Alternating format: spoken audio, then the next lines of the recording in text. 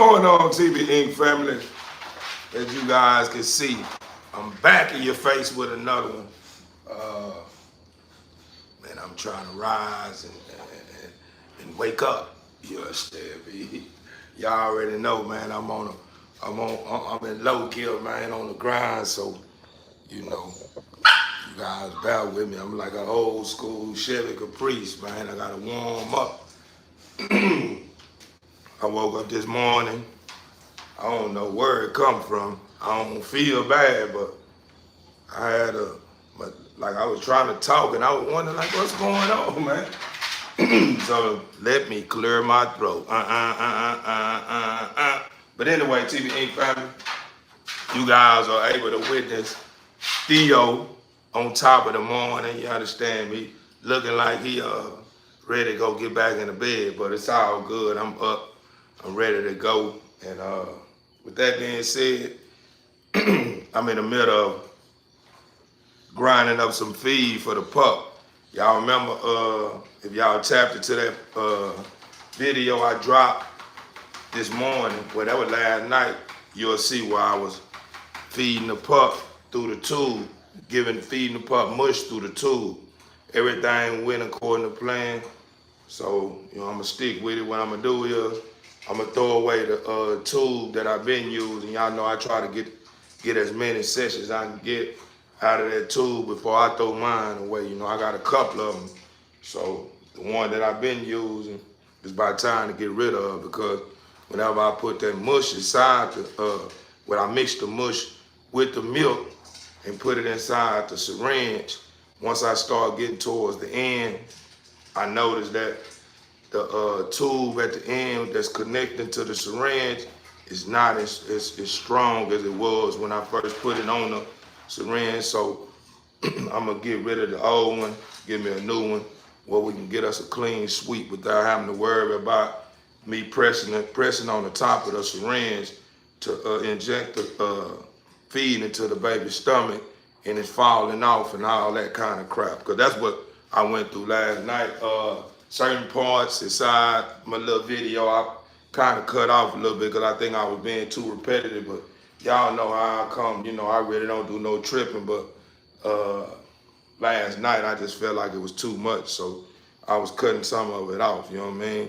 All because I was dragging certain things that they need to be dragged because I had already made my point. So I just kind of, that's the beauty in, creating content off the live, you know what I'm saying? Off the live wire, you know what I'm saying? You able to reflect on what you should have said, what you should cut out and stuff of that nature. And all that. And that's why I say, I shut down and tip my hat to the guys that don't, like going live and they like posting, you know what I'm saying? It ain't no hard feelings. Me personally, I just like going raw because the people get to feel of who I truly am, you know what I'm saying? Outside of the editing program and me fixing up the content to where it's likable without the flaws or errors in it. You know what I'm saying? So, it is what it is. It all work out. I tried something out because I had started out doing that, but I stopped. You know what I'm saying? All because when I started going live, I noticed how I was able to attract more people to my channel. So, with that being said, TV Inc. family, let me get to it. Like I say, I'm still in my night clothes. That's what I put on last night before I laid it down. Little old muscle t-shirt, little old shorts, jogging shorts, man. And that's how I rest, man, But anyway, TV Inc. family, how you guys doing? Or should I say, thank God it's Friday. Friday is that. I don't even know the song. I think I know my humming was on point, but the words wasn't on point because I wasn't there. What's up, family? What's up? It's saying it makes you more relatable. Overstood. That's why I'm talking about Tammy. Tammy know what's going on. Tammy know what's going on. What's going on, JD? Good morning, everybody. How was your day going? Or should it say, how's your day going? I'll fix it for you, JD. I hope it's going great. Don't forget to hit the thumbs up. You already know what time it is. They know what's going on, JD. They better. You don't go on side in. Y'all know when you hit that thumbs up on the line, they're just letting us know you here. You know what I'm saying? Hey, man, what's going on, man? We just showing love. I'm checking in, making sure everybody on this end cool before I push on. You know, it's just love. We just show love. Even if we don't stick around, we just still hit the thumb just because, man, I feel this vibe here, but I'm on something else right now for to try to go find my environment for the day. You understand me? Because what I may want to push today, or how I feel every day, you may not be feeling the same way every day. It ain't nothing personal. It's just saying, today you might be in one of those let's get lit kind of spirits, meaning you probably want to go, you know, turn up in the environment of people that like to drink on Fridays.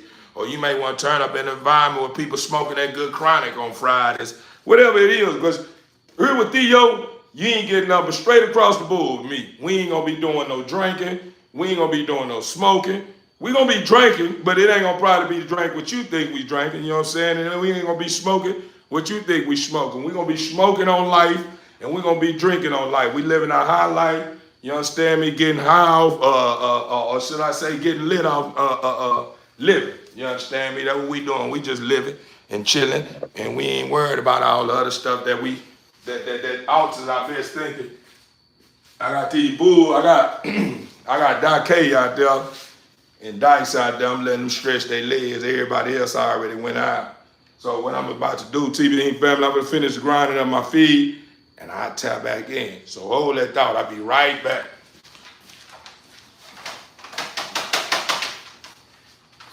I don't know what's going on with Side Hobby, but I kind of grabbed me some more tubes of this here. I ain't grabbed some off Amazon this time, and I thought the tube was gonna be, well, the bottle was gonna be the same size as the one I had got at first from Tractor Supply that was working. If you guys wanna know what it is, this stuff here is good stuff here. It stopped Jade instantly. I ain't really been seeing Jade doing no itching. Her mama, on the other hand, she's still doing, you know what I'm saying, itching because we put this on her feed, and I'm noticing her feed she still got feed in the bowl. Come on, man. You want to stop itching, but you still got feed in the bowl. You know what I'm saying? Come on, man. Like for real. Like, but guess how it's gonna go?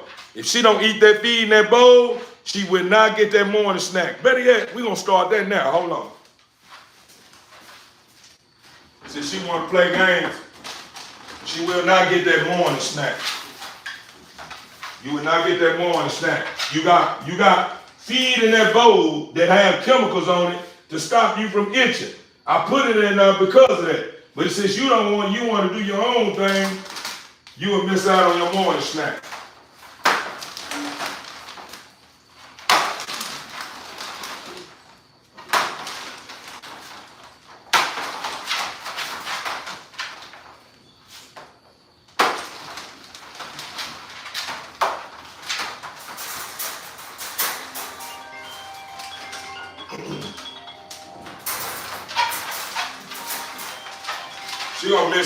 She gonna miss that morning snack, TBE family. She ain't gonna get that one.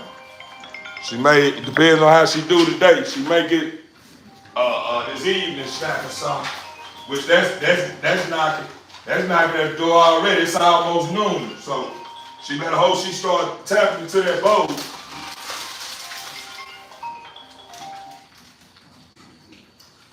She better make sure she start tapping into that bowl, TBE family. She gonna get her vitamin though. You want to see what vitamins I feed? You know what I'm saying? It's that morning vitamin right here, the beginning of the day vitamin. I kind of was dragging on feeding them this morning, which I had been up. You know, the early bird get the worm, but the early bird don't get no sleep, huh?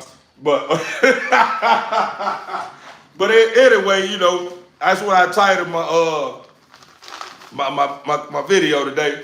But she gonna get this. She gonna get this here. But she ain't gonna get no she ain't getting no snack. Yeah, she gonna get that vitamin though. We gonna make sure she get that vitamin. We'll make sure she get that vitamin.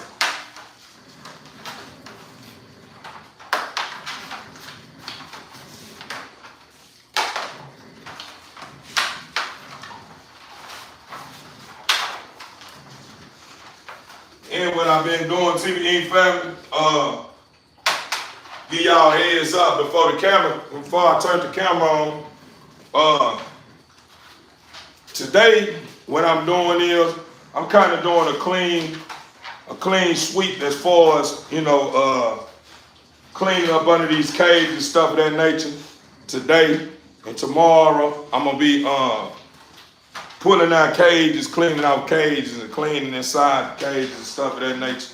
But today, I want to just kind of clean up under my cages, behind my cages, and all that good stuff, because these bulls, they have a habit when I feed, they want to knock. I don't know why they do that. I got a couple of them, when you put feed in their bowls, what they do is they grab a bowl, tip the bowl over with the feed in it, let the feed, waste all the feed on the ground, eat it off the ground. I don't understand that, man. You know what I'm saying? I really, in the beginning, I used to trip about that. But after a while, once I realized, man, it's just something they probably just, they do. Everybody got their own different personalities, and you got different features about themselves, and some of them copycats that just seen the other one do it, so they doing it, all that good stuff. But yeah, I just let them do it, man, because I notice whenever they do it, they do clean it up, eat it up. And appreciate the love. Huh? I'm glad you noticed that, huh? A lot of people so focused on trolling. They'll see me do something like that and still ask a dumbass question. Why are your dogs in the cage? The same reason why your mouth need to be in the cage. Why are your dogs at this here? The same reason why you don't do it. Why are you this here? You see what I'm saying? Like at the end of the day, man, I didn't notice, man, these trollers, man, they just like to feel special or feel important, man. So I show good sportsmanship from time to time. But this morning, I'm more in a more calmer state. I'm more focused on trying to conquer some things about myself within, because time is ticking. So, I'm trying to get more in oneness with the Father, get more in oneness with nature, get more in oneness with my heart. Meaning, in other words, I want to be able to see, hear, and feel my loved ones when they're not around me. So in order to reach that point, I have to conquer my emotions first. Once I have conquered my emotions, I have to believe, I have to have that mustard seed of faith and know that I can do it. You know what I'm saying? And it will be done. I can't allow no doubt on anything that's going to play a role and trying to trick me into thinking that it's impossible for me to feel my loved ones or hear my loved ones or see my loved ones if they're not around me. You know what I'm saying? But me personally, I'm a firm believer in the Father, and not so much the Father. I'm a firm believer in understanding that I was created by the Father just as well as you was, and the Father blessed us with many, many, many gifts. You know what I'm saying? That we haven't even tapped into yet or understood that we could, perform. All because doubt plays a role in our thinking, or should I say, in our belief window. At the end of the day, a lot of stuff that goes on with us is stuff that I call a form of us being bamboozled, meaning we didn't allow evil in this Western atmosphere create a system within us that got us thinking that things that we know is possible is impossible, because we always associate stuff that's impossible with magical tricks. Oh, that's magic. Yeah, we perform magic. We can perform magic as long as we in oneness with our Father. We in oneness with our Father. It ain't no telling what we can do. You have to remember, you only use a certain percentage of your brain. So that means if you tap into that other percentage, that big percentage, things that you thought you couldn't do, you can do. Want me to tell you how you do it? You stop just living in the physical realm. You start living more in the spiritual realm, get in oneness with the spiritual realm, come back home. Meaning, this may not be home, but physical home is where home is at the moment. So what you want to do is you want to learn everything you need to learn in the spiritual realm after you already conquer everything in the physical realm, meaning we all have conquered everything in the physical realm. Why? Because we all know that we got to get our ass up in the morning. You understand me? Excuse my French. We all know we got to get up, place our best foot forward, and do what it takes to make $1 to keep what paid? Bills paid. We all know that 1 + 1 is 2. We all know that treat others the way you would want to be treated. We all, etc. You know where I'm going with this here. Meaning these are everything that exists in the physical realm, and not only in the physical realm, it exists in the spiritual realm. But in order to be able to reach a certain point in the physical realm to where you able to lead back generational wealth, you have to detach yourself from the physical. Now, not so much detach yourself. Don't put so much into just the physical realm. You gotta balance it out. Meaning a lot of us just live so much in the physical realm to a point where we don't believe in nothing that goes on outside of it. The moment somebody starts talking about something outside of that, the first thing we want to do is, man, that motherfucker lose their motherfucking mind. He crazy, that motherfucker, man. Bro, let me get away from this nigga here for God strike me down. I'm gone, bro. Y'all keep dealing with that old damn fool. You know what I'm saying? We always want to count somebody out, all because they understand the things that we fear. Where you going with that? Where I'm going with that, the way to conquer the unknown is you have to go back home and go get yourself together. Meaning go back to the spiritual realm. Home is where the spiritual realm is. That's where you started at.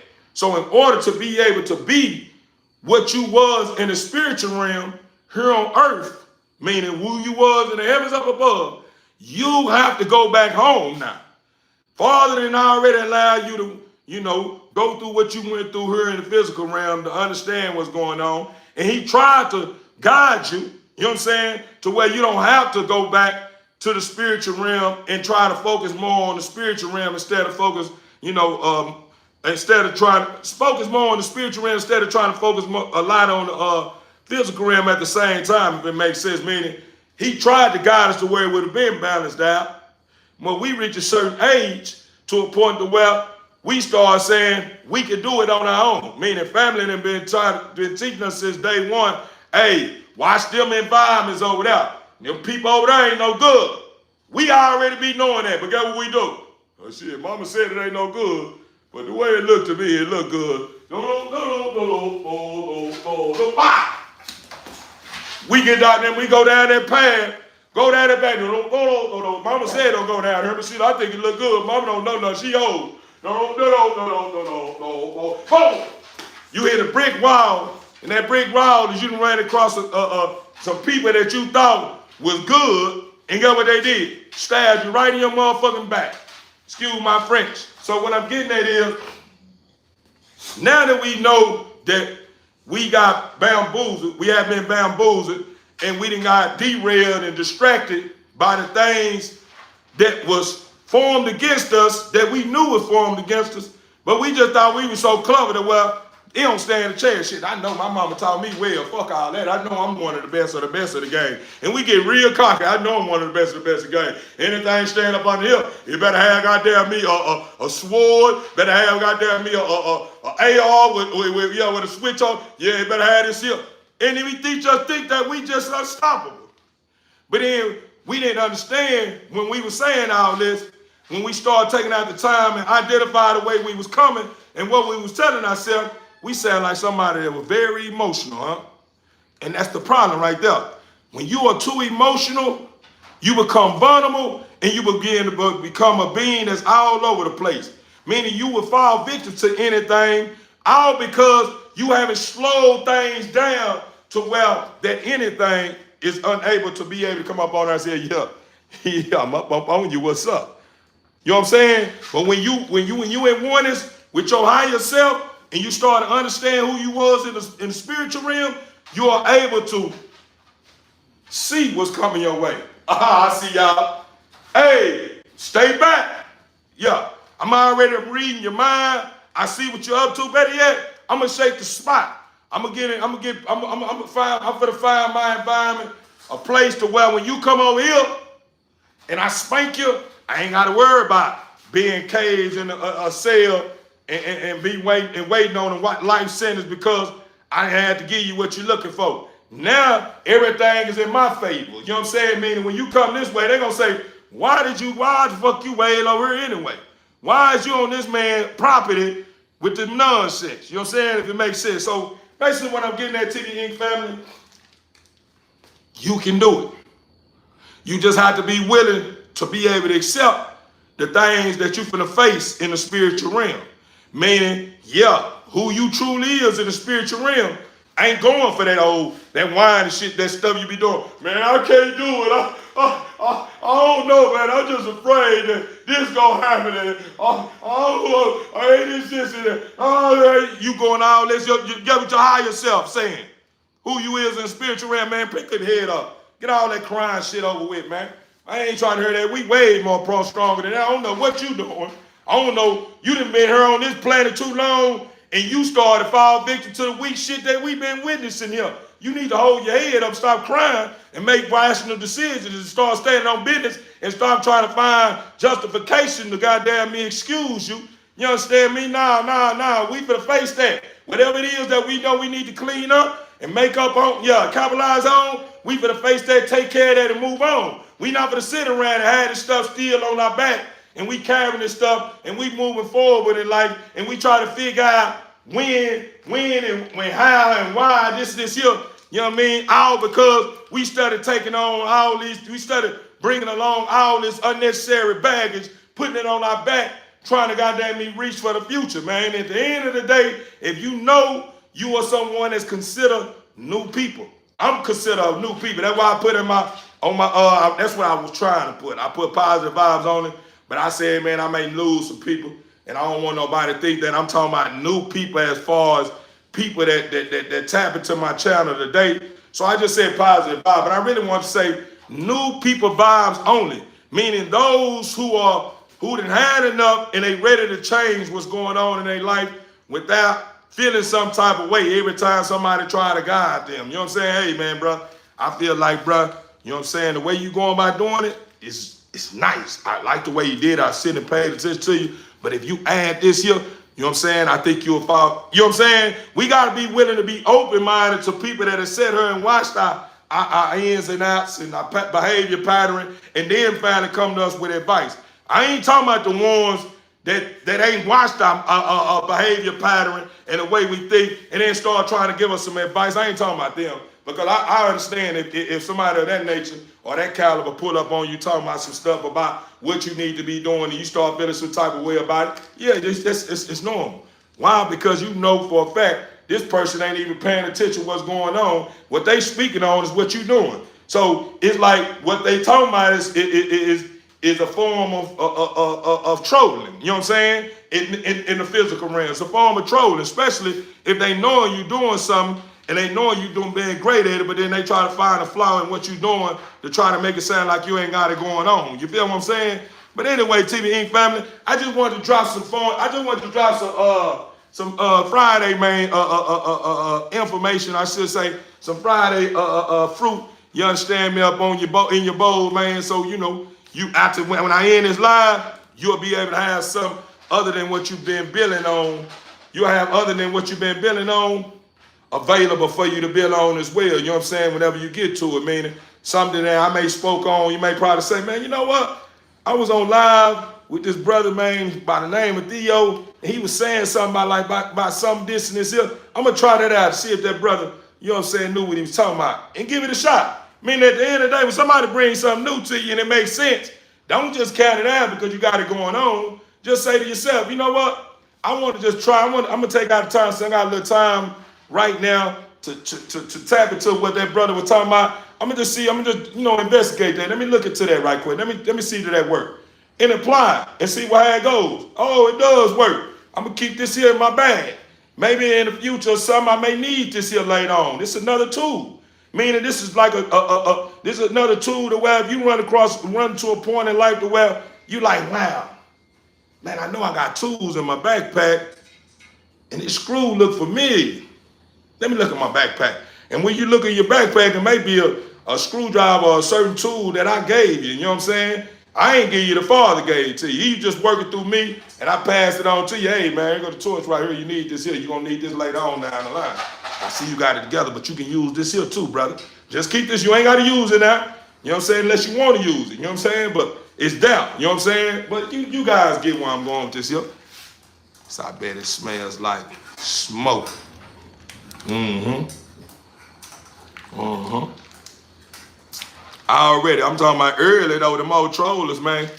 They see good. They see them trollers be knowing. Because them trollers are probably 1.2 seconds from selling their soul. And once they sell their soul, or should I say commit to being a part of the entity that they want to be a part of, they're going to come to the realization that this is not where it's at, and they're going to be looking for me. They're going to be looking for me or you, trying to ask us to protect them from what they going through. You know what I'm saying? Or ask us to comfort them. And you know what I'm saying? Like, no, yeah. I ain't going to be tripping, no. Come on home, but get.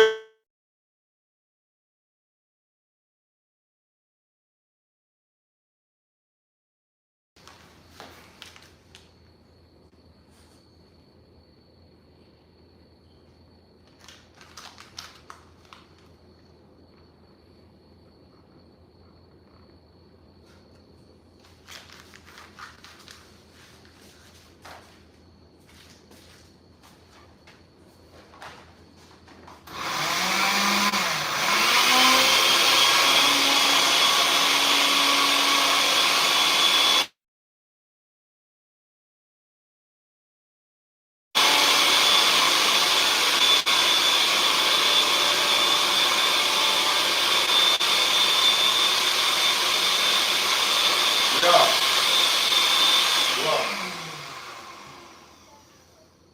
2X, what happened? Pants 38. Joggers 2X.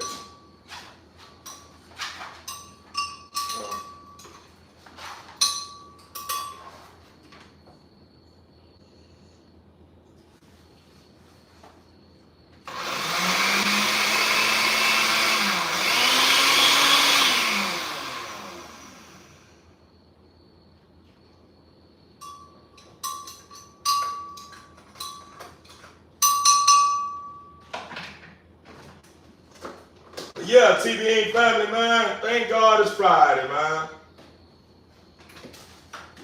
Thank God it's Friday.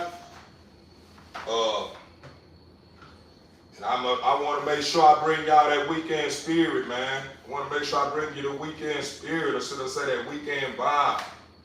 Because I already know some of us woke up on top of the morning. Some of us woke up on top of the morning, faced with a lot of things that we need to remove out of our life. You know what I'm saying? And it's okay. You're not alone. Because whatever you got going on that's making it to where it's a little complicated for you to remove what you got going on in your life that you know is going to meet your needs over time, even though you know you're going through what you're going through and probably, dragging because you can't find the right way to try to shake the spot or try to remove yourself from the equation because you don't want certain things to explode on you.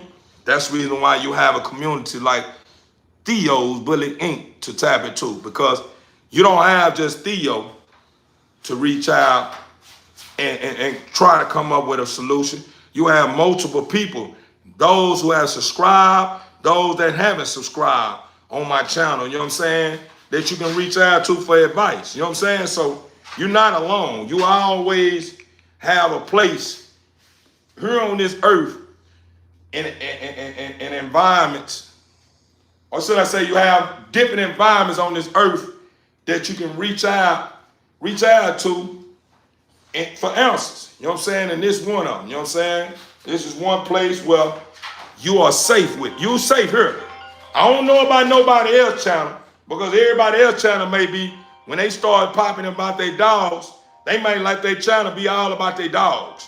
My channel is about my dogs, but my channel is also about you and me. You feel what I'm saying? Because in order for me to sell any dog here, you have to be engaged and willing to invest into my dogs or anything I got for sale.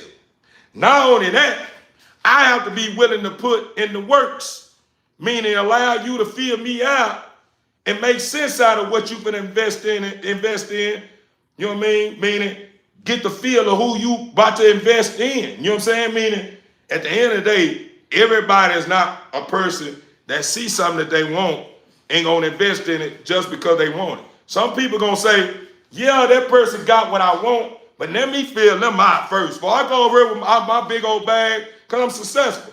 Before I go over here with all my money and go over here with stuff that he probably don't understand, or I'm going over here with things that he may not got, I need to make sure this person got some type of balance in their life to where I don't go over here thinking I can take $10,000 to $15,000 over here and he only want $4,500 for a dog, but I brought this amount of money because he probably stay in another state or another city that where I may want to step out and go to a mall or something, or go to an event or a new restaurant they may have in town or this and this here, and I just brought extra money, and then he see that, man, that fool had $20,000, that fool broke me out $4,500. I know every bit of what was left over was probably every bit about $12,000 or $13,000, and then you think about that person think about up in the ante on you, you know what I'm talking about? Come on, boy, come up off that, you know what I'm saying? All because they seeing extras, you know what I'm saying?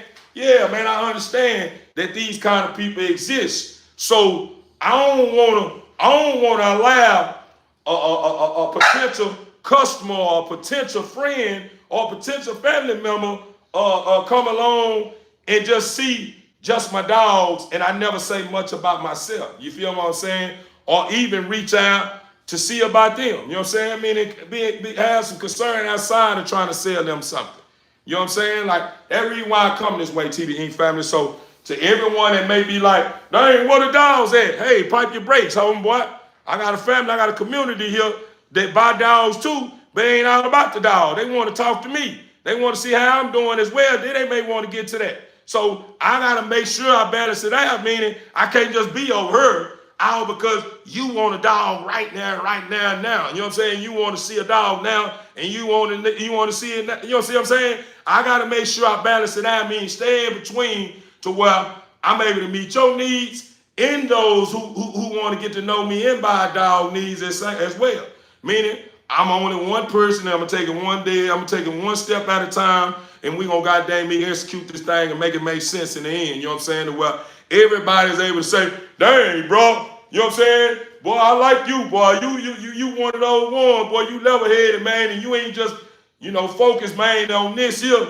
When someone came along talking about buying dogs, regardless of what they want to spend, you still was saying, hold on, I'm right here, talking to somebody about this. And that's not the only thing important. That means a lot to me, brother. I appreciate that. Whoa. That's what I'm trying to lead back. I'm trying to lead back good impression. I'm trying to lead back good vibes. I'm trying to lead back something that will make people look at me as being someone that's not all about the dollar, man. It ain't all about the money with me. Not with me. Nah. Man, what you mean it ain't all about the money? It ain't. It ain't all about the money because at the end of the day, I stand for something other than making money too. I ain't all about no money with me. There's other stuff going on in my life that I stand for that I want you to witness as well. You know what I'm saying? I don't want you to witness that I'm just a hustler. Nah, I want you to witness that soft spot about me. I mean, I'm very romantic. I'm very open-minded. I'm very helpful. You know what I'm saying? Like, for real, I want you to know that about me too. You know what I'm saying? Yeah, we gonna get to the bag, and yeah, we gotta have money to survive. But the only reason why you ain't surviving and you worried about where your next dollar gonna come from is because you worried about it. I ain't worried about it. I know I'm good. I'm putting in the works to know that money is on its way. You know what I'm saying? Only person that's worried about where their next dollar coming from is the one that don't believe that money is on its way. He the one that's kind of question, man, I don't know, bro.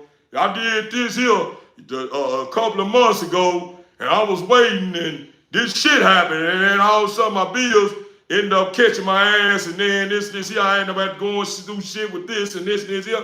Yeah, you want me to tell you the reason why Them bills goddamn me caught up on your ass and bitch in your ass and had you feeling some type of way. You understand me? When you went to put in an application, you understand me, or did whatever you did, what you tried that you was waiting to see a return on. The only reason why you goddamn me went through what you went through is because you manifest that shit today. That when you went out and placed your best foot forward and did what you felt you need to do in order to receive a return, you was doubted. The moment you done it, you walked off like shit. I don't know, bro. I'm telling you, fool. The way that shit looked, I don't know, bro. And the moment you did that, I don't know, the universe is like, man, I don't know about this person. I'm going to just stay in between and I don't know either. So basically what I'm getting at is you put that kind of energy out in the universe, that's what you're going to receive. If you say you don't know, the universe going to say, I know, but I don't know with you, huh? Whenever you start knowing, then I get back in, I engage back into what I know. But right now you don't know, shit, I'm going to sit there with you too, man. I don't know either, man. What's going on? And the universe said, I know what's going on, but I ain't going to make it easy for you, though. You know what I'm saying? What's going on? All you got to do is let go of that. That's what you got to do first. You know what I'm saying? The universe ain't going to tell you that, though. But in other words, what it's saying, man, let go of the doubt. Believe in what you know and you can achieve, and everything will come together for you. That part. Hold on, TBE family. Hello?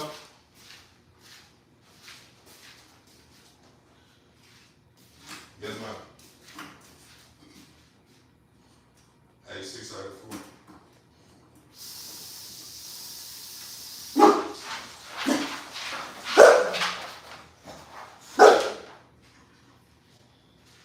Yes, ma'am.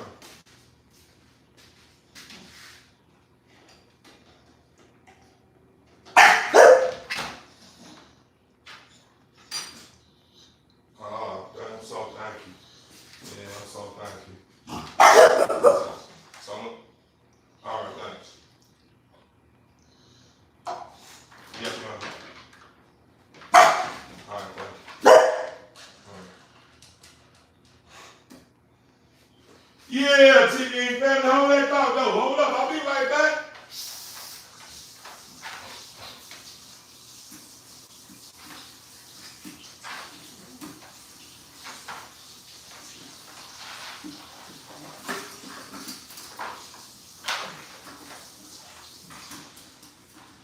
I was gonna say, TBE family, man, if I'm off beat somewhere, hold on, I'll be right, hold on right quick.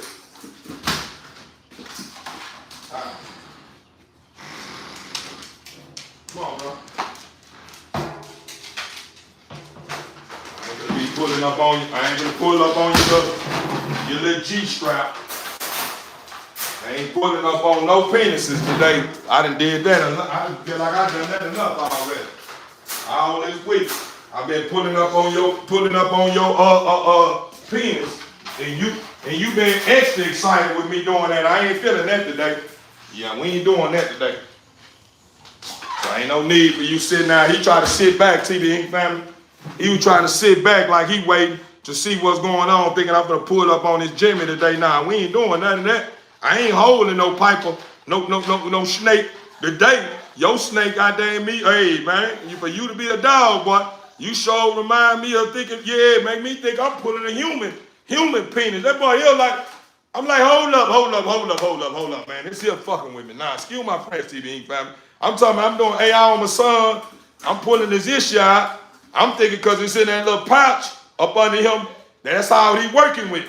Man, that fool get riled up. I'm talking that fool here from Texas to Jupiter. I'm talking about the boys is stressed out. Hold up, man. I know like that's how I'm feeling. And that's what he think he finna do today. Nah, we ain't doing that today. Yeah, you ain't finna pull that motherfucker. You ain't pulling that one out. Yeah. We ain't doing none of that today. Yeah. You starting to make me feel like you trying to take my manhood. That motherfucker start coming up out that pouch, looking like that motherfucker a kid, that motherfucker related to a baby giraffe or something. Yeah. You ain't gonna, hell nah. Nah, you ain't doing me like that today. Nah, not today. Nah, we'll probably do something tomorrow or something, cause she already reaching that breaking point to where she probably ain't gonna, be want to receive anything no more. And all we waiting on now is to wait. We playing the waiting game from that point. So.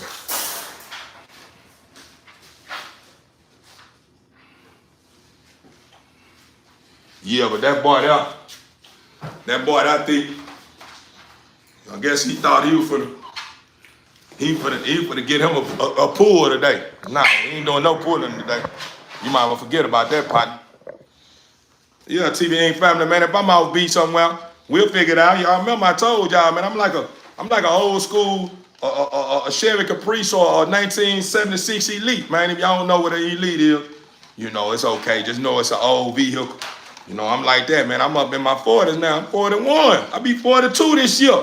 So, you know, I'm still active though. I'm like that though. But you know, mine is, you know, only way it come out like it only way I get active like I used to in the beginning of the day, like I used to it when I was young. If it's one of those emergency kind of things, meaning, you know, it's just a high demand and need me right now. Yeah, I give you turn up real fast like that old school motor. End up getting a brand new motor put in it or something. You know, that old school car end up getting like a brand new motor put in it. You know what I'm saying? If it's something that's really need me right now because it's one of those things. I fool you. I had you think the old school was moving a little slow in the beginning of the day, the other day, but dang, bro, they like a cheater today. Yeah, that's what happens. Yeah, what happens? Don't get in the way when it's concerning family. When it's concerning me, when it's concerning our Father, boy, I turned to a whole totally, everything seemed like it started running fast then. Yeah, let something got to do with the Father and someone talking about hurting the Father come up. Man, I'm going to turn up. I'm talking about 0 to 100 fast.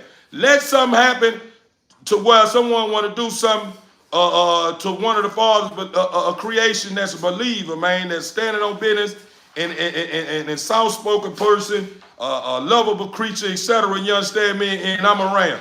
Man, I turn up real fast. Let some goddamn me have to do with my loved ones or something of that nature, man. Man, I'm telling you, like I ain't I'm talking about I turn to a whole totally different person real fast.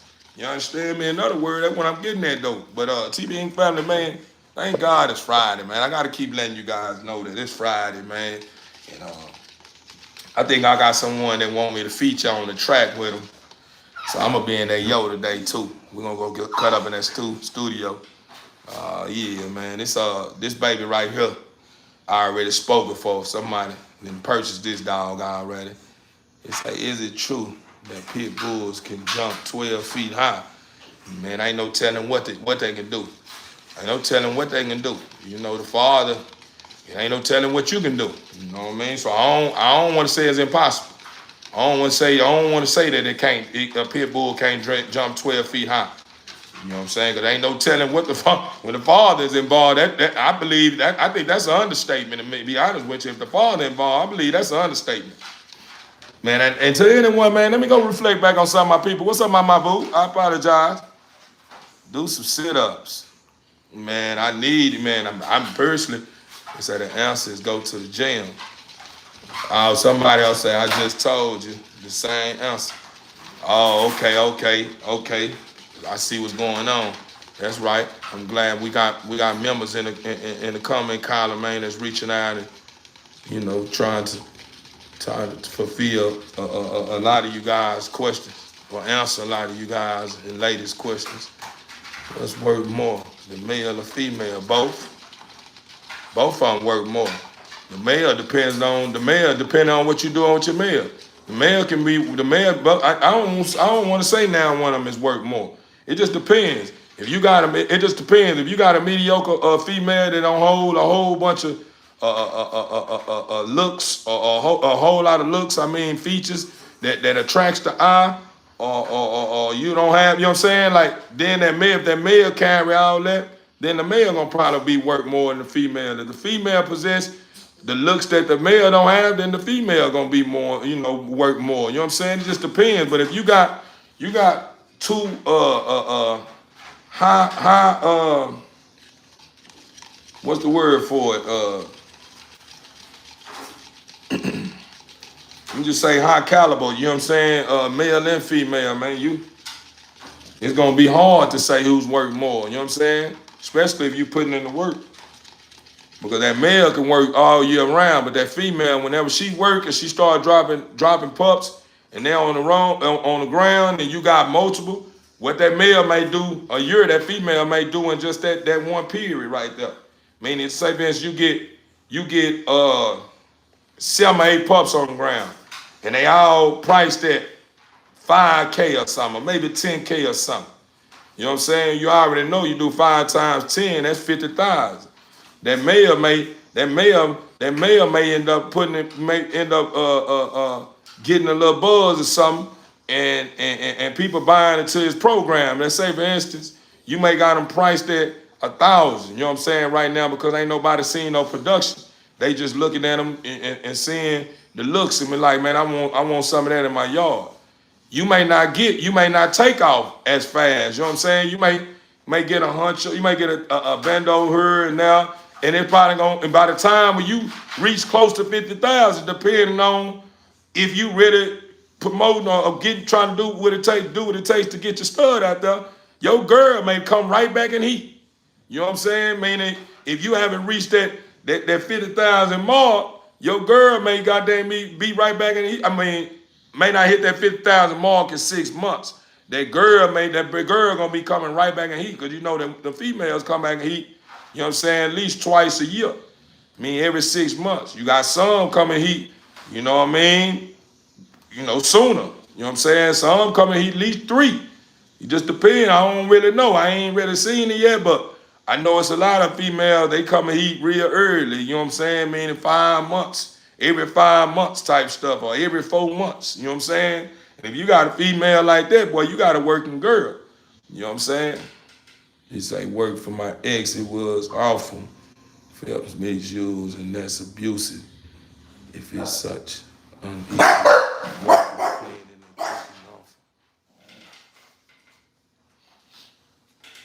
Oh man, I must have been missing out on all that's been going on the channel, man. We got some people on here really life in the day, man. Man, they been talking about some stuff that I'm not with. I'm talking about some dogs, because somebody said something about the dogs, but it's all good though. It's all good. Because whatever I ain't catch, man, that's why I got moderators and I got members, man, a part of the family, man, gonna make sure they catch them loose ends. I can't catch every plate. I'm answering one question, somebody else can take care of the other one, man. That's teamwork. That's teamwork right there. I agree, my female bully had weird months in heat. Nah, for real, for real. But you gotta look at it though, brother. I wouldn't call it weird. I just say the Father probably bless you with a working girl that's gonna come in heat more than 2 times a year. All because you probably been paying it forward, and you been placing your best foot forward, and you been showing that you worthy of him blessing you with a female of that caliber that's gonna work more than twice a year. You know what I'm saying? He probably one of those things where you probably been looking for that breakthrough, and the Father just feel like, man, hey man, I'm gonna go and give you this girl here, and she gonna work. You may not know that this gonna happen, but you gonna see a dollar sign. You know what I'm saying? And that's probably what was going on. I guarantee you, with that girl that you feel that had had weird months. You know what I'm saying? And he was probably one of those dogs that was bringing that bag in. You understand me? I'm talking about, yeah. When you thought, you know what I'm saying, me? When you thought it was over, she come right back in heat before your next girl in the yard. If you got more than one in the yard, came in heat. You know what I'm saying? And she probably was one of the one that everybody was, you know what I'm saying, looking at and saying, man, I want something off her. You know what I'm saying? Just one of those things, man, when you gotta always look at stuff that's considered outlandish as something that's considered a blessing, man. Anything that's considered strange to me, I just feel like it's a blessing, man, for real, for real. Because all strange things have something wrapped up in it. We just got to be able to look deep into it, you know what I'm saying, and see the beauty in it. Because a lot of people think that I'm eccentric, you know what I'm saying? And if a lot of people don't know what eccentric means, it means the same thing as outlandish, means strange, a lot of, unique. Eccentric is also mean someone that people consider a nerd or something like that, or, you know what I mean, weird, you know what I mean? So, a lot of people mistake me as being one of those individuals, but that about myself is unique. You know what I'm saying? Those are features that you probably can't get from anybody. You know what I'm saying? It probably, So, you know, at the end of the day, what I'm getting at is, you know, that just one of those things to where, you know, you just probably just ran across one of those high power females, man. You know what I'm saying? Just high power, you know, female, man. That's, you know, that's ready to work, man, and get you together on the turf, man, the way you ain't gotta work her no more. You know what I mean? Meaning once she get, that's why I say that's probably what was going on, because you gotta remember when the Father start come working in your life, it's like abundance. Like he come bringing into your life when he start blessing you tenfold. Meaning it start happening to where you thinking that one cup is gonna be all you need. Now that cup gonna overflow, and you gonna try to get another cup. And what the Father is pouring into your life, cups is not. It's not a cup is not gonna be enough. You may have to dig and make a whole well. You may have to try to make a whole well, dig a whole hole and make a whole well to be able to hold all the water the Father for to drop into your life. Meaning, in other words, the thing that the Father gonna bring into your life as far as good. You know what I mean? You know, you may have to, yeah, you know what I'm saying? Make some room to where you able to receive all your gifts. You understand me? That the Father had to give you, and know for a fact that none of it's gonna run over and get out of whack and people start, you know what I'm saying? They say, oh yeah, this is her last litter. After this, she's getting fixed. This litter would be a 6-piece. Nah, don't fix her. Don't fix her, let her be. You ain't gotta get her fixed. Just watch your girl. You know what I'm saying? If you really tapped into your program and you making sure you watching every corner, you know what I'm saying? Just make sure none of your studs, you know what I'm saying, get out of whack or get over the bar when she come in heat. You know what I'm saying? Just let her be. You know, because when you get them dogs fixed, man, it's like you took something from them that they feel like they need to be taken away from them. You know what I'm saying? That's just like a lot of women that get their tools tied. A lot of them women get their tools tied because they probably deal with some fathers, or dealt with a father to well, he probably ain't standing on business, or they may went through some experiences when having or giving delivered to the baby, and it was probably painful and stuff of that nature, and she wanted to get her tools tied. And then later on, as life started, you know, she started lifing and her kids getting older, and now they out the high, she may end up want to have another baby, and then now she done tied her tools and clipped and burnt them. Now she like, dang, I don't know why I made it. It is what it is. You know what I'm saying? Like, so with that being said, you know, ain't no telling what, you know, don't get a fix, man. You know, ain't no telling what may come up in the future, what she may need to be used to help y'all get back in position or something. You know, you never know. You know what I'm saying? Because that's what she was born, that's what she was created to do, is produce. You know what I'm saying? Meaning multiply, meaning, you know, be fruitful, you know, and enjoy. You know what I'm saying? The fruits of being a being. You know what I'm saying? Like, we place them caps on our animals and ourselves. The Father say, be fruitful and multiply. You know what I'm saying? And it's the same with your animal. You know what I mean? So it ain't no telling what may come up. You may end up reaching a rut or something. Not saying it's gonna happen, because you know you can't attract stuff of that nature into your life by believing in it. But I'm just saying, you know, we always want to stay prepared. You know what I'm saying?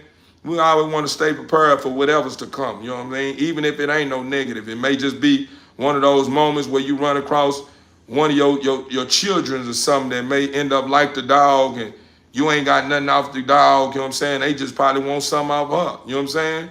You may can bless your baby with a gift or something, and say, you may be like, man, my baby really wanted a pup off this girl or something. And man, even though I said I ain't gonna work her, but I'm gonna do this for my baby, man. I'm gonna make her happy, because I probably told her she ain't working. I ain't working her no more. And I want to surprise her. You know what I'm saying? It may be one of those kind of things. You know, you just never know, man. It's like, this was an accident. A little too. She got stuck with her little brother. Yeah, man, that's one of those situations right there, boy. I ain't a big fan of those that inbreed myself. This girl here, you see this girl here, believe it or not, this girl I tripped out on. This dog is worth more than $3,000. I sold this dog for $3,000, man. Man, this dog is in my possession. She the only survivor right now. This dog is showing me she is she's a lilac tri-merle. Right now, you can't see it. And I couldn't see it. When I was looking at her, in the beginning, I just seen lilac. And I seen little tri marks in her head, but I really wasn't paying attention to the other stuff was going on. I seen it, but I thought, man, you know, oh, maybe you know, later on when she started maturing, that's not gonna probably be there. Man, this dog is maturing and it's showing the merle tribe. It's showing the merle and the tribe marks. Like in other words, you know the color of tribe. Her merle pieces is tri. You know what I'm saying? Like that. You right? If it makes sense, her merle pieces that I'm seeing is tri merle pieces. You know what I'm saying? Like and she's lilac. So when you look at this girl, all you seeing is light spots, like little marks or little patches, like a globe or something on her body. That's showing me that merle is on her heavy, and I ain't seeing it because she was lilac, and the her merle pieces was tri pieces, meaning her merle pieces was the color of tri, the tri mark. You know that tri mark is that light man. So you know I don't really got it all the way figured out concerning you know what you would call a dog that got this kind of features going on. Or these people, well, girl, you gonna sneeze in my face, girl? This one right here I already sold, brother. I apologize. She was the only one. We had one on the land that was for sale. He died on me. But she the only one surviving. She home too. Look how she acting.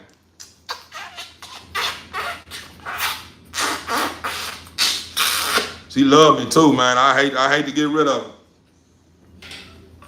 I'm talking about this girl is beautiful. And I'm noticing right now, her nose piece, it haven't got dark yet. It's like a dark red. I don't want to give her a red nose yet, because you know as these dogs start maturing, that nose start getting darker later on.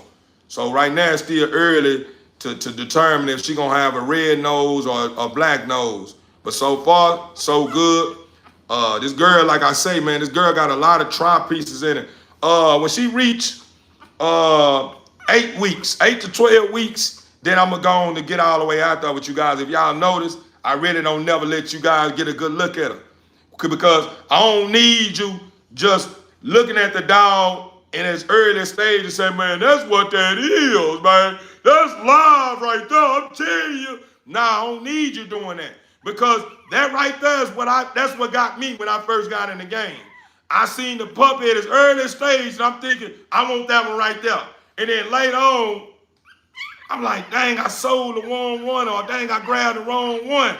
You know what I'm saying? So I want to show you that Theo is one of those ones, man, that's a fair kind of guy, and I ain't here to spin you and set you up for failure, you know what I mean, because you don't know no better.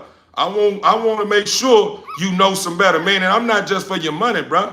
I want for you what I want for myself. What people didn't give me, I want to give you, because I want to be the opposite of that. That's what makes me and my brand stand out, meaning I'm not rocking the same like everybody else rocking. And that's what makes people love anyone that's in any kind of field or whatever they trying to do, you know what I'm saying, to make a living. If you are the opposite of what's the norm, that's what make you stand out. So I want to make sure I stand out. So basically what I'm getting at is, when I start showing her and letting you guys get the good look at her, I want to make sure it's at a mark or at a time where I'm able to pop it on you and know for a fact ain't nothing for the change. All it's gonna do is it increase. You know what I'm saying? And get, you know, is get better and better. You know what I mean? Because right now, like I said, like this girl, like you can see, like this girl, look at her chest. Look at her chest right there. I ain't gonna look at her chest.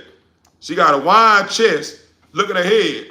Look at the back. I'm just showing you her head. Look at her head. Y'all don't see that how that head right here, how it goes over, and then you see how wide it is on the sides, on both sides. And then she got a beautiful eye spread. If you look at her eye spread, hold on. She got a beautiful eye spread. She got a tight eye spread, tight skin. She got tight skin. The only thing she did get, the thing that we got out of this breeding right here was one of those bull tails.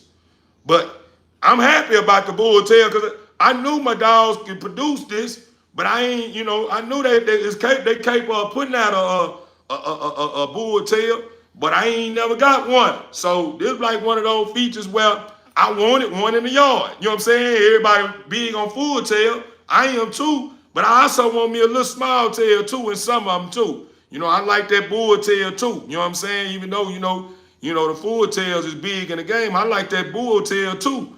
You know what I'm saying? There's just something about that bull tail when you got that, you know what I mean, that bull that's structured with that mighty head. You understand me? Nice peg. You know what I'm saying? Got the looks and stuff like that. It just sometimes that little bull tail be setting some of them dogs off. It just put them in their own, and they have them in their own lead or whatever. You know what I'm saying? But this girl here is one of them ones, huh? This girl here is one of the ones, hands down, man. So I got to run 3/4 blue nose, 1/4 blue blood, blue dog, and he turned out to be the solid blue color and big body. I'm very glad I gave the runt a chance. Overstood. That's how it be happening. Like this dog right here. This dog is gonna probably be one of the smallest in the game. One of the ones, I ain't say the smallest in the game, I'm saying one of the smallest in the game. Because y'all gotta remember, her sister that's from a different mother is one of the smallest in the game. My girl is about to be 5 months old, and my dog look like she ain't no more than about 2.5 months old, man. She be 5 months this year. This year. She be 5 months this year. And she look like she ain't number 2.5 months, hands down, man. Like when I start pulling up on shows, man, and showing out with this girl, people are gonna be shocked. They're gonna be shook. They're gonna be shook. And the reason why they're gonna be shook is because right now she's still in the process. She's still cooking up. So a lot of the features that you ain't witnessing, because what you're not witnessing now, you're gonna witness later on. Meaning her mother is very girthy. You know what I'm saying? Big shoulders, nice head. Her dad is more of a muscular built and lean in the waist. You know what I'm saying? Her mother was more girt. So I'm noticing that she's developing,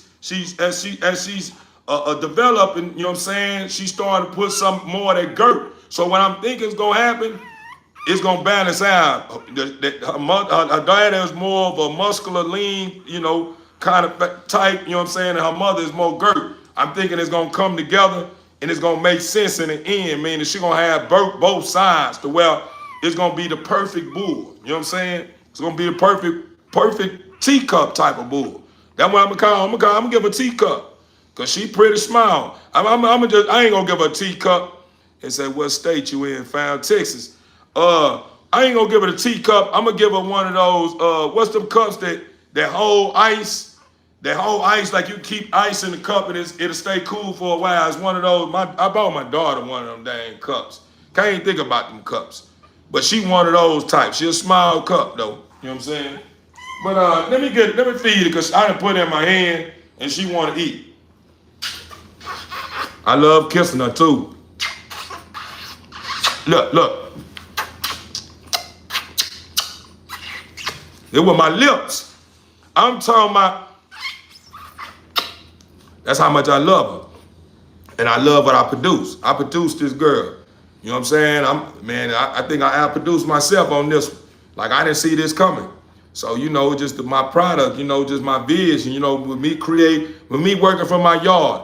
See, that's the thing too. A lot of us be thinking we don't have what it takes in the yard because we have people outside of our program judging what we have in the yard. And we think we don't have the weapons that we need to take our program to the next level.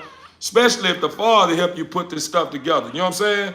And that's what happened. You know, the Father helped me put what I got going on together. And I still was trying to, I was accepting it, but I still felt like it was a piece missing.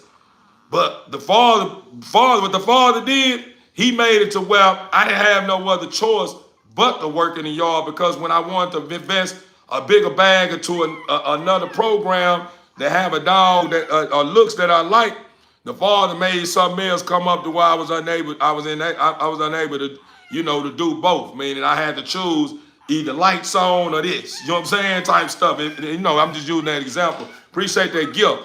So what happened was I had to use what I had in the yard. But then when I used what I had in the yard, I began to understand, dang, man, I really didn't think I ain't had it in the yard. Because I worked the Father to this pup more than once. This is the second time I worked him.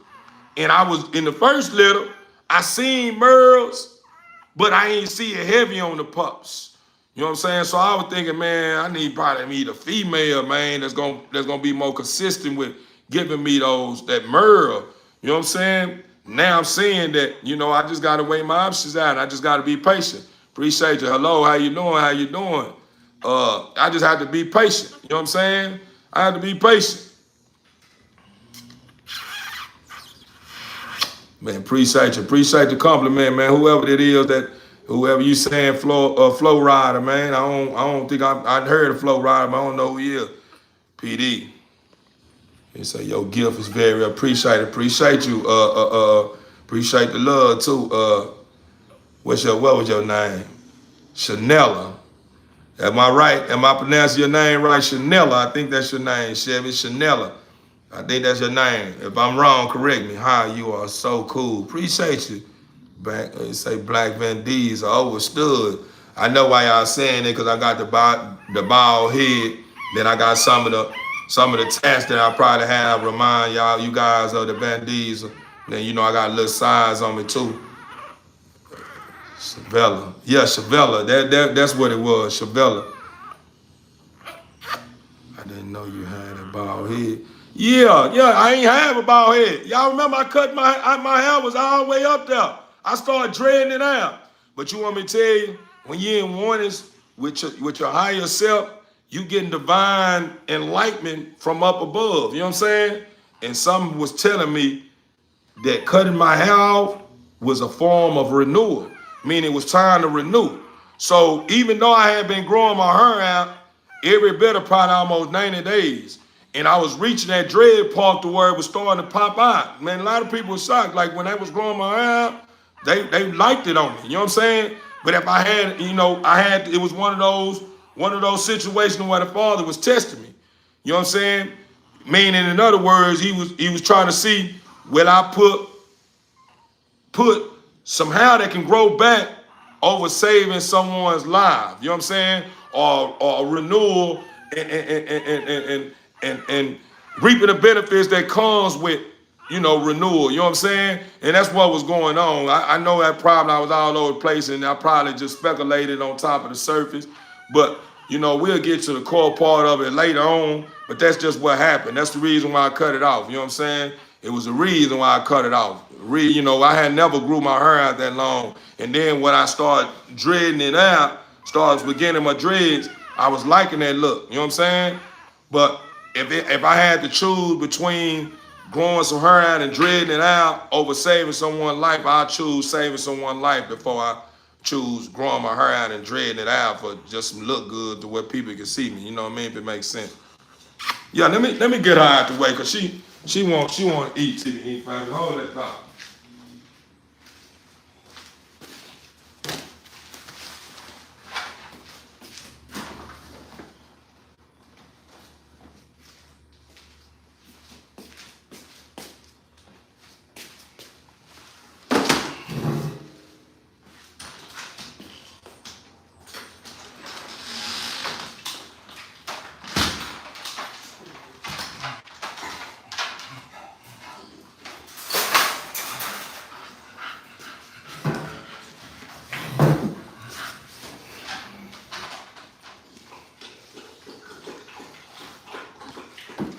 Y'all remember I told y'all I was gonna throw that tube that I've been using away.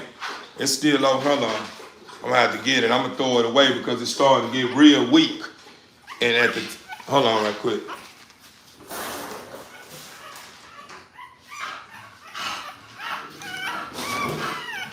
I'm sitting there talking instead of feeding my baby. She hungry now though, but I feel like I be overly feeding her, like giving her too much. So I just wanted her to burn some of that off anyway. You know what I'm saying? Just to be on the safe side, to where she don't get overly. She don't end up gaining too weight and be overly weighted and dealing with health issues because she's too obese. You know what I'm saying? I don't want her to be obese. Anything that I witnessed with this girl, I want it to be genetic. I don't want it to be something that you start seeing in her because I overly fed her, and I don't need all that going on because that ain't gonna be good. Then it's not gonna represent me whenever I give her to her owner. You know what I'm saying? When the owner come pick her up, I don't want the dog to be overly obese, and the owner like, damn, this dog, I thought she said she was this, and she is that. But I didn't allow her to build up an appetite and a habit around glutton. You know what I'm saying? And going inside the 4 feed was she just overly eating herself, and now she just all she want to do is eat. You know what I'm saying? But I don't want that to happen. So that's the reason why I let her burn some of that off that I had been putting on her that was like that I felt was too much. She needs to eat, laugh my ass off, and get chubby. Well, she already chubby. I ain't gonna lie to you, Shannon. She chubby already. That's why I was saying what I was saying now. I want to burn some of that off of her because it's in genetics. It's in her blood, man. To pick that weight up like that. So I don't want to rush it. Because baby puppies, like newborn babies, they really don't know when to stop. They'll sit there and they'll be full, but they'll keep eating until they can't eat no more. And you be thinking like, man, my baby will let me know when it's not hungry no more. Yeah, it is, but that baby will sit there and suck that bottle too until you suck that bottle. As long as you allow them to suck that bottle, you know what I'm saying? They'll eventually shut down, but when they shut down, you can tell that baby, I'm talking about overly full, because you will know that you just birthed the baby. You know you just made the baby that pooped and urine, and you changed the body. You know that you checked to make sure no ear infections and stuff going on, and the baby is just whining. Sometimes babies be whining because they be too full too. You know what I'm saying? You just sit there and let them eat like that. They full as hell. You wonder like, damn, what's wrong with my baby? I don't know. She ain't got an ear infection or what's that other stuff that goes on with their tongue and stuff. They call it, I can't even think of it with a baby. When a baby got something on their tongue, it's like white and it be painful or whatever. I can't even think of it right now. It's I think it started to see if I ain't mistaken.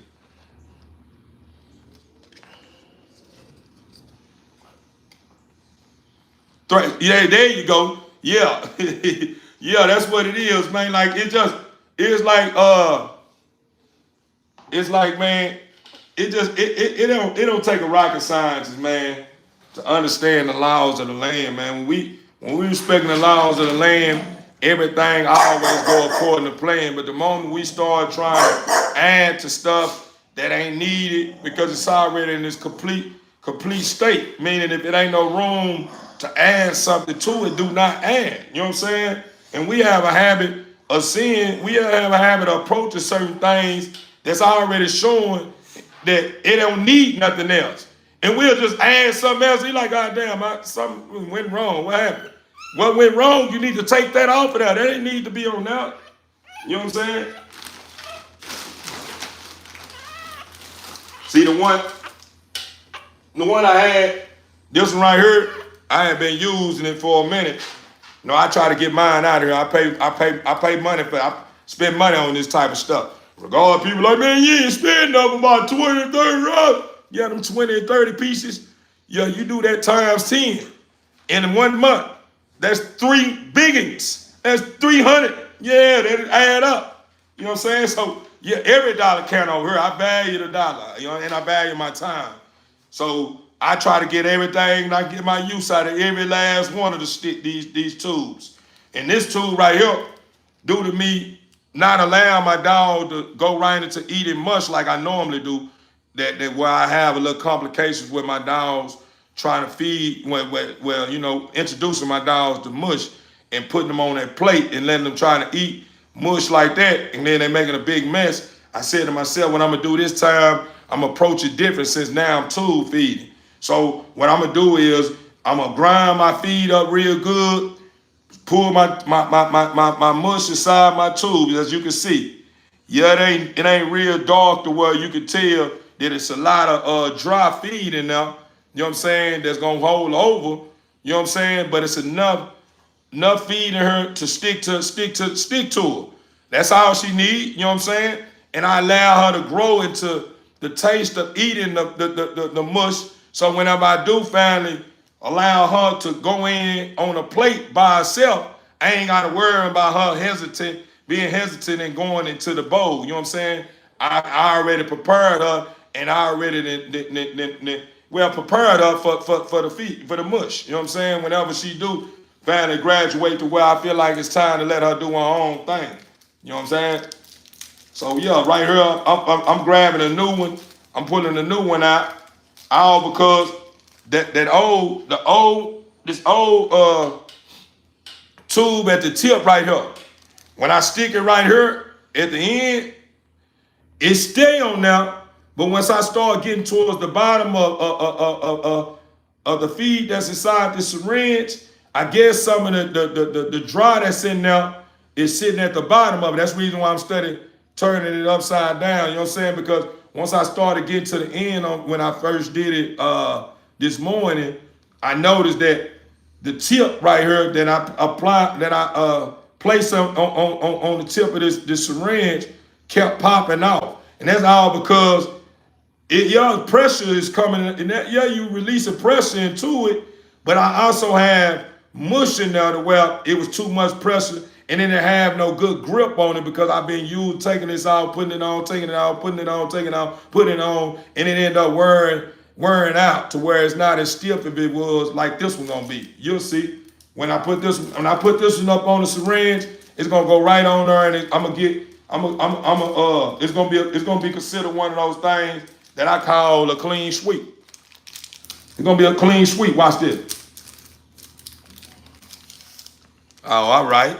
Nah, for real, man. Yeah, man. You know, at the end of the day, man, shout out to all my breeders, man, out there, man. They paved the way for up and coming breeders like myself, bro. Shout out to you guys, brother. Even though you guys inbreed and do what y'all do, and some stuff y'all do, I'm not with. You know what I'm saying? I tip my hat to you because not only you a big risk taker, you someone that help, you know, piece this stuff together, man. So it's only right that I pay respect to those elite players, man, that put this breed, that help put this breed to get together, man. So it's only right that I respect what you guys have put together and add to it that makes sense to you guys in the end. You know what I'm saying? Meaning, like right now, I know a lot of breeders may not do what I'm doing. They may be against it. But I know if you guys just hear me out and you know, walk with me, you understand me, you'll begin to understand, okay, that makes sense. I'm glad you turned me on. It make a whole lot of sense. I ain't never did that though. Or I tried to do that, but I ain't never approached it the way you did. So I appreciate you, boy. You pretty sharp, man. You started to show me, man. You may be at one of my round tables, man. Yeah, that's what I'm trying to do. You understand me? For real. They say gotta love them animals, bro. For real, man. We got to, man. Let me see what bro said. You gotta love them animals, bro. We here for that. Overstood. So the thing with anyone that don't know how to tool feed, a lot of people heard so many different breeders talk about the complications that can they talk about the negative more than they talk about the good. Meaning you may hear somebody say something about tool feeding. They may say, yeah, tool feeding is the best approach to me. I'd rather do tool, appreciate the gift. I'd rather go with tool feeding than let my dogs feed on mama. Or I'd rather do tool feeding if mama don't want to feed the pup. I'd rather do tool feeding over just feed my dogs through a syringe or a bottle or whatever. And they might not be more on that. They'll be more on the negative. Yeah, but you know, it's a chance you're taking, and this is gonna happen, and this is gonna happen, and blah, blah, blah, blah, blah, blah, and they just go on and on and on, and then they go so on and on and on with it to a point to where you start be like, damn, this fool been in the game down there 20 years. He talking like this here. Man, fuck that. I ain't taking that chance. I'm gonna let him tool feed. I grow into being a tool feeder later on if that's what's fit for me. Well, everything's fit for you. You just gotta have the patience. And you gotta respect the laws of land, like I told you guys. When you appreciate the love, whenever you respect the laws of land, you'll never go wrong. So what I'm getting at is, whenever you tool feeding, this is what I do. I open my dog mouth, because my dog is used to it now. I was opening her mouth, but when you see how she's doing? When I put this coat by her mouth, she start opening her mouth automatically. She gonna give me a little entry. You know what I'm saying? A little entry room, you know what I'm saying? So what I do is, I put a holder, you get the tube, and you stick it in, and you go back towards the left. When you go back towards the left, see, I didn't master it now.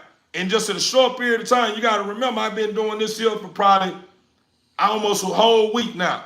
I don't have to sit there and put the tube at the end of my dog's rib and put it up on her mouth to know that she needs this much in her mouth to be able to hit where it needs to be at in order for her to receive the feed, right?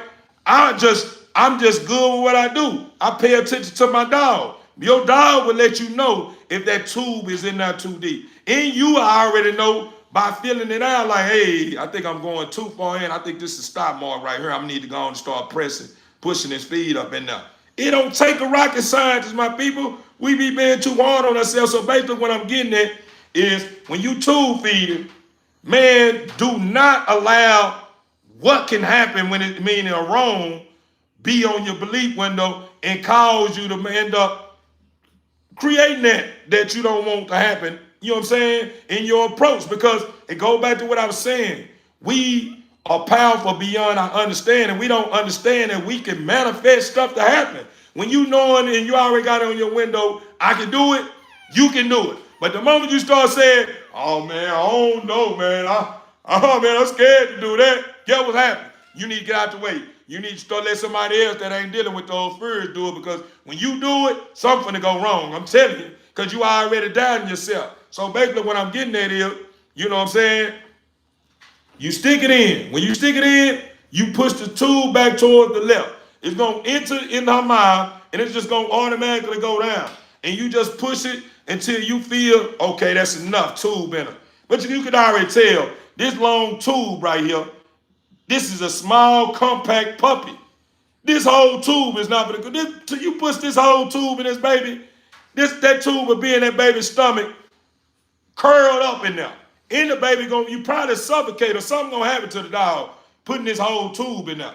And then whenever you see a lot of people I witness is guys that's veterans, but they done got so good at it to where they don't consider what that tube is doing at the tip, that's where the feed is coming out of. Do you know when you push that tube in a baby and you start pressing on the syringe, do you know at the end of this tube it does this? If you put too much pressure on it, if you just barely put some pressure on it, the feed is coming out correct.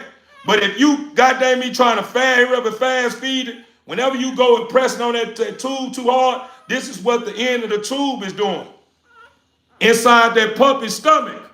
You know what I'm saying? And ain't no telling what can happen with that tube getting out of whack in that baby's stomach like that. So, and I know this because when I clean my tube, I clean my syringe, and I'm cleaning my tube out, I put water inside my syringe, put my tube back on, and I press on it, and I press it fast, and I notice like, dang, that thing start moving like a snake, like moving like a fast snake, trying to get away from someone that's trying to kill him or something. So I said, man, I don't want that to be going on in my pup's stomach and stuff, because that I don't know what kind of damage they can cause. If it can't cause any damage, I don't want to allow my dog to have to experience that just because it don't look like it's gonna feel good in them. You know what I'm saying? So yeah, that's just me. You know what I mean? I'm just turning you on.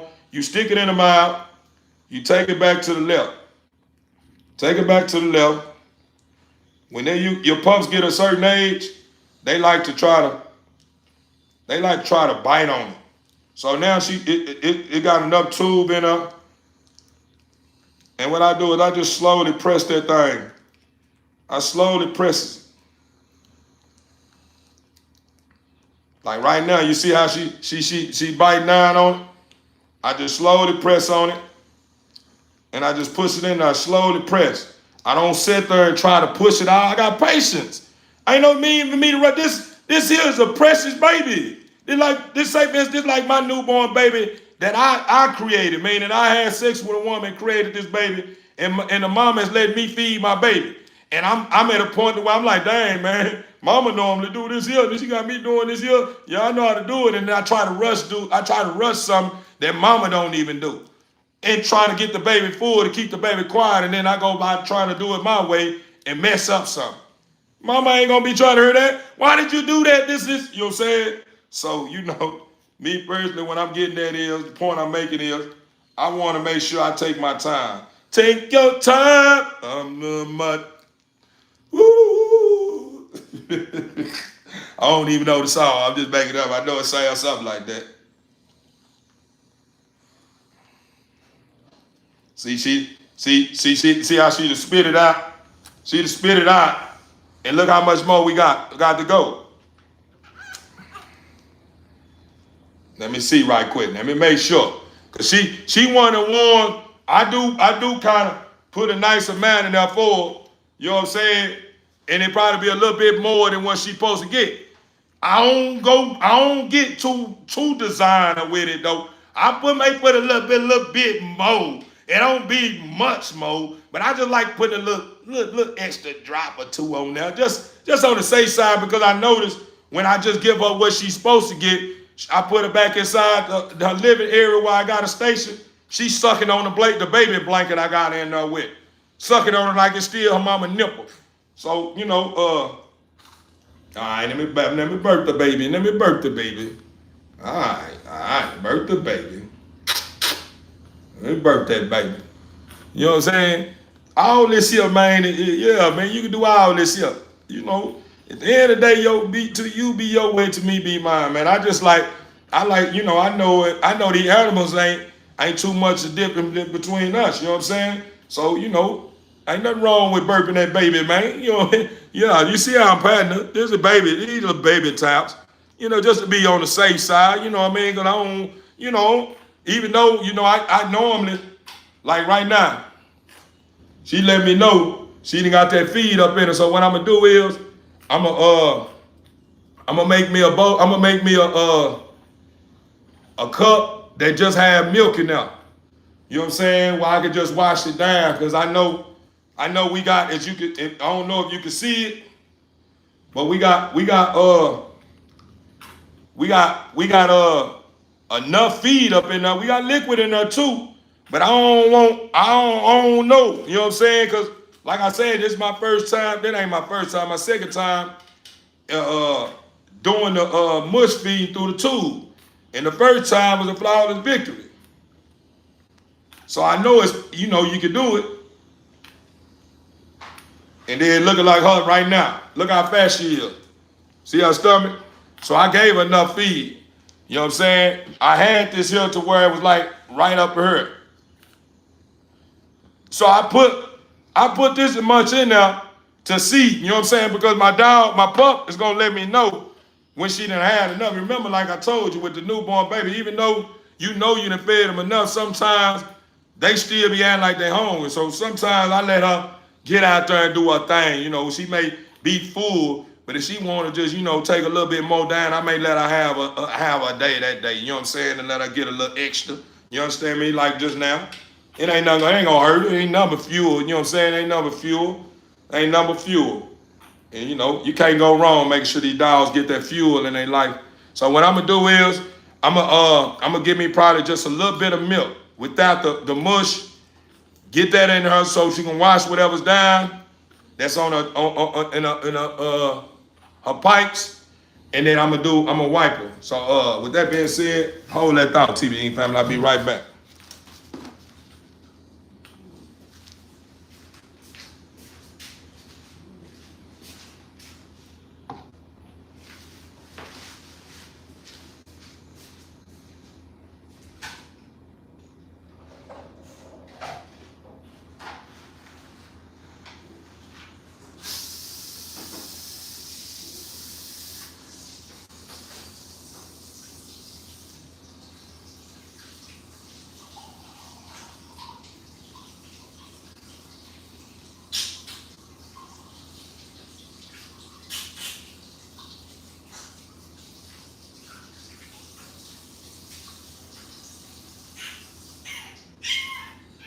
All right, girl.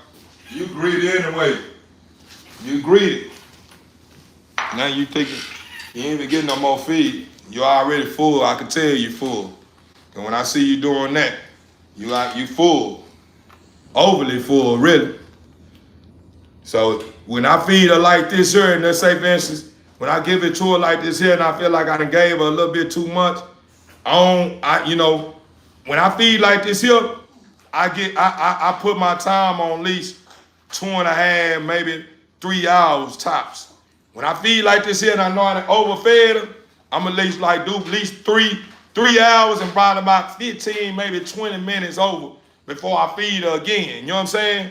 Because I know she didn't got too much. So, you know what I mean? I don't want her to, I don't want to, you know, put her on the normal timer and I'm overly feeding her and, you know, she started gaining all that unnecessary weight and then end up being overweighted and then start dealing with health issues because she overly weighted.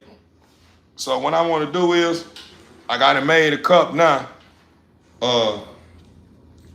Water. You want it when you get your water and you're making your water that you mix it with your nurse sour milk.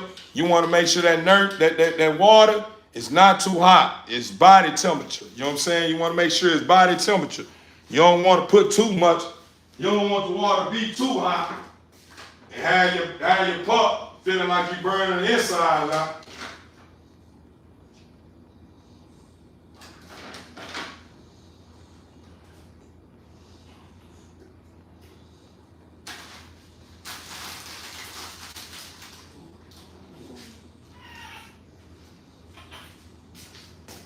Now you cold. All right, mama, let me get you right quick. I'm gonna put you up.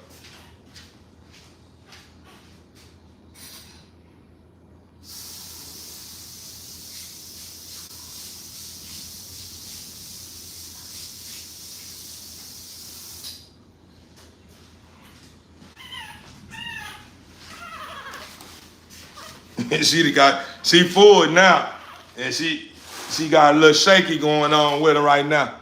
She a little cold. It ain't that cold to her, but you know, it just she little, she small. So what I'm gonna do is I'm gonna put her back in this baby blanket I bought for her, and just keep her a little warm. And I'm gonna show you what I do.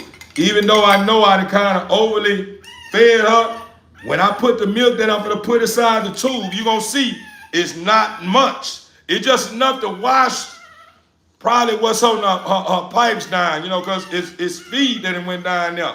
So she probably got a little feed somewhere stuck somewhere, you know, just sitting up on her pipes or whatever. So just to be on the safe side, you know, that's just how I do it. You don't have to do it this way if you feel like you want to go by little Bob weight or you want to go with your own weight. You understand me, or doing the things, man? Hey, man, thumbs up, bro. I'm proud that you able to stick with the script and focus on what's not broke. You know what I'm saying? Yeah, because it's not broke. If what you're doing is working for you, I don't expect you to take heed to what I'm talking about. You know, you can put it on the back of on the back of your oven and put it on one of them pilots or whatever, and use it maybe later on if you're trying to do something different in what you're doing. That's probably be a little more complicated than what I got going on. But if what you got going on is not a big issue, man, don't switch up your game for nobody, man. Stick with it.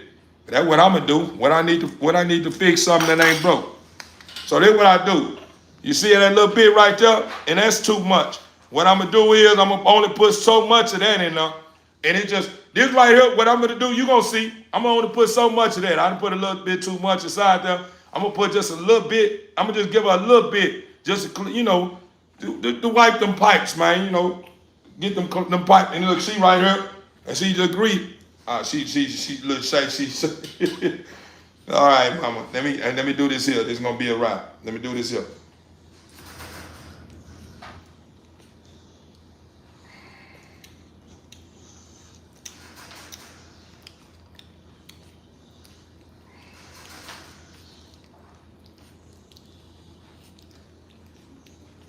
So what I did was, as you can see, she didn't get that whole thing. She just got a little bit. Even though I know I kind of gave her a little bit more, you know, when I gave her the feed, the milk with the mush. I just want to be safe. I'd rather be go by, you know, doing what I do to be safe. You know what I'm saying, to avoid anything happening than being sorry in the end. You know what I'm saying? So just to be on the safe side, I just kind of like to wash the mush down a little bit, which I had kind of got a little designer with that little bit that I had gave her earlier, but I had did that. I had kind of gave her a little bit more because I felt like I was dragging with feeding her. You know, she wasn't showing it. She wasn't doing no whining at first. You know what I'm saying? When it was feeding time, so I felt like she was probably straight because she didn't start cutting up, letting me know I'm hungry. You know what I'm saying? But when she did finally start, doing a little whine and start letting me know, she started, get hungry now. So what I'm doing right now, what I do is I rub up under the belly. See the belly right here? I rub her belly. And when I rub her belly, and I might tap this here, or I may rub a little bit, but I don't focus on rubbing her poop hole too much because I don't want to raw it out. And you'll know when you rubbing where you doing it too much, because what'll happen is when you rubbing it too much, you'll begin to notice a little streaks of blood on your wipes. And them streaks of blood are coming from is because your pup is straining. You know what I'm saying? You don't want them straining. You know what I'm saying? You want them to poop, but you don't want them to strain. And sometimes we as breeders seem to try to overly do things because we not trying. I'm not gonna say all breeders. I'm gonna say majority of breeders that understand that you gotta, after feeding, you gotta let that pup urine or poop. Some of them be having a lot of money tied up in the breed. So they just want to they knowing that this is something that pup got to do, and they'll overly do it. They'll be sitting there wiping and saying, nah, I ain't gonna put her down until she poop. This pup don't have to poop every time you feed. You know what I'm saying? You don't even poop every time you go eat. So what makes you think this pup needs to poop every time he eat? Nah, it don't. You know what I'm saying? Meaning, at the end of the day, if you know you've been wiping long enough and the pup haven't did anything but urine, you know what I'm saying? Put her back down, man. Let her relax, man. You know, she probably ain't got to poop. But that next time when you feed again, you know what I'm saying? You want to at least try to get some poop out of her. Because by about that time, in between hours, enough hours, you knowing that she should be wanting to poop, or he should need to be poop. You know what I'm saying? He need to poop. You know, that's just my approach. You don't have to accept what I'm saying. I'm just letting you know that's what's going on my land. It's working here. And I'm just giving you something that's working for me. You know what I'm saying? And hope that, if you're not doing it and everything that you got going on your end, I hope, if you run to a rut or a point to where you looking for some answers for something that you got going on, that you can lean towards something that I probably share with you. If you don't want to lean towards and you feel like I'm not fit as somebody else that you've been watching is more fit, man, you entitled. You entitled to your own opinion. I ain't mad at you. You know what I'm saying? Just don't start pushing your way off on me and forcing your way out down my throat, because I ain't doing it to you. I'm just sharing what I do over here that's working for me. And if you want to use the approach, you know what I'm saying, or to some of my tactics, it's a big plus on my end, only because I understand that, you trust me. You know what I'm saying? I understand that you trust me. You know what I mean? Appreciate the love. I understand that you done created something in between us to where I made you feel like you could trust me. And you can. You know what I'm saying? The only thing about it, man, when you do things my way, you do not need to bring doubt to the table. Yeah, leave that doubt. Don't be doubting and fearing what you about to do because you never done it, but you want to do it my way. And then you doubt what you're doing because you don't know. You need to go back and overlook my videos again and get step by. You don't need to do that, because when you start doing that, stuff can get out of whack for you, for real. You know what I'm saying? Hey, your stream looks good. I chill. Overstood. Appreciate the love, man. It's good to have you guys a part of the live today, man. It's Friday, man. I'm glad that everybody, if you at work, man, and you choose to tap into my channel, man, when you browsing, man, on your lunch break, and you just, sit here and hold on with me, man, and just watch how I'm doing things over here, man. Man, I appreciate you, man. That ain't nothing but love, man. Because the boss man, who run this app, man, he give me points for engagement. You know what I'm saying? So, to have you guys here showing love, man, it mean a lot to me, for real, for real. Let me know you one to one. You don't even have to subscribe. You don't have to like. You don't have to do nothing. You can sit here and jump on my live and see that I got a room full of people, and you got a brand that you trying to push out. You trying to get out, or some music you just dropped on Apple Music or something like that, or whatever you got going on, bro, you are welcome to drop it in the comment column. Man, you got a place here, you ain't got to ask me about now, dog. You ain't got to say nothing to me or nothing. You can still jump up in there in the comment column and drop in there, you know, I got an album I just dropped, or this here going on, whoa, whoa, whoa. You can do that. You don't have to subscribe or like, or say nothing to me. You can do that. Long as you respectful, though. Long as you ain't calling nobody no motherfuckers or bitches or all this here, and my moderators ain't gonna get rid of you. My moderators ain't gonna get rid of you because you ain't come here with no disturbance. But, you know, if you got anything going on, bro, listen, man, it's enough out here for everyone. So I'm not for the force no one to keep forcing, subscribe, like, this and this here. My moderators are already doing enough of that. They already, you know, from time to time, they may shoot out there, like or subscribe or share or whatever, you know what I'm saying? They doing that, you know, from time to time as they pushing stuff up out of here. You know what I'm saying? They don't need to be around. So I don't need to continue to be saying like, comment, subscribe, and I don't need to be doing all that, man, because then it sounds like I'm begging. You know what I'm saying? I don't need to be doing all that. It's enough out here for everybody. If you ain't subscribed to my channel, that must mean that you just can't feel, you know, what you're looking for here right now. You know what I'm saying? It's okay, because things change. You may come back across my channel later on and may feel like, okay, there we go now. I'm digging this here now. I'm feeling that. You know what I mean? So what I'm getting at is, man, there's levels to this stuff. I may not be able to reach you right now. Not saying that you are unreachable. I ain't got what it takes to reach you. It's just right now, I probably ain't pushing out what I need to push out to reach you right now. And I'm okay with that, because I know with time, you know, and me doing what I do, you know, to try to, you know, to better what I got going on, I knew eventually I figure it out. So I ain't gonna sit here and be tripping about having a big amount of people that's in the room with me, and then that big amount of people ain't liked or subscribed to my channel or whatever. It is what it is. One thing I do know, for every 50 people that I probably didn't reach, I know for every 50 people I didn't reach, I know it probably was 4 or 5 people I did reach. So that 4 or 5 people that I did reach, that's a part of the family now that's genuine. You know what I'm saying? Real people. So, you know, with that being said, TV Inc. family, you know, me personally, me, Theo, is who I am. I don't worry about stuff that's not a part of what I got going on now, because I understand that people got to grow to like me. You know what I'm saying? People ain't going to like you from first impression. Sometimes people may just look at you and you may look like somebody that they don't like. You know what I'm saying? And they may sit around long enough. They may sit around just to make sure that you ain't like that person they don't like before, you know what I mean, they subscribe. They may probably just want to feel you out. Let me see, he really don't like, he look like this old bitch ass nigga I don't like, or he look like this nigga that used to beat my ass or something. You know what I'm saying? Let me sit around and see if he like that. If he like that, I'm going to cuss his ass out, I'm going to burn out, I'm going to call him a bitch and burn out or whatever. You know what I'm saying? You may want to do that.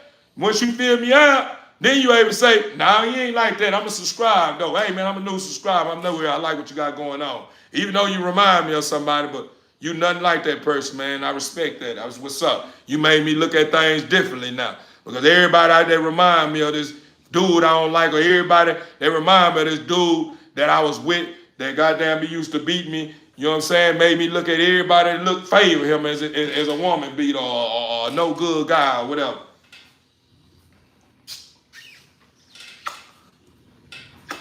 She full now, TV Inc. family. So I'm gonna let her sit. I'm gonna put her back in her with her baby blanket in the pool, and I'm gonna start feeding my dog. So hold that thought.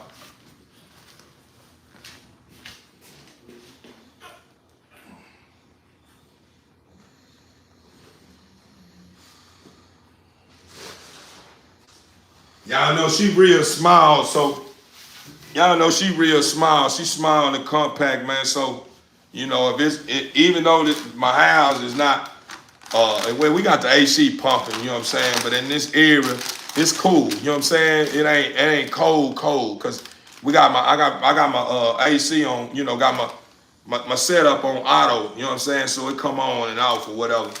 So it ain't just cold like that, but we got a little coolness in her. But she just smiles. She a baby. Then I just fed her. So, you know, when they like them newborn babies, after you fed them, they just snuggle up on you. They little shaking and all that. That's beauty and newborns and beauty and newborn puppies too. You know, babies. You know what I mean? Like I like all that stuff. I try to embrace, man, and I enjoy the moments of stuff of that nature because these are moments that you can't get back. So, you know, even you may end up witnessing them again later on, but while they here, I want to be able to reap the benefits of being a part of them. You know what I'm saying? I want to be able to feel what it's like to out to feed my baby or whatever. And my baby want to sit there and snuggle up in my arm or something. I'm talking about my baby, not the puppy. And then with the puppies, you know what I'm saying? When it comes to outside of a human, you know, animals wise, if I'm breeding a dog or if I'm or I have a puppy or something that I'm nursing or whatever, and you know, and that puppy doing certain things that remind me of a baby. You know what I'm saying? I want to embrace the moments. You know what I'm saying? That I can't get back because I'll be able to reflect on them later on, you know, in the past, you know, later on, and be able to like, man, I sure remember where you used to use this here, but I remember when you were this and this. Y'all can reflect on that, or I can those moments that I may capture. You know what I mean? You know, and record. You know what I'm saying? And I go look back down. Boy, I remember my pup was that, what, 3 months old. Look at this boy here, man. Boy, you're a terrible too, or whatever. You know what I'm saying? Like, it's just moments, man, you know. And that's why I tell people all the time, you know, I don't, even though it may feel as if I'm living for moments, I'm living for every moment. I ain't just living for a moment to just be just at one time. I'm living for moments to continue to keep going and going and going. You know what I mean? Like we all do. We all live for moments to a certain extent. I just don't want to ever get too fixated and believing that I live for moments. And when certain things going on in my life that make me feel like it's not a moment because it may be a point in my life to where I may be going through something like that. I feel like that ain't a moment to embrace because that's how we do. We only consider the good moments as a moment. When we going through our moments where we got them, be like, God damn, man. Ooh, I'm tired of this shit here, man. We don't consider that no moment. Yeah, nah, man, there ain't no motherfucking moment, man. But it's a moment. Them moments that you should be looking back on, reflecting back on, and be like, damn, boy, I remember 3 years ago, man, I was sitting there in my motherfucker in the middle of my floor, man, with my head down saying, God damn, man, if it ain't one thing, it's some motherfucking another, man. Motherfucking pocket ain't goddamn me got enough cash in it. My bills is barely goddamn me coming together for me. My queen is goddamn me tripping, or my man goddamn me ain't looking at me the same, or whatever it may be, whoever you are, what gender you is. You know what I'm saying? Those are moments too. Because those are moments that you can reflect back on and be like a smile at it. And say, look at my motherfucking ass, boy, your ass, boy, but you overcame that shit, dog, man. Look at my ass. I probably was giving my man a hard goddamn time when I was acting like that. You know what I'm saying? And still, for him to still be here, let me know he a strong man. Well, you know, I probably was giving my girl a hard time, you know, when I was running wild, man, and she still seeing the good in me and this and this here, man. Dang, I miss all these comments. Wow. Say, hi, Theo. You are one scary dude. Most people not gonna say anything to your face. That literally a fact of life. So fuck them, bro. Don't let them wind you up. Oh, no, they ain't nobody winding me up, man.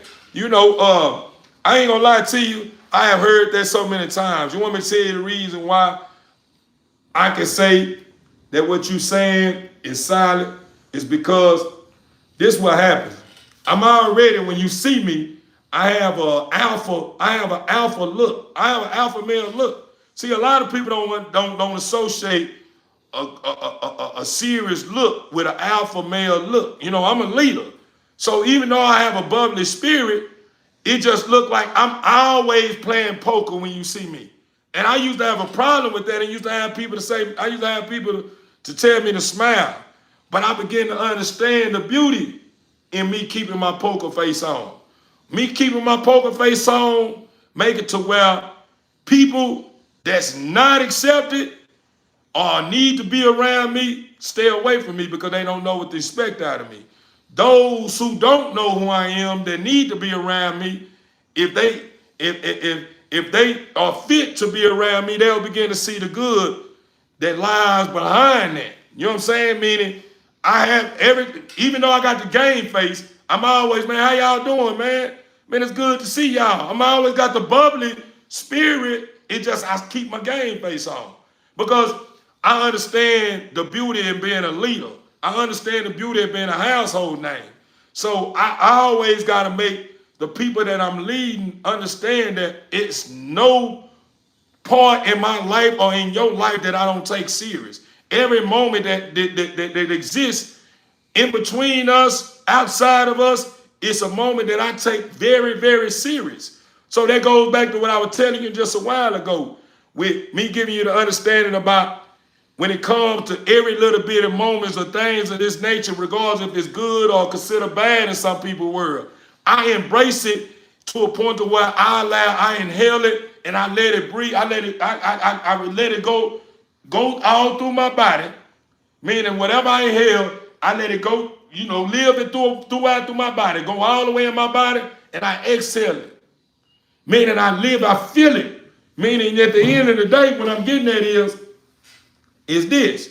It was a point in life where I didn't care too much about shit like that. Meaning, if I did, it didn't show. Why? Because I was all over the place. I want to do this,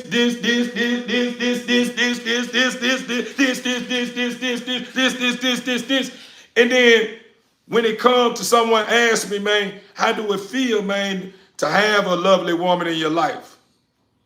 Shit, I'm like, shit, it's live, shit, she cool. You know what I'm saying? What type of shit is that? When somebody looking at a woman that I got that they probably said something to, or a woman that I got that they seeing is a beautiful woman, man, and she stand on business. And then when I talk to her, I talk about like it's all right. That's because I'm not enjoying the fruits of the caliber woman I got in my life. But when I start taking out the time to really look into the features or the characteristics that my woman carry and the things she do, this and this here, I begin to start looking at it from a whole totally different standpoint. Now when somebody asks me about it, man, I ain't gonna lie to you, boy, this is the best thing happened, boy.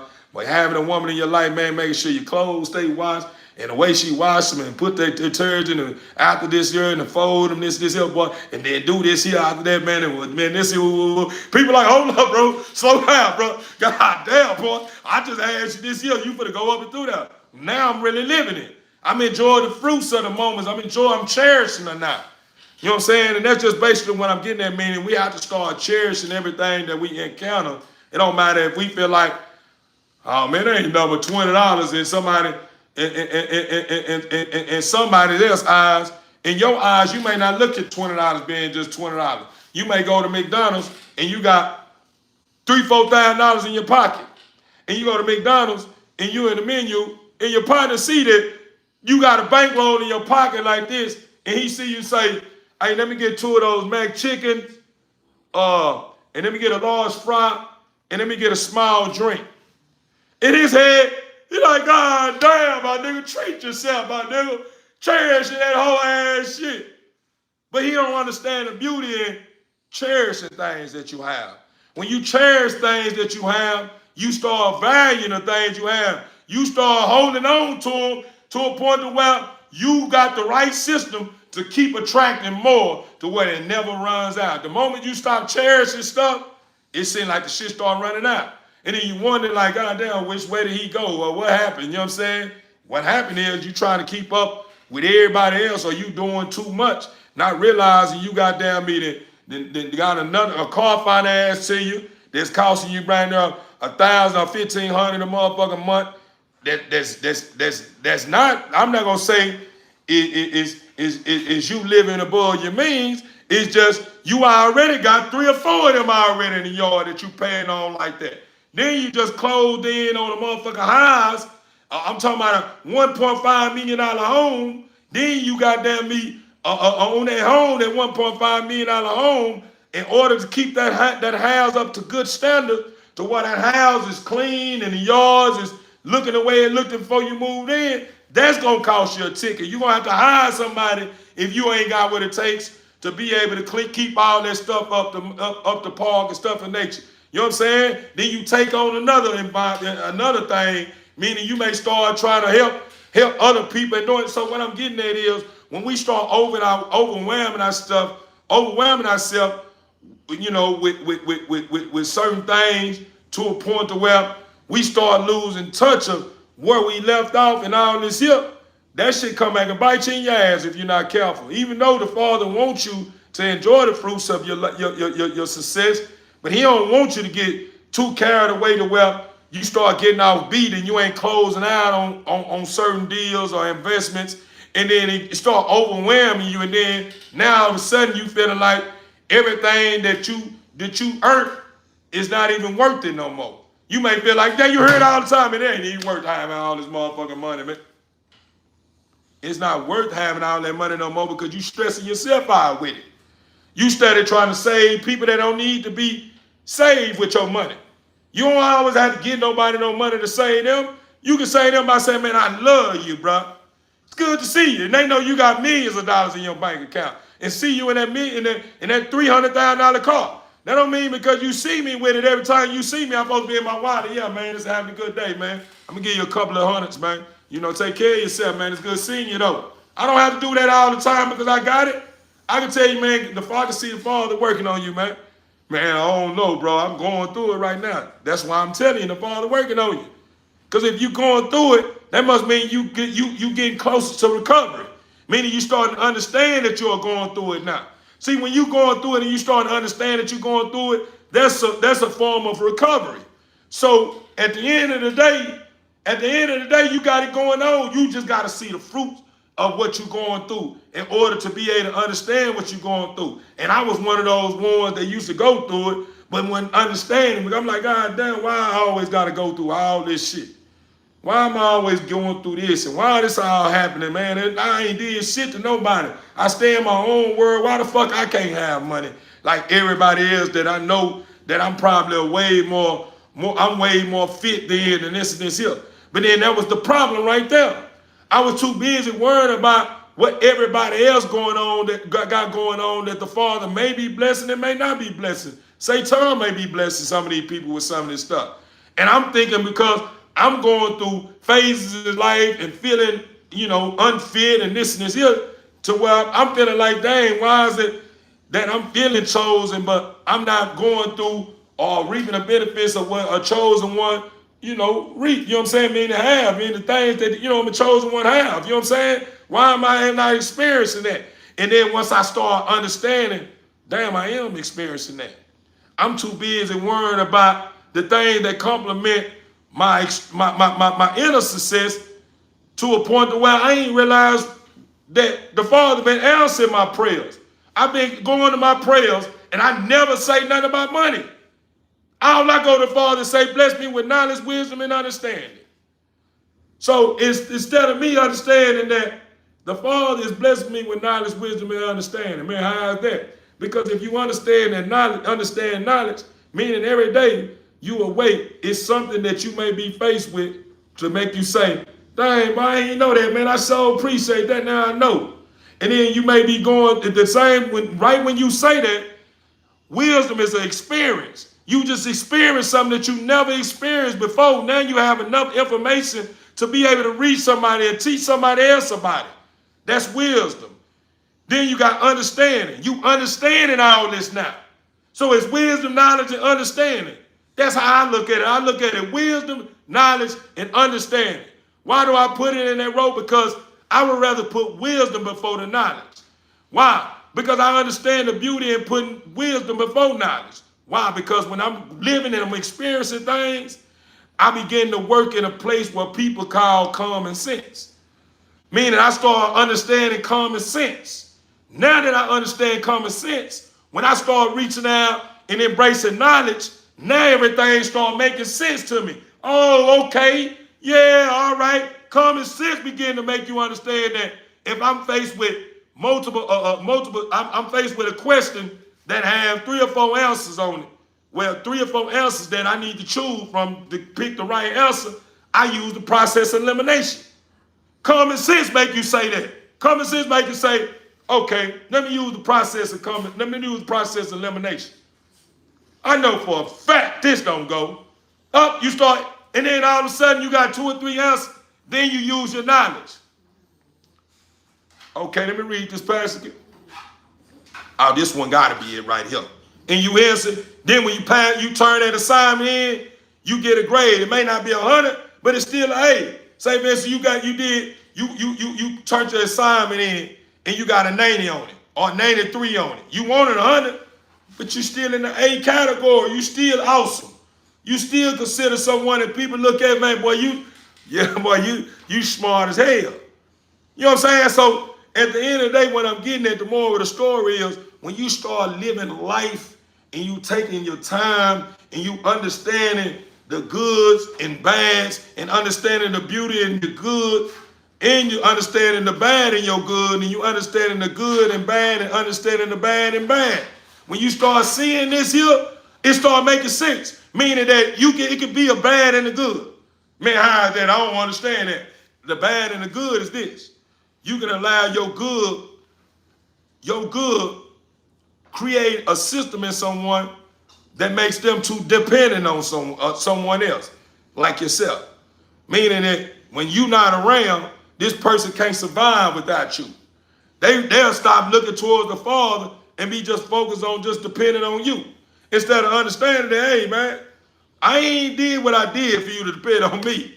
Yeah, I'm here to help you, but I kept telling you that the one that made it fortunate for me is the Father. You need to be dependent on him, bro. You dependent too much on me. I'm not going to be in 100 places at once like the Father. The Father going to be in 100 places at once. I may be in China or Egypt, or I may be somewhere of that nature. And I can't get way over here, and I'm probably not going to wire your money from over there, or I may turn my phone off for this here. So whenever you got that need somebody to lean towards for answers, you need to be understanding that you need to be pulling up on the resource. The one that's unlimited. You understand me? The one that don't have a limit on what he going to do or how he going to do it, this nature. You need to be leaning toward the Father, not me. Meaning at the end of the day, that's a good that you would do. You did a good thing, but you also hindered that person grow. You made it to where this person is dependent too much on you instead of themselves and the Father. That could be that's an example of a good. The bad. Let's say this, you're going through bad. You're going through life, and people started telling you, man, don't go put your hand on that goddamn stove, boy. Now why that motherfucker pilot lit, that motherfucker gonna burn you. And you started saying, yeah, I know it's gonna burn me, but I'm fast though. Watch. You know what I'm saying? You started playing with that fire, and all of a sudden your ass get burnt. Oh shit. Oh, that bitch. I can't be mad though. That's the good in it. Because you accept that, damn, I got burnt, you mad about it. But then you accept that, damn, I can't be mad about it because I should have took heed. My mama been telling me don't play with fire. You understand? My dad been telling me, boy, stop playing with that fire. Now all of a sudden I got burnt. I'm able to accept that. Oh, okay, that's why daddy said that. Even though that was a bad thing, meaning it was bad that, you went in there and being disobedient. And that ain't a good thing. You know what I'm saying? Your parents tell you what they tell you for a good cause, a good reason. And if you do the opposite of what they tell you, that's a form of being disobedient. So that's considered bad. But if you go through, you decide to do the opposite of what mama and daddy tell you not to do, and then you go down that path and you start understanding, wow, this is what mama said, and this is what daddy said, and you turn around and you say, I'm going ahead and back home. I'm going to get back to the roots. Do what my parents been teaching me since day one. Now you able, once you do that, now you able to call, hello, hey mama, I just wanted to call you and say I really thank you. You see what I'm saying? You see what I'm saying? Like, for real, now you feel what I'm saying? Like, it just at the end of the day, I try to see good in everything. I try to see where it could be a bad in something too. You know what I'm saying? Everything can have a bad in it. Meaning I don't call it bad because I don't want to say it's a bad thing. Nothing is considered a bad thing because everything that we go through is lessons. So ain't no lesson is bad. Regardless if we been disobedient, we doing the opposite of what we been taught or know better, it's still a good. You know what I'm saying? Because maybe I may just be one of those people that just want to see for myself. Meaning I take heed and I'm not being disobedient. I just want to see for myself. Can I see? Well, that's your choice. You have a choice. So if you want to see, I'm just telling you, when you go down there in that environment, it's people in there that got ARs and shit down there. It's people down there that been beefing with each other. They goddamn me been beefing behind some shit you may feel is petty. But they ain't looking at it as being petty. They try to revenge for the blood that's been shed. So I'm letting your ass know you go down there and your ass get in the crossfire and you get hit. Just know that you signed up for it. You want to see for yourself. And then when you go down there and that happens, you got to be willing if you make it, you able to make it back to the other side and not lose your life. You understand me? You got to be able to say, man, I can't even be mad at nobody. I can't even say, them old bitch ass niggas on the east side or the west side, bitch ass, I got my leg back for these whole ass niggas. These niggas know what it is, man. These niggas know. You can't say no shit like that. Because you already knew what you was going down there for. Or you already knew was down there. They ain't said, them people that when you went down that road, they ain't goddamn me know it was you in that motherfucking car. They ain't know, all they thinking about is they hot. And you look just like them. You bald-headed, light-skinned like that nigga that I just got into that smoked my partner. Now, I don't know if it's you or not. You just resemble the nigga. You coming through this bitch being positive about shit or coming through it with your shit, nigga. I think you're a whole motherfucking op, nigga. So, just because some people that may wait to start firing down on your ass don't mean everybody that's a part of their game is going to approach it the same. They may got homeboys in out the well, if you do a certain thing or you come down there looking like something, they already up in that motherfucker and letting off on your ass. Some of their partner may be, hey, hold up, bro, hold up, but let's see what this is first. You know what I'm saying? But so what I'm saying is, you know, everybody have different realities. And you may just run across that day, you may go down there with that damn, going into that environment your mama, your daddy told you about, and may run across one of them partners that don't goddamn me wait to see if it's the enemy first. He may just, you look like him. And there it is. You see what I'm saying? A lot of people can't accept that. That's the reason why a lot of people die and can't cross over because they feel like it's the father's fault. The first thing they want to say, man, them motherfucking fuck God. They want to be mad at the father because they made the decision they made and they felt like because the father in control, he supposed to let him go on and live through. He let him give him another shot. Sometimes the father probably felt like he gave you another shot. This ain't the only one. This ain't the only chance he done let you live through and let you make it. So now all of a sudden when he said, no, I'm not, you come on home. I love you. I love you. I got to call you home, man. Man, I don't want to go back, father. No, and you get better. You mad at the father because he started telling you, man, no, I don't think you're fit for this one. You're going to go right back down there after I give you life and start reliving the same shit that I don't want you to be a part of. All because you're going to get around them same friends and them be in them same environments and they're going to trigger you to start being what I don't want you to be. They got you here with me anyway. So now I'm calling you home. No, fuck that, father. This here, I'm cursing. Because now you being disobedient, you being mean, and you making the father feel like you're going to hurt him. So what the father probably do is his levels. He may put you in recession. You may sit in recession, he see you so bitter, mad at the world is here, you in there hurting people that's still trying to figure it out. Now all of a sudden the father see that you causing more disturbing than anything. So what he do, take you out of recession, curse you, and put you over there where you want to be. Where is that? On the dark side. That's just the way it goes. But I'm building on something that's way more deeper than what we talking about. So you guys don't chastise me about that. You know, I'm just in both worlds. I'm more in the spiritual realm now because I understand the physical realm. So I'm more in the spiritual realm now. So a lot of stuff that I'm come from a divine enlightenment. Meaning when I speak, I'm speaking from a place that some people don't want to be in because it holds them accountable for everything. The moment they start doing stuff they ain't got no business doing in the spiritual realm, hey, nah, what you doing? In the physical realm, people see you doing shit you ain't got no business doing. Man, shit ain't my motherfucking business. Fuck that shit, nigga. I ain't goddamn, he got my power. I ain't goddamn be trying to get in that shit down. That's his motherfucking business, nigga. Fuck that nigga. When they gonna kill himself, kill himself. In the spiritual realm, the moment you start doing something you ain't got to be, hey, don't do that. And you're like, God damn, they hounding me in this motherfucker. Why these motherfuckers let me handle my business? Cause you not? Yo, dude, it's good over here. We hold each other accountable. We ain't let nobody do nothing that they ain't got no business doing that's gonna hurt themselves over here. If you don't want that, then you need to find your ways back that way. Cause as long as you live in this place, yeah, we holding you accountable. We ain't letting you make it, and we gonna bring you, we gonna bring you all the goods you need. You may be feel like, shit, I need me a fat ass blunt, shit. All I need me a big old motherfucking side stick. You know what I'm saying? Get high. They probably, in the spiritual realm, they probably giving you some beans. And the beans that they giving you probably don't understand the beans. The beans that they give you is beans that give you, that keeps that ability that the Father have gave you with fuel. It continue to make you powerful and powerful. They consider best. It's something that keeps you healthy.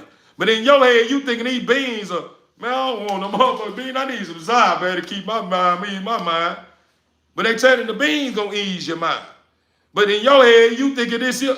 So what I'm getting at, my people, is that in order to be able to, in line with the things that make sense to where you never take anything personal more, the way to in line with the things that's going to meet your needs over time, the way to in line with the Father and reap the benefits of rocking with the Father and being a part of the Father, the one that have created you, you have to be willing to understand that, hey, man, I've been living long enough and I understand the ins and outs of what comes with living in the physical realm. Now it's time for me to embrace something that I feel like gonna take me longer to get. And it only takes you longer to get in the physical realm when you approach the physical realm with that kind of mentality.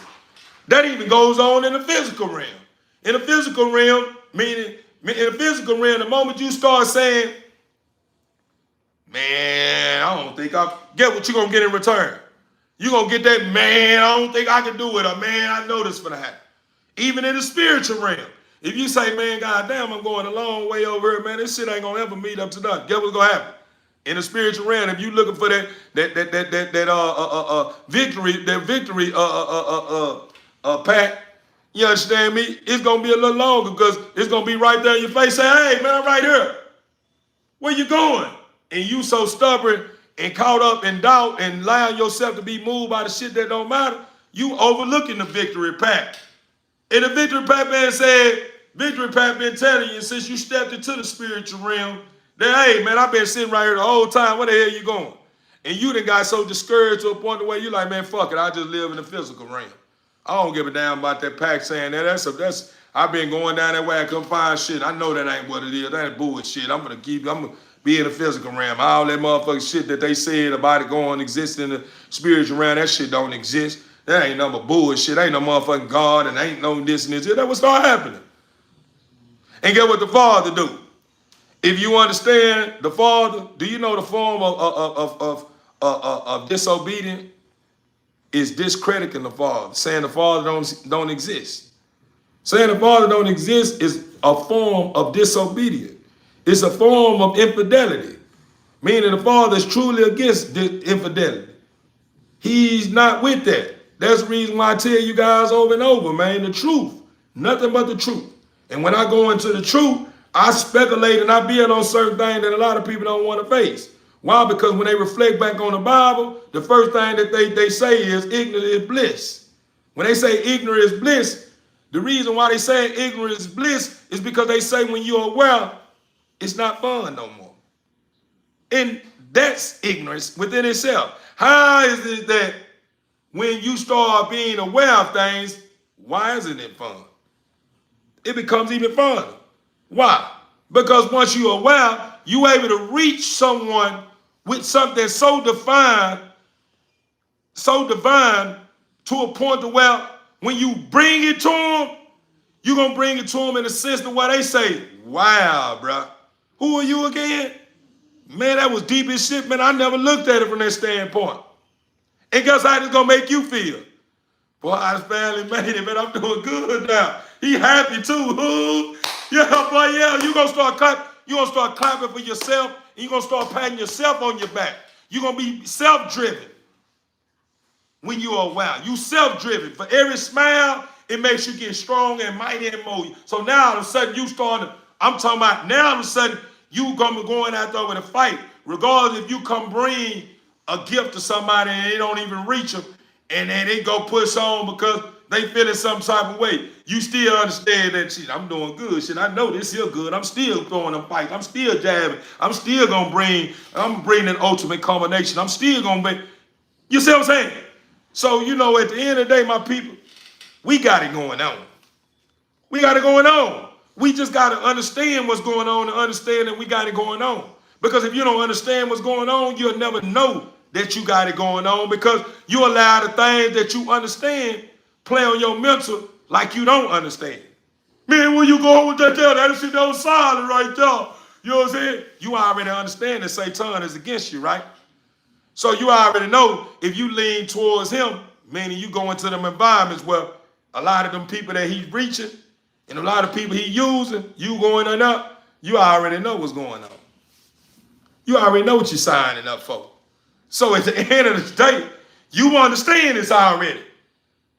So at the end of the day, when shit goes on and out, you have to be willing to say, man, I understood, I fell for it, I got bamboozled. But a lot of us don't want to hold ourselves accountable. We always want to make it like it's something else the problem instead of us. We seem to forget that we don't want to make the choices. Oh man, that ain't my motherfucking fault. That's his motherfucking fault. I ain't had no dealings with that. Yeah, you did. That's why you was there. Man, that ain't different, dog. No, I ain't going with that shit. That's the problem right there. You're going to keep falling for Satan shit, saying you ain't going for that shit because you don't want to hold yourself accountable. At the end of the day, if you got caught up in a conspiracy running with Lil Jew and Lil Ron, and you already know what Lil Jew and Ron was doing regardless if you wasn't doing shit and you got wrapped up with them, that ain't no motherfucking body fault. It ain't Jew and Lil Ron fault. So when y'all get in the motherfucking cell, you telling them niggas, man, y'all make sure y'all claim y'all motherfucking case, and them people telling you, man, you said you guilty by association, man. You knew what was going on. Why you didn't tell us? And you feeling something, man, I ain't no snitch. That's the reason your ass going down. You going with him to her. Yeah, that's why we got you here. Man, that's bullshit. Now you mad at the word. You thinking the law is not being the law because you want shit to go your way. You want them to operate like you operate. Yeah, well shit, you said you ain't gonna snitch. Well shit, that's why you going with us, brother. Yeah. We crime stoppers. We stop crime. You a citizen, right? You a taxpaying citizen, right?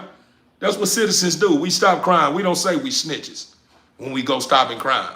Only ones that say that you a snitch is the one that's committing crimes. It's the ones that's guilty. So at the end of the day, if you say you're not a snitch, that must mean that you are one that's committing crime.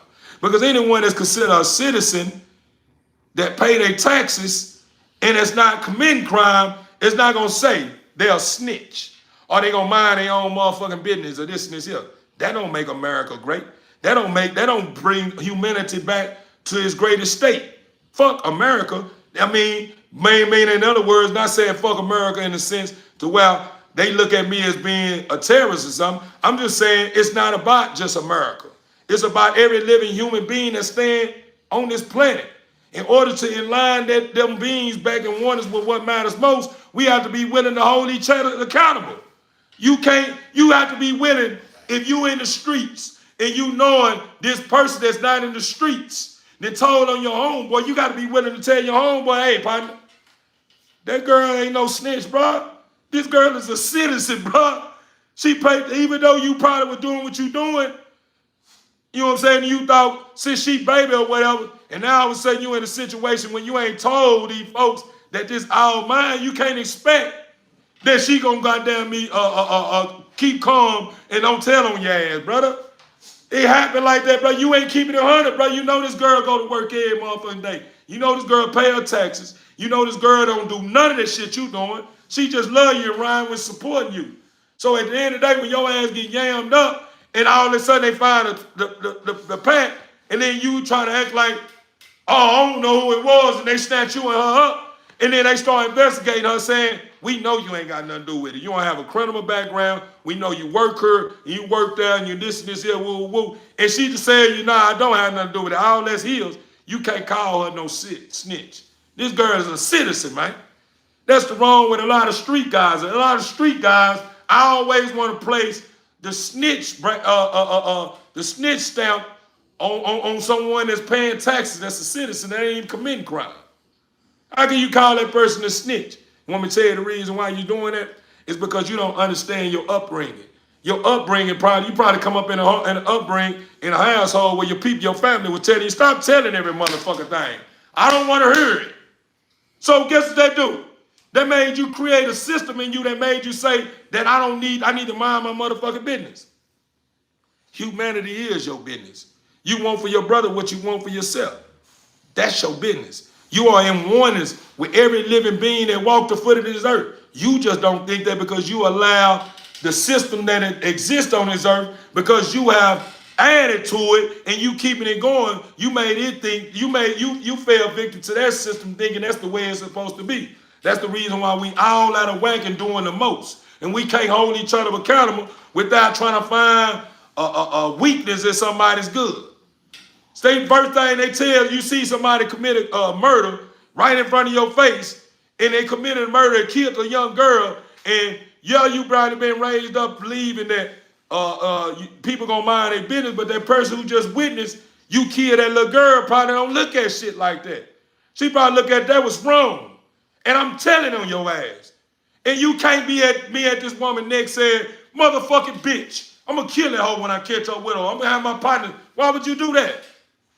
This person ain't raised up under the same laws you were raised up under. This person is not in the wrong because this person understands the beauty and justice. This person is not out of whack because they willing to hold you accountable to get you back on track.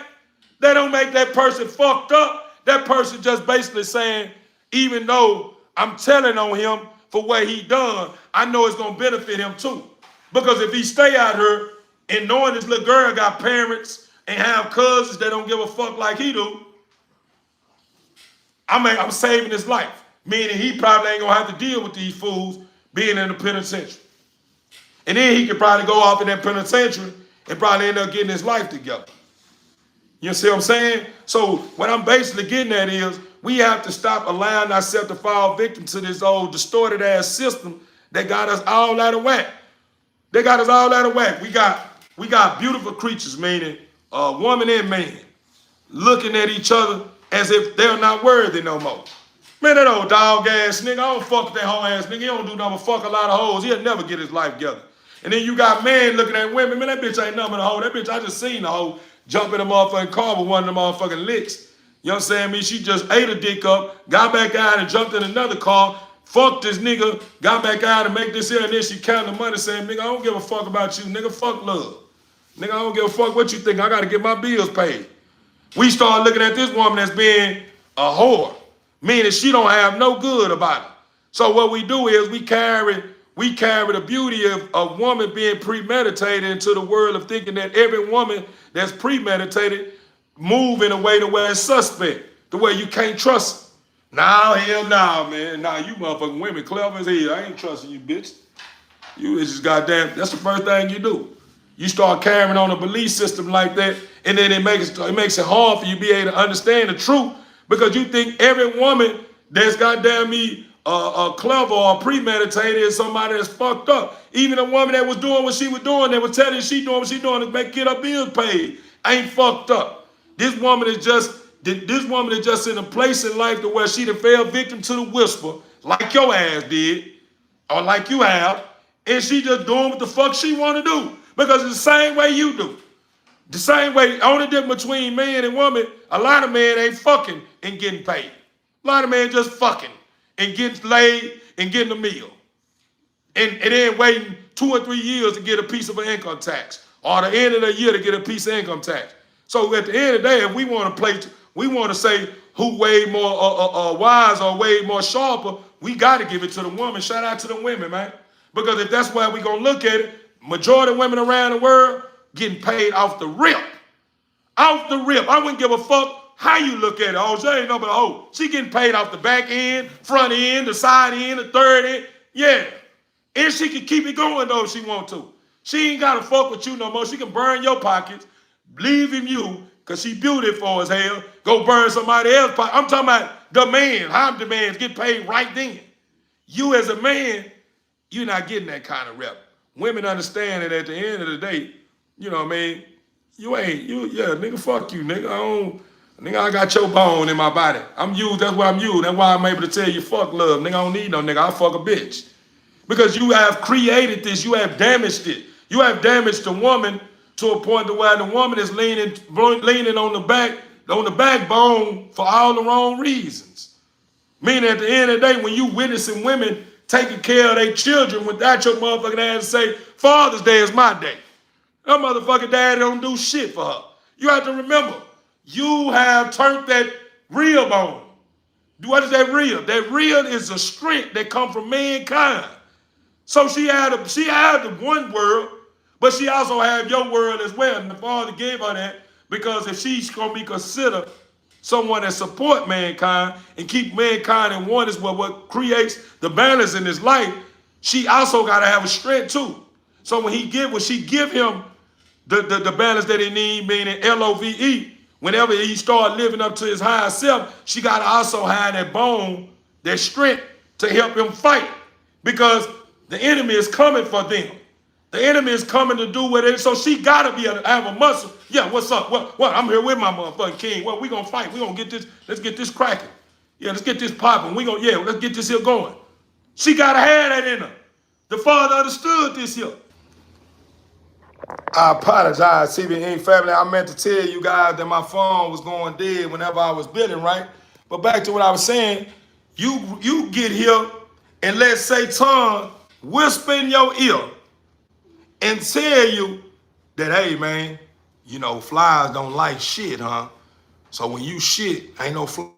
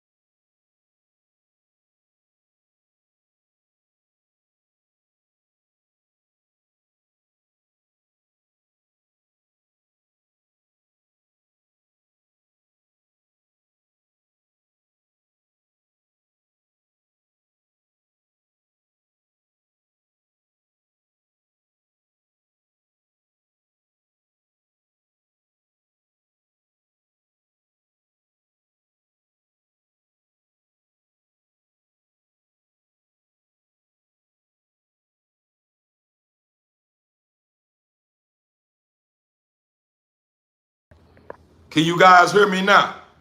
Can you guys hear me now? Y'all let me know if I crank back up. Still on my first cup of coffee. I ain't been able to drink my coffee.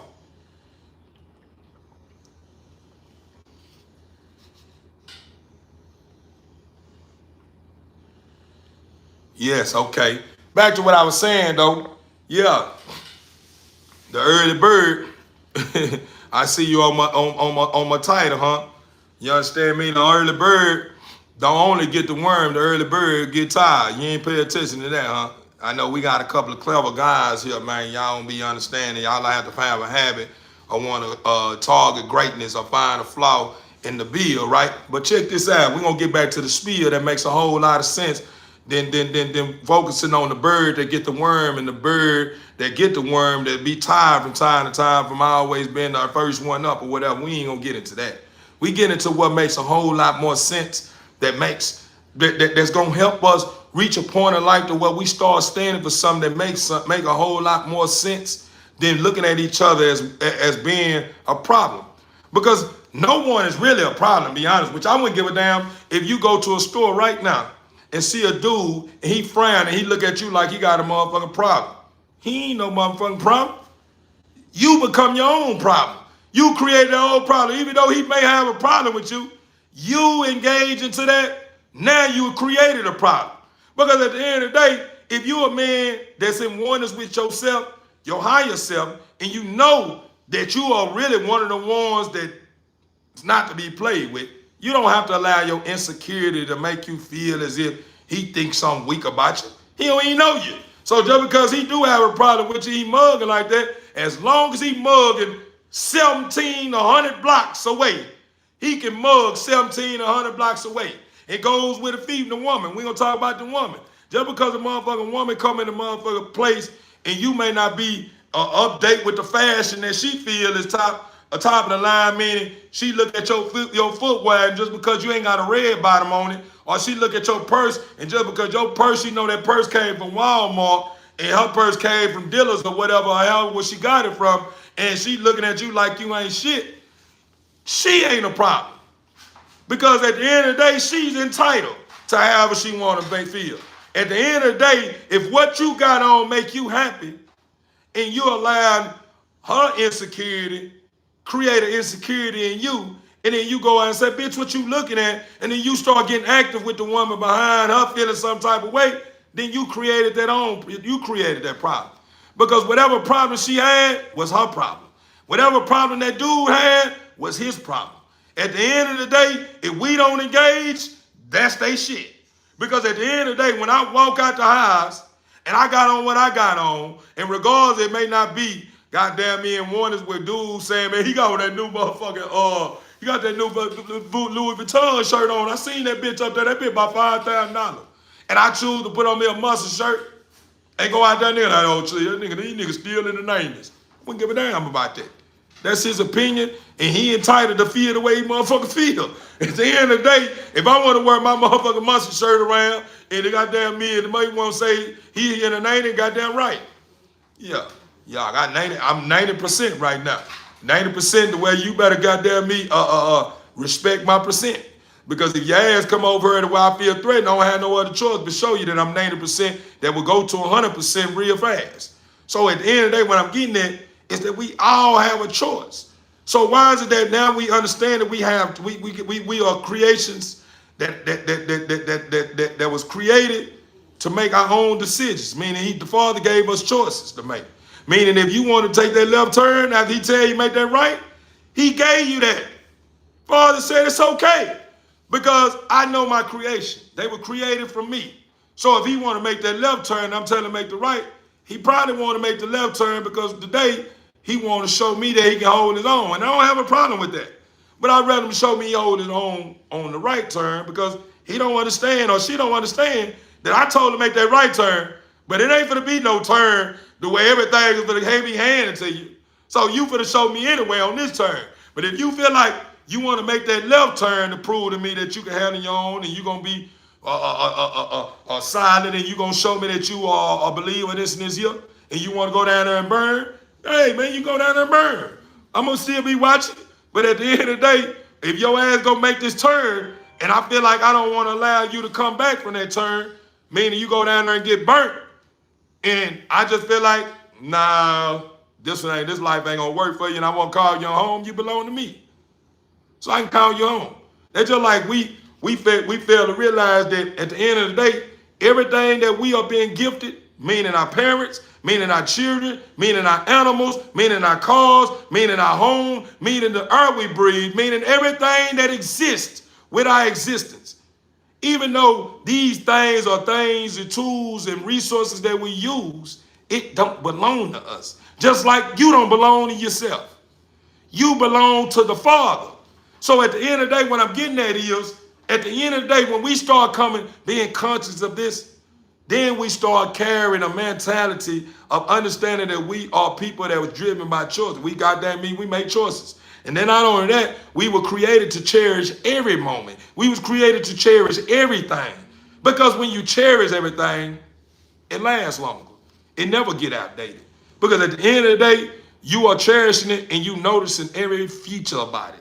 What people may feel, oh man, that old 1997 ass motherfucking Ford, he got me, them motherfucking niggas driving 2027 now. 2026. That nigga on the 1997.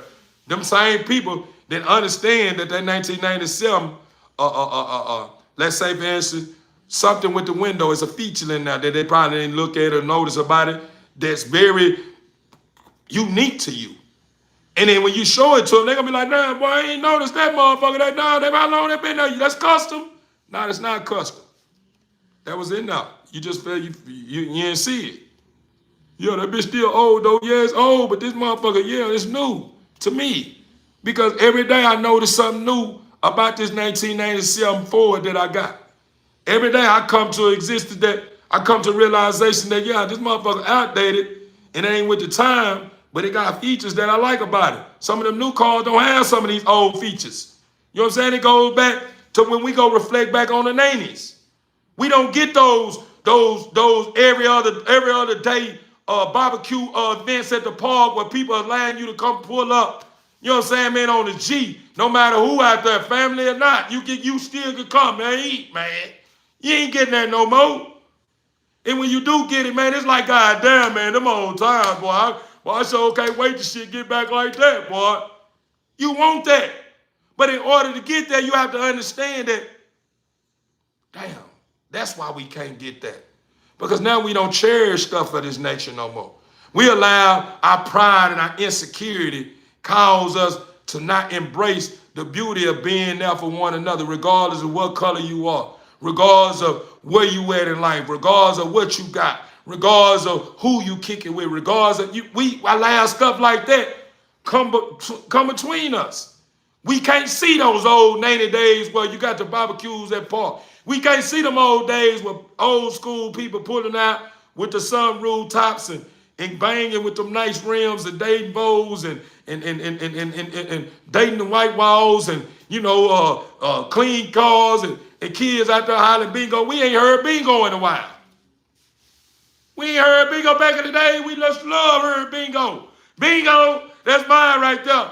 The old days when you was kids, you see a nice car pass through, you saying that's your car, knowing damn well, you just young, you just saying you want a car like that when you get old. So you saying that's my car right there, you argue with your sister or brother like, no, that's my car. That's my car. I picked that one first.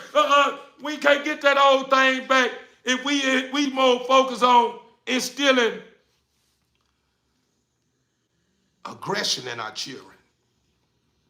We ain't even allowing our children to be cheering no more nowadays. Our children go inside the store with one of their friends, and their friend's mother may still shop at Payless.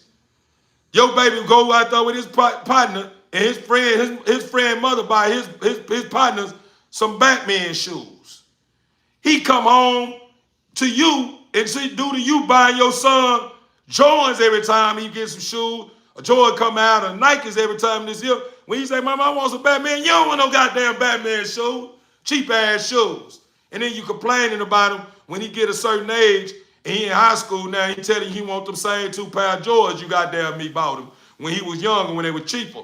Now he up in age, he telling you about them same 2 pair of Jordans you used to buy when he was 8 years younger. Then now that it costs money, his feet got big. Now goddamn, you only getting one. No, you getting one. No, and he crying, and you mad saying he ungrateful. He ain't ungrateful. Hell no, he ain't ungrateful. You can't say that baby is ungrateful because that baby has exercised a system that you instilled in him. How that baby ungrateful? That baby is not ungrateful because if that baby is ungrateful, why did you even create that in him?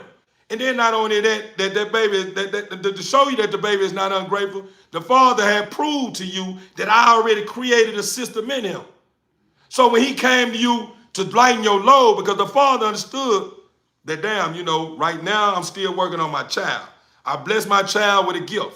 Even though my child belonged to me and this gift I bless my child with belonged to me as well.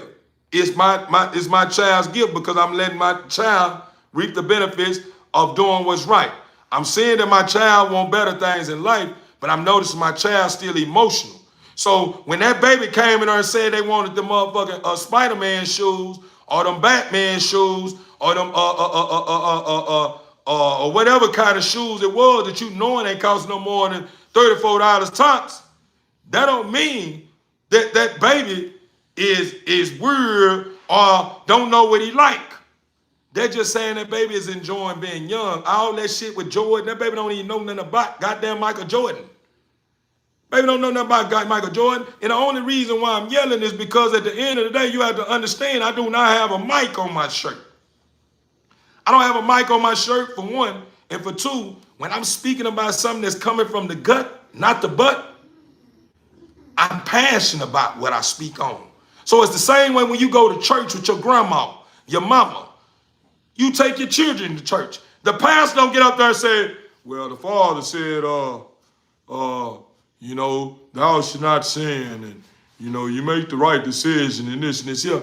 The pastor get up there, let you know this is serious. What I'm speaking about, I'm passionate about, and it gives me chills for every word that come out of my mouth. And that'll make me want to cry because I understand the truth. I understand the beauty in passing and sharing the truth with you. And if you receive it, you will begin to understand that what I'm speaking on is something you already knew. They say the power of the tongue holds the power of life and death. All I'm doing is enlightening you. I'm not telling you what to do.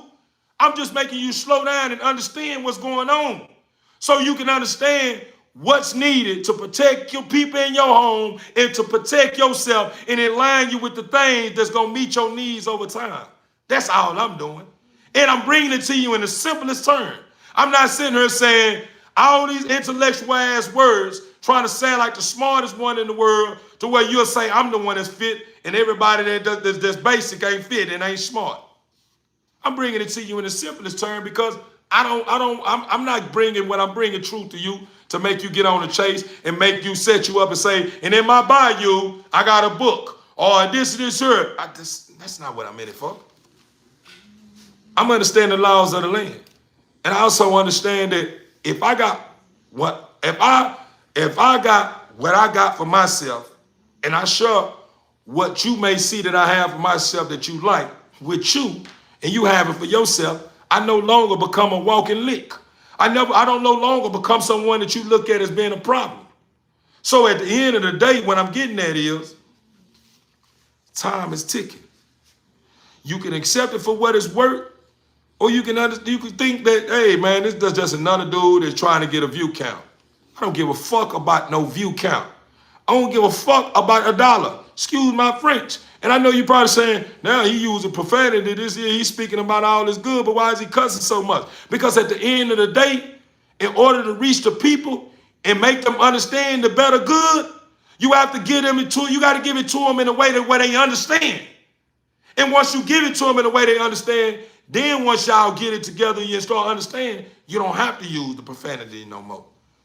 Everyone is not in a place in life where I'm at. They probably understand this language.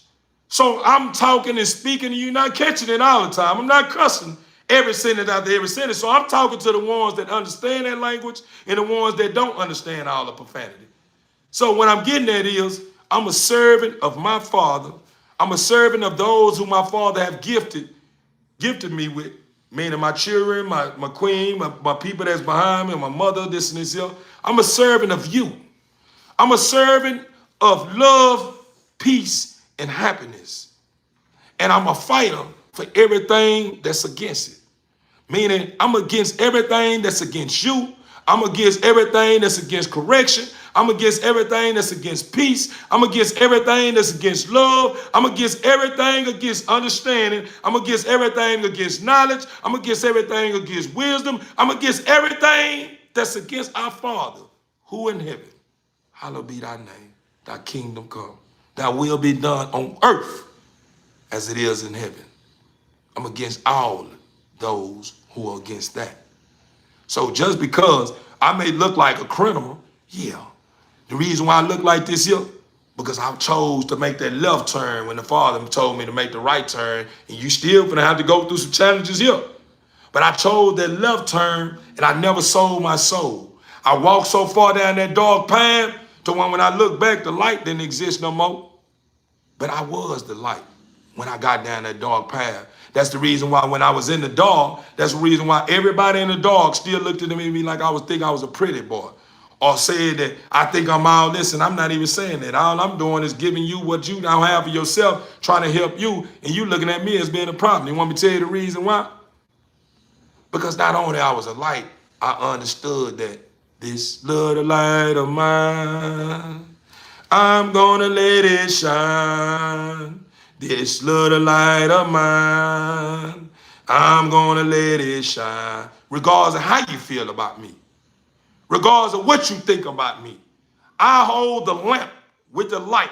And what keeps that light lit is the aura and the oil that exists in the heavens up above. That's what keeps me lit. That's what keeps you alive. That's what keeps you vibrant. That's what keeps me vibrant. I'm living off vibrant energy, just like you are, regardless if you don't want to believe it. What is like living off vibrant energy? I don't know where you're going with that. Love. Oh, you didn't catch it. L, living, O, off, V, vibrant, E, energy, which is in every living soul that exists on this planet. That's what I'm living out for. I'm living out vibrant energy, just like you. Regardless of you saying fuck love, why did you turn around and ask somebody to make love to you? Regardless if you made it for $1, you made $1 for it. You did what you did for $1. Why is it that when you're not working, if you're a prostitute, why is it that from time to time you want somebody to hug you and say they still here with you? Why are you saying fuck love and a woman is no good? Why you keep looking towards woman for affection? Why you keep looking towards woman for comfort? Why you keep looking towards woman for conversation? You want me to tell you what goes on, what's going on in the systems of the human being that exists on this planet? They don't even understand that Satan is controlling the way they think, because once they slow down and think about everything that they saying out their mouth, they begin to understand that this shit is some shit that I wouldn't even say, what the fuck am I thinking about? How many people do you know in the world that say something, and then once they slow down and think about, what the fuck did I say that for? You have to understand, you said that because Satan created a thought in your head, and you thought it belonged to you, and it came out of your mouth. And then once it came out of your ears was able to hear it, and your soul was able to say, what the fuck is you did that for? That wasn't who you are in the physical realm that said why you say that. That was who you are in the spiritual realm. That chimed in, to let you know, man, why the fuck I say that? That's your higher self saying, what the fuck are we doing? And the reason why it's two people is because you haven't in line. You haven't got in oneness with both worlds. So it's considered two people. Because who you are in the spiritual realm don't agree with who you are fully in the physical realm. I mean, it may be some things that who you are on the spiritual realm agree with, but I guarantee you the percentage of that who you are in the spiritual realm and what he agree with is slim. Probably 3%, maybe 1%. Because who you are in the spiritual realm is unstoppable. I'm talking about so unstoppable to where it's nothing formed against it stand a chance. This is what I know. These are facts. I didn't jump on my live to make you think that this is church. You're not talking to a pastor. You're talking to a servant of our Father. I don't need a title. I'm Theo. I'm a gift to humanity, just like you're a gift to me and our Father. I'm not a pastor. I'm a gift to you. I don't need no title, because once you put a title on me, then you place me in a bracket of thinking that I'm like Dr. Martin Luther King, or I'm like Dr. Farrakhan, or I'm like, you start placing me in these categories with these certain people, and you think that I'm in it for the same thing they in it for. Yeah, a lot of them was in it for a lot of good things, but some of them was focused on one thing. They had the right idea, but some of them was more focused on race with the Father's word. I would tell you the truth, what the Father say. You want me to tell you the truth? When you say white man, the Father say, what is the white man? Which he knowing is the white man because he created. But he say, what is a white man? Because he trying to make sense of why you trying to place a white man over me. And why is you placing a white man as being the one that's at the top of the food chain, that's in power and won't allow nobody else to reach that point in life? Why are you placing that on him? He's not in control. I'm in control. And due to you believe in that, that's the reason why you will never achieve that point, because I'm at work with you. And I have to first teach you how to let go of the doubt and teach you how to stop being so goddamn defeated. Because I had somebody in the beginning of my career going live, on live stream, to have a nerve to try to challenge me and then start speaking about the percentage of how many people on this planet that's billionaires or what successful people, and was saying that I never reached that point because of the way the system is set up. Hello? Oh, I'm doing great.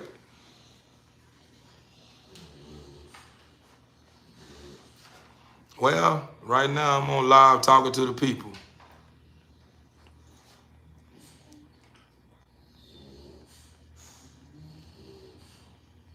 Oh, this is a special call. So, if I miss out on who don't want to be around because I took this special call, then hey, it is what it is. I'll catch back in.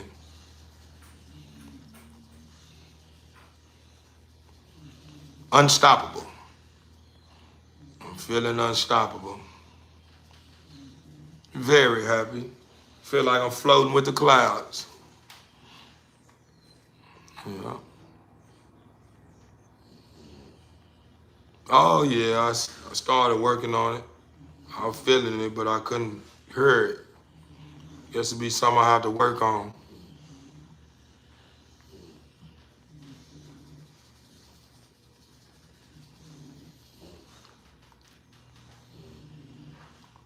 Oh, it's okay. I ain't gonna worry. I ain't gonna rush perfection. I know in due time it will make sense whenever it's ready.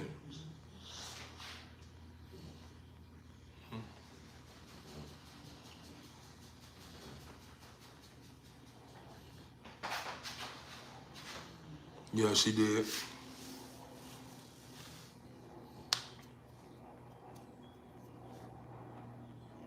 Hello, is you still there? Phone hung up. But back to what I was saying, my people. We are so powerful beyond our understanding to a point to where we'll never reach that point if we continue to just exist in the physical realm. I know a lot of people say, I believe in God. You know what I'm saying? That's who keep me going. You know what I'm saying? You know what I'm saying? The Father's everything. This is your woo, woo, woo, woo. Well, if the Father is everything and you believe in the Father, well, why do you allow your shortcomings trick you into thinking that you are not still considered someone very important to the Father?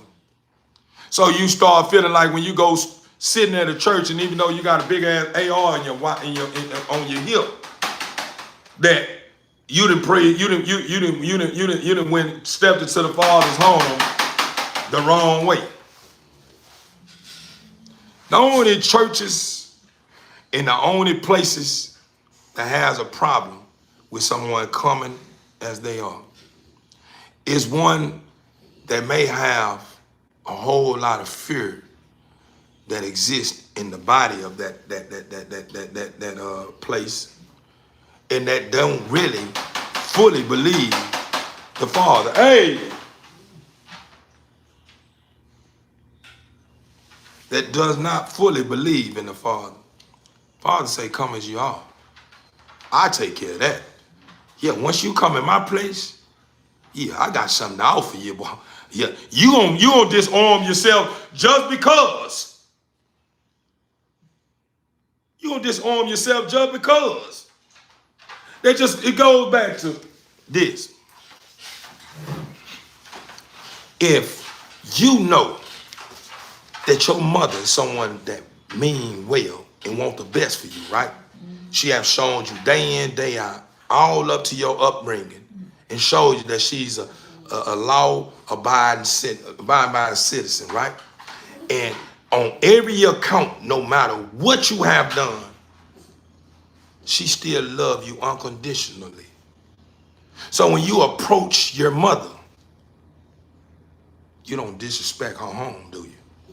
Regardless of what you do outside of her home that she don't agree with it, you don't do it in her home. Why? Because you respect her.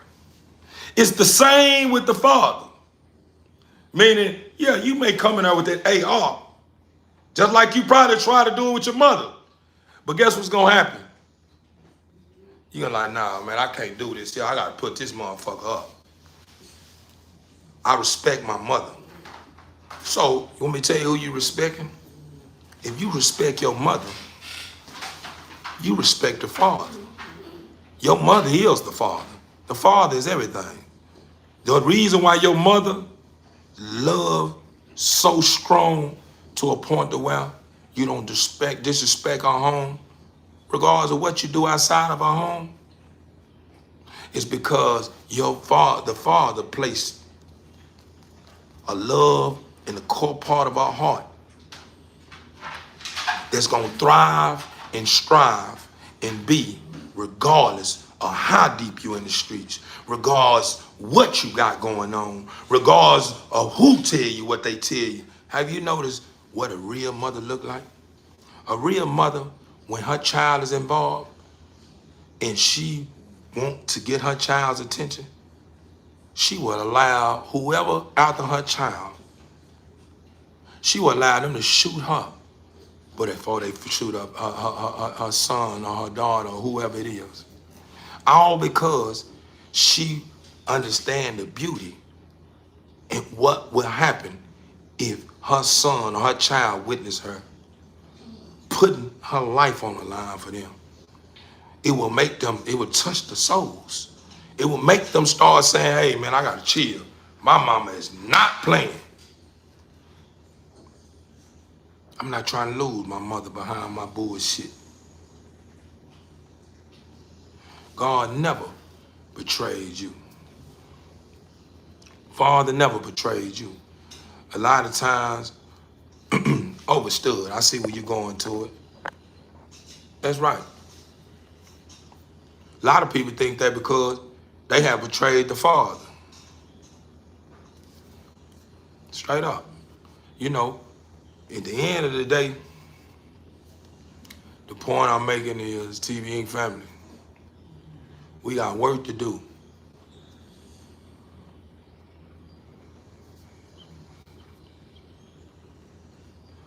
Oh man, as you can see, beloved, as you can see, you can this how you can this what I'm gonna do for you, beloved, so you'll understand Theo.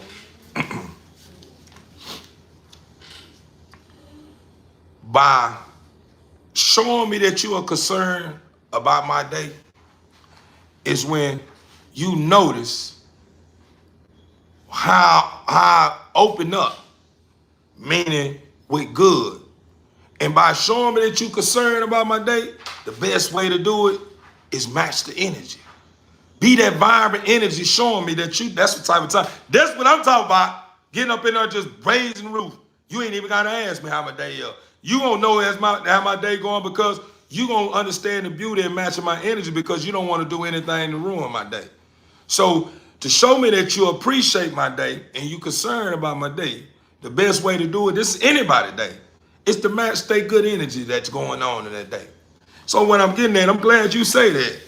You got my attention for a reason. What have you done for the day? Not respectfully though. When I say what have you done for the day, you know what I'm talking about.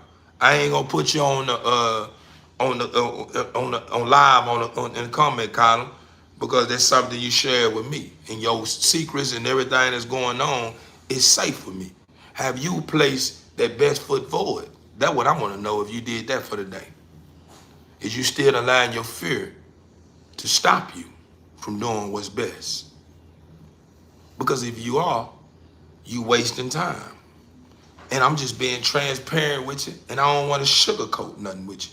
I understand you're a fighter, but you want me to tell you something, and I'm going to leave you with this, and I'm going to move forward.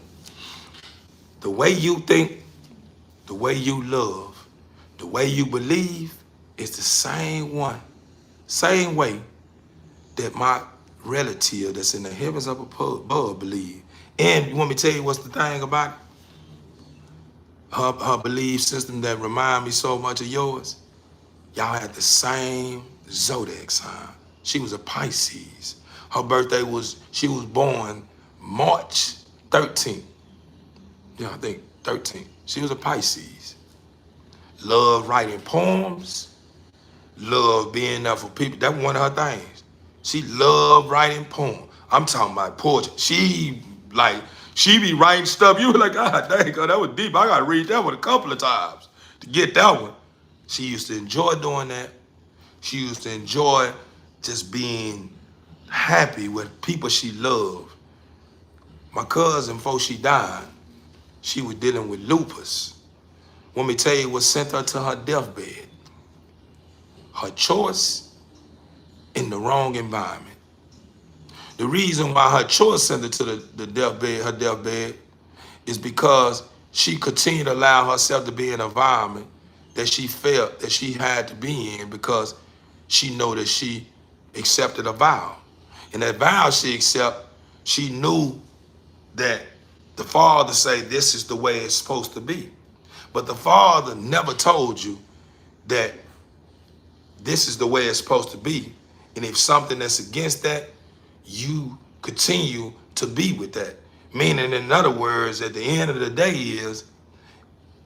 it's a difference between being with someone through sick, through helpless, to death do his part. And being in a situation or in a house or in an environment where you being with that person through those kind of times, but you also every day with going the distance with that person that you supposed to be there for is the one that's gonna be the reason why your time ends. It's a difference. It's a difference. You know, I know how to love a person strong enough to know that if I'm in a household with you and I'm going through the distance with you, man, I'm here with you through sick, health, to death do his part. And the moment I go here, when you start saying you sick, and I go whip up a remedy, a cup or something to help you with your sickness, and the moment you goddamn me give you that cup in your left hand, when you grab that cup out of my right, you hit me on my wrist with a knife.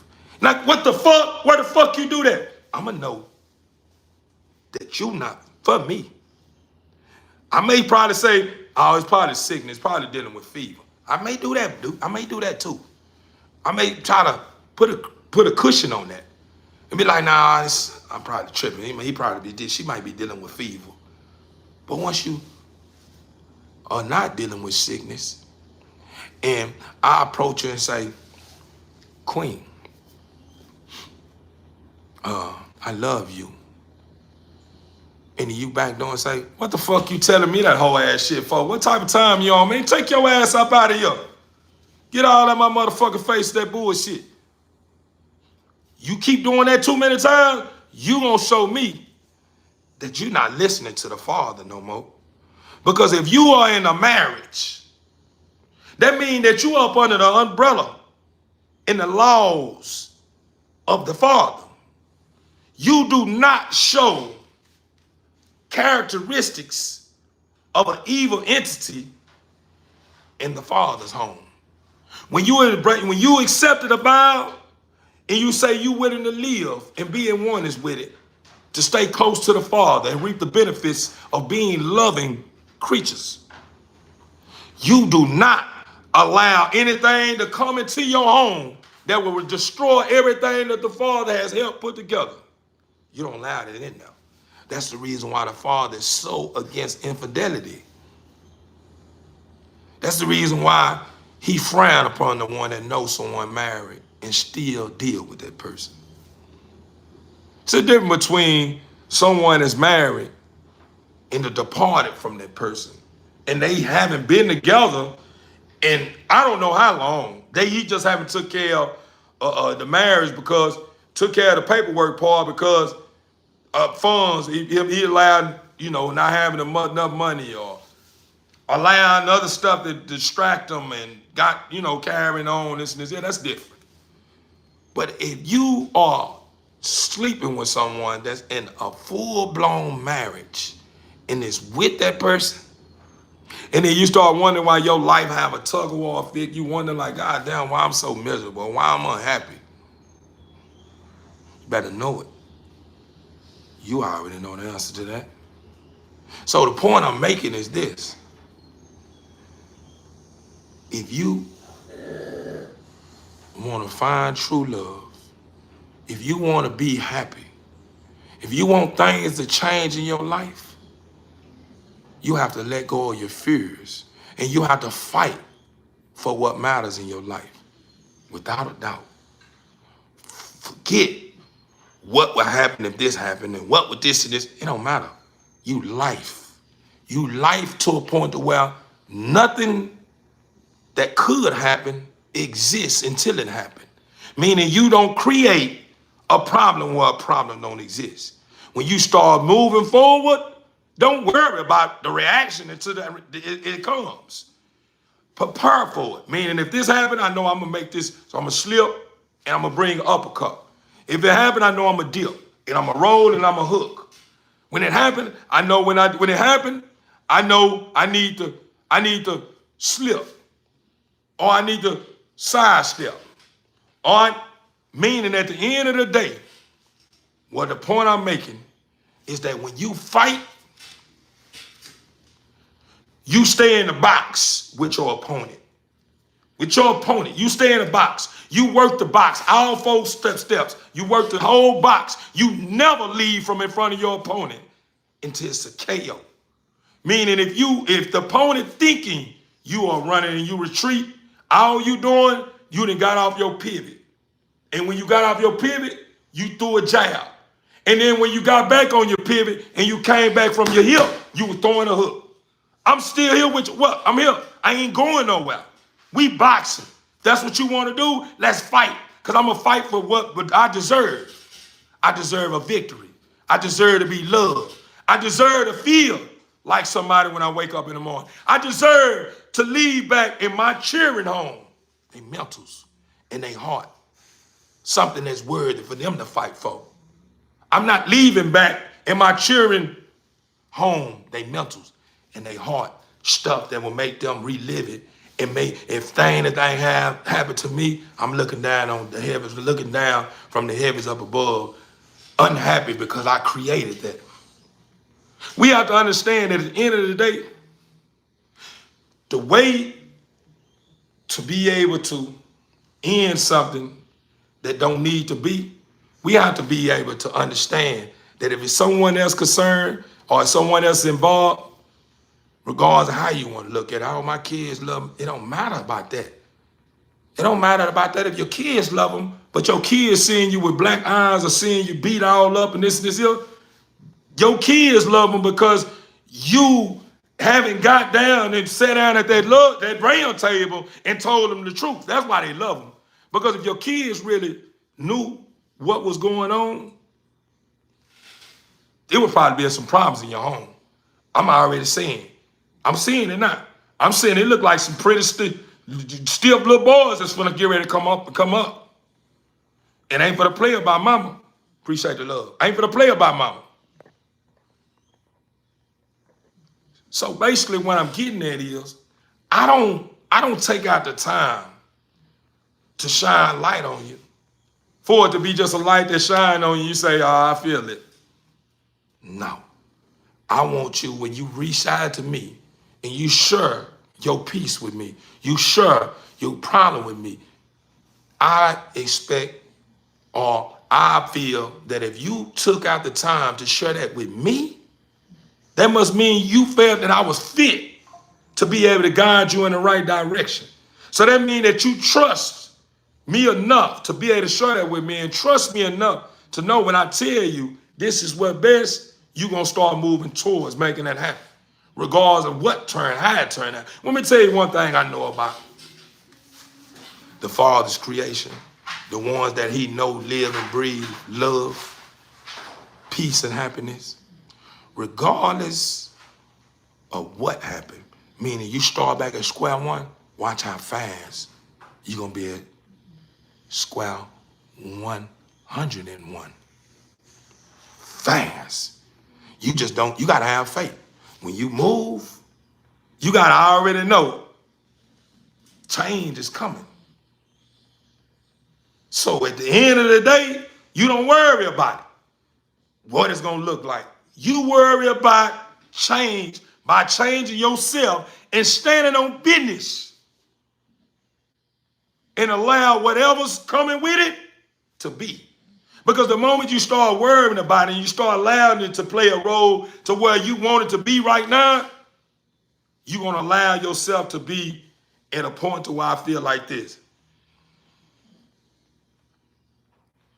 What is that? That's wavy. Watch this here. You see what's going on? Look what's going on. Every time you move that wavy, look what's going on. You open up doors, letting no more evil into your life. It's wavy. You letting more evil into your life.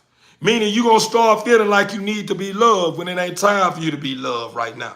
You just need to be loved from the heavens up above. I got to straighten stuff out in my life. I don't want to bring along stuff that I'm going to be holding on to or dealing with. And I feel like this need to be the first thing I need to talk about with a new part, and that's showing that they way more fit. And that's just one that the Father sent my way. You don't allow nothing to come between what you believe in, regardless of who looking, regardless of what they think, regardless of how they fit, none of that. You stand for what you stand for, and you die for it. Because if you don't, and you got people that admire you, and they look up to you for answers, like they look up to the Father, you're going to be more hurt that you let them down, because it was multiple, many. And the one that was doing the more hurt was probably just one. So what I'm getting at is, if you know that it's a head in your household and it's not being the head, and you know that you've been the head of the household, it's time to move and think and behave like the head of the household. It's time to lead like the head of the household. You take control and show your young generation, from your son, from your daughters, what love look like. What kind of response you give to love when you are part of true love.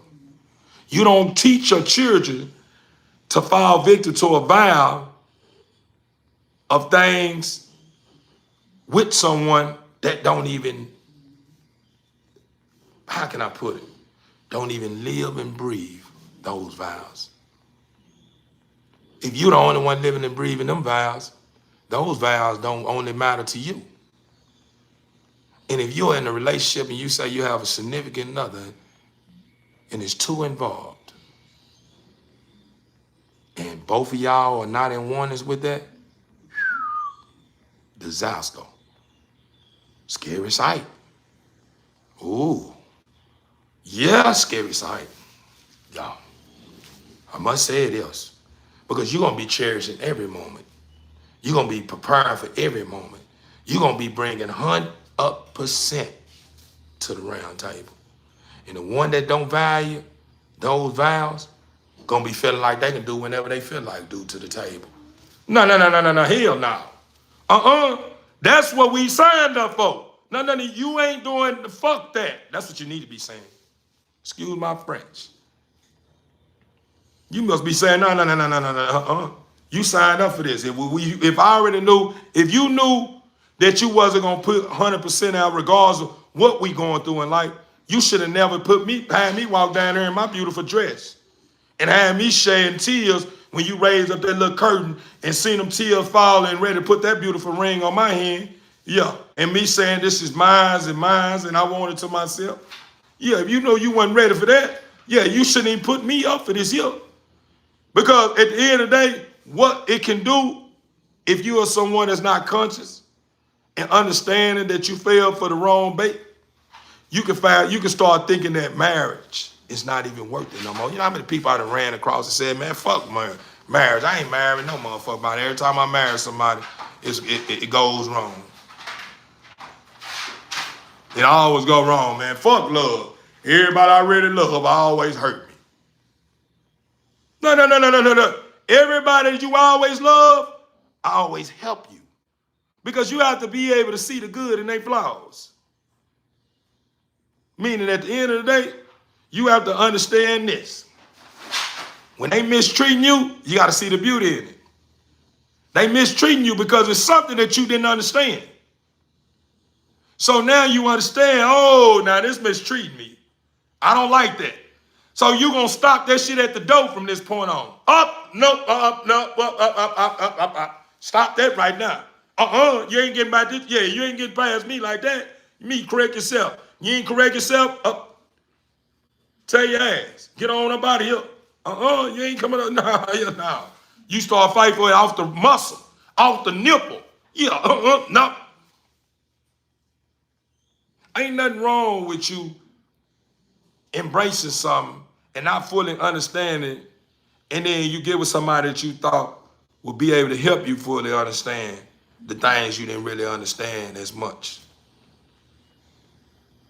Because sometimes that person that you thought that you was going to be able to get that understanding from, that you feel safe around, that you thought would give you understanding about something you didn't fully understand, sometimes that person that's not fully, that you lean towards may not fully understand. So his actions or their actions is enough to make you fully understand. Why? Because it's an opportunity in the experience, regardless if you look at it from being a bad.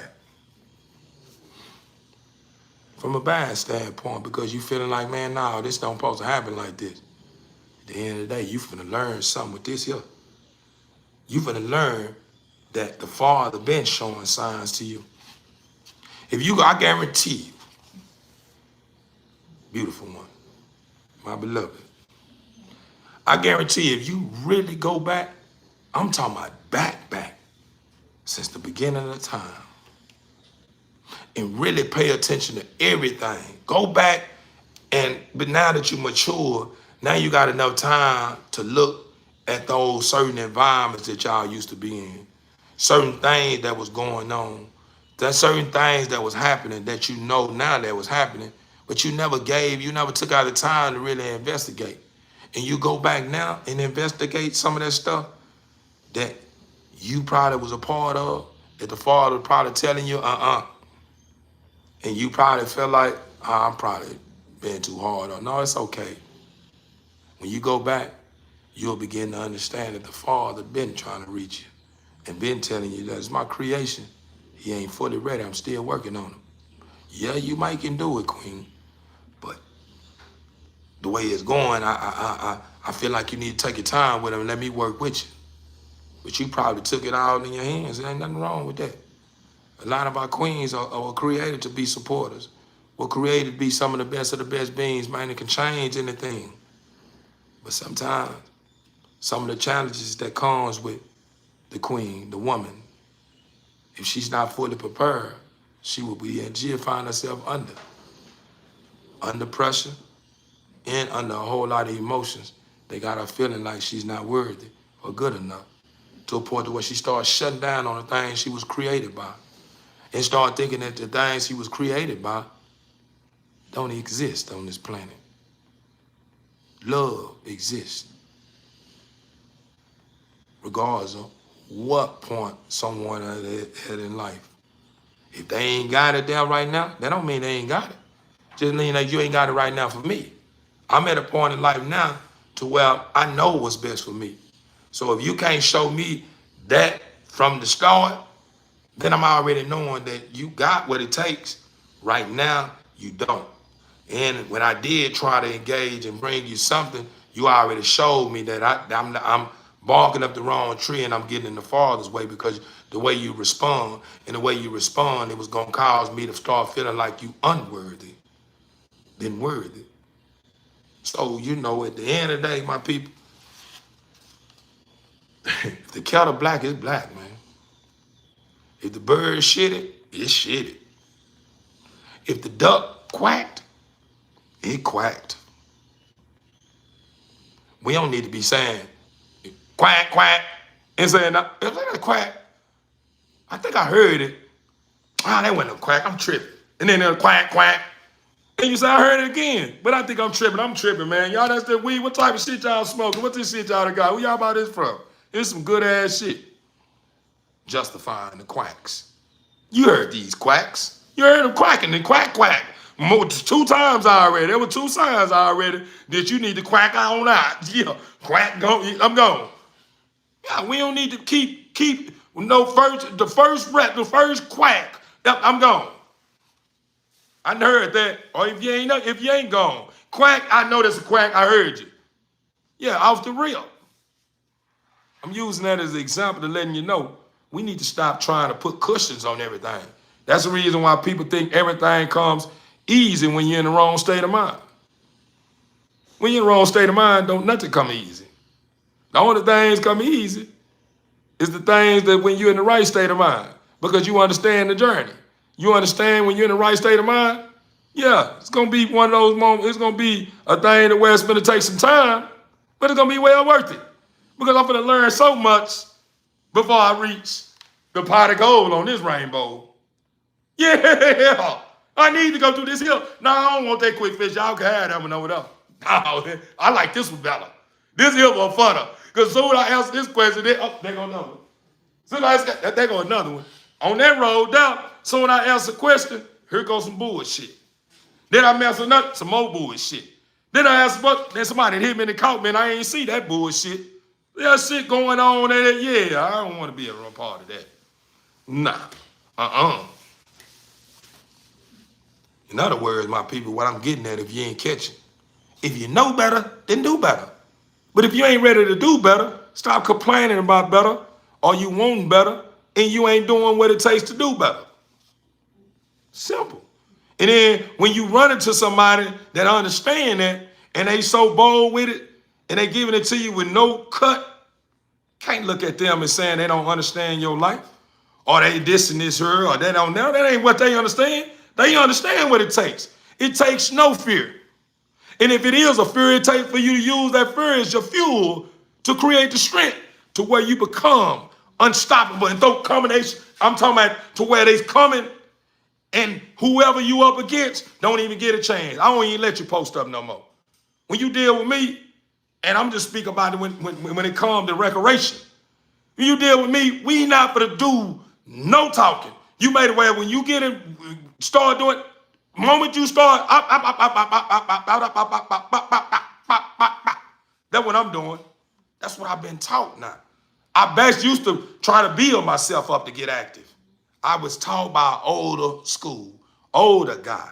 When I was there doing all that time, he said, youngster, you do not sit and wait to see what somebody else got.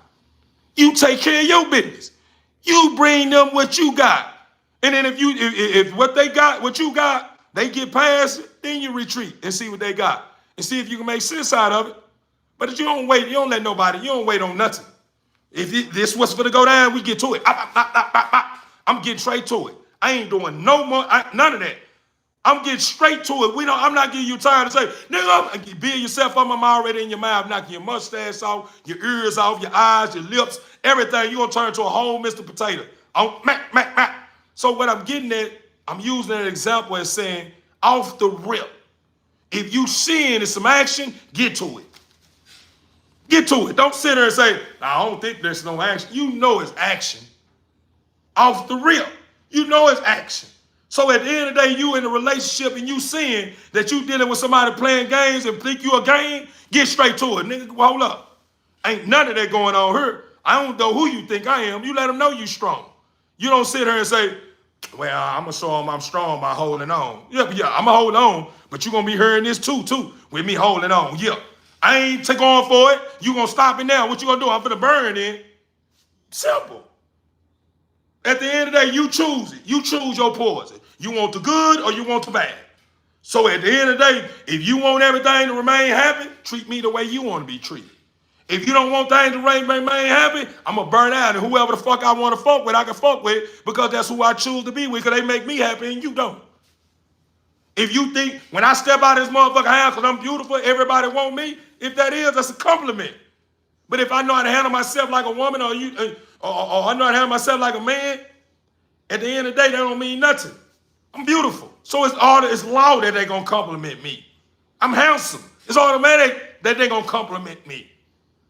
So if you got a problem with that, I'm not going to go put a book on top of my front end of my nose or go ahead and cut off all my eyebrows or go out here and try to find some way for them to suck my ass out because it's so fat or try to find some way to create a line, a pair of pins that ain't going to show my print because that motherfucker's so long and it just, I know how to handle my own. Yeah, I know how to handle that. Hey, cut that out. Yeah, you seen it, but don't point at that. I can't control. That's the way it was created. I tried. These are the biggest dreams they got in store that exist. If it's still there, you're going to respect me and my wife and respect me as a man. Yeah, this ass fat. Yeah, it is fat, but you're going to respect it. And I like wearing it like this. My man like how I wear them pants. And he ain't like that. And I'm going to protect his peace because I wear this for him. I know I look good. Appreciate you. But don't go just start going, yeah. I'm not like them. You're not at South Walker's strip club. You're not at Chippendales or something. Yeah, there ain't nothing wrong. There ain't nothing. Yeah, you ain't got that going on here. I'm a park ass. See, when you stand for something, you understand your work. You be understand to protect your peace. Regardless of what they think or what they say. At the end of the day, if it's there, you can't hide it. And at the end of the day, all I can do is divide it. Meaning if it's a problem and the person feel like, because I can't hide it, that they're going to be able to play with me like that, I'm going to check their motherfucking ass. And I expect for my king, meaning I'm talking about a woman, you expect for your king. Whenever you got down me to serve somebody up, like Mr. Clean, they got to clean. You got to clean them on up real good, and they still pressing on you. Your king better be right there, ready for peace. What you mean ready for peace? He supposed to be going straight in. No, he supposed to go in and get a man to understand it first. Hey, check this out, son. Respectfully, though. You know, I know she bad, ain't she, man? Yeah. Shout it, ready. Yeah, she like that. That's my wife, though. You know what I'm saying? My wife, man. I already know. Them jeans she wearing for me. Yeah, I like them. Yeah, I like them too, man. You know, she wearing real good. Ain't nothing, I know the stand that you see beauty, man. You might like it. You know what I'm saying? I liked it. That's why I got it. You know, she belong to me now, though. But respectfully, though, bro, I'm here because I was sworn here. She called me here because she was scared. So I'm giving you the understanding, bro, to respect my peace, my queen. You know what I'm saying? Nigga, fuck. Instantly. No, it off the rip, I'm doing it. But if I'm dealing with a man, he gonna be like, oh man, my fault. You know what I'm saying? I ain't gonna lie to you, I couldn't even control myself. I tripped out. Yeah, I ain't gonna lie to you, boy. She bad though, man. Just give you tip my hat to you, but appreciate you. I ain't know she was mad. I wasn't even paying attention. I just seen how that ass was sitting in the pen. I'm gonna be like, man, that's what's up. That ain't nothing, man. You stay blessed, man. Just keep your head up, man. You gonna get you one in the future. You got the right stuff on your belief, whether you just laugh it off, man, and move on. But the moment I bring my peace to you after my queen had told me about you doing the rest and doing the most, and then you start finna get into a rage about yeah. All that old getting extra crump, you ain't gonna have time because you see a real fighter, the one that I'm talking about street fight. I'm talking about a real boxer. I ain't talking about put your gloves on. I'm talking about somebody that they probably never been in the ring and good enough to be in the ring and take his career to the next level. Let me tell you the best way to break somebody's jaw, the best way to break somebody's jaw. And I don't want you to think this is what this is about. And I'm telling you to go do this here. That's not what I'm saying. But I'm saying the best time to get you a flawless victory in and bring it to where whoever it is got a problem with you, they gonna think again. He gonna think twice when they see you again. Is that the moment he open up his mouth, his jaw is easy to be broke. Bop! Soon he open it, soon you start, it's a baka, baka. It's a wrap. The moment, this is another thing. The moment when you see somebody and it look like it's a problem, when you already quick on your feet and you a quick thinker and you start bringing pressure and you ready to bring the business, the one that wasn't prepared for that because he ain't used to that, it's going to be hard for him to think to overcome that if he's not built for that. Because a lot of men ain't even built for that. The moment they run into the right, see, a lot of them doing this, and they probably will fight. But a lot of them ain't ran into somebody that when the moment they open up the wrong way, they ain't ran across that yet. A lot of them just so used to somebody that start doing this and then they have somebody engaging and doing it back with them. But when they run across somebody that soon you start, they gonna know from this point on, it's gonna be a lesson they learn. See, these are some of the things that a lot of guys, they say they ain't been down that road, ain't been in. They say they been on rock and roll units. You couldn't have been on the rock and roll units because your mouth wouldn't be active like that. Anybody that ever been on a rock and roll unit, you learn how to protect your peace and you learn how to control your emotions because your emotions will help you walk on that land and get back home to your family. That rah-rah, that X2 extra, gonna have you in a lot of problems. And it's gonna have you in some problems of people that you gonna wish you never said not one word. Because a lot of these people that's behind the walls got life sentences. And they probably admired Mike Tyson when they was kids. Probably liked it Roy Jones when they was coming up. Probably liked it Joe Frazier game when they was coming up. And they had all these great fighters that they studied before they got this life sentence. And they get down here and they goddamn me the way they do their time, that's all they do to try to perfect. Mike Tyson, Joe Frazier, Sugar Ray Leonard, they want all that in one, I'm talking about in one game, and these are people that you don't want to play with. All these guys that talking about they done been out and been down the fed, they play for keeps, this here, them playing for keeps is really whole shit to me. Me personally, I feel like that. I feel like anybody that's easy and open-minded to taking a bad person's life is a coward. It's a coward to me. Why? Because you were to take his life because you're afraid to face him again. Because you feel like you can never beat him at his game. So you took his life. So everyone that be on them federal yards, that's on them yard where they playing for keeps, a lot of them fools can squabble. But they'll pick up a knife to take somebody down, man. Come on, bro. That's coward shit, man. That's coward shit, man. Take your losses like you win, man. They dubs. At the end of the day, you beat my game, that's a dub. I just stood in front of somebody that nobody was standing in front of him. That's a dub on my end.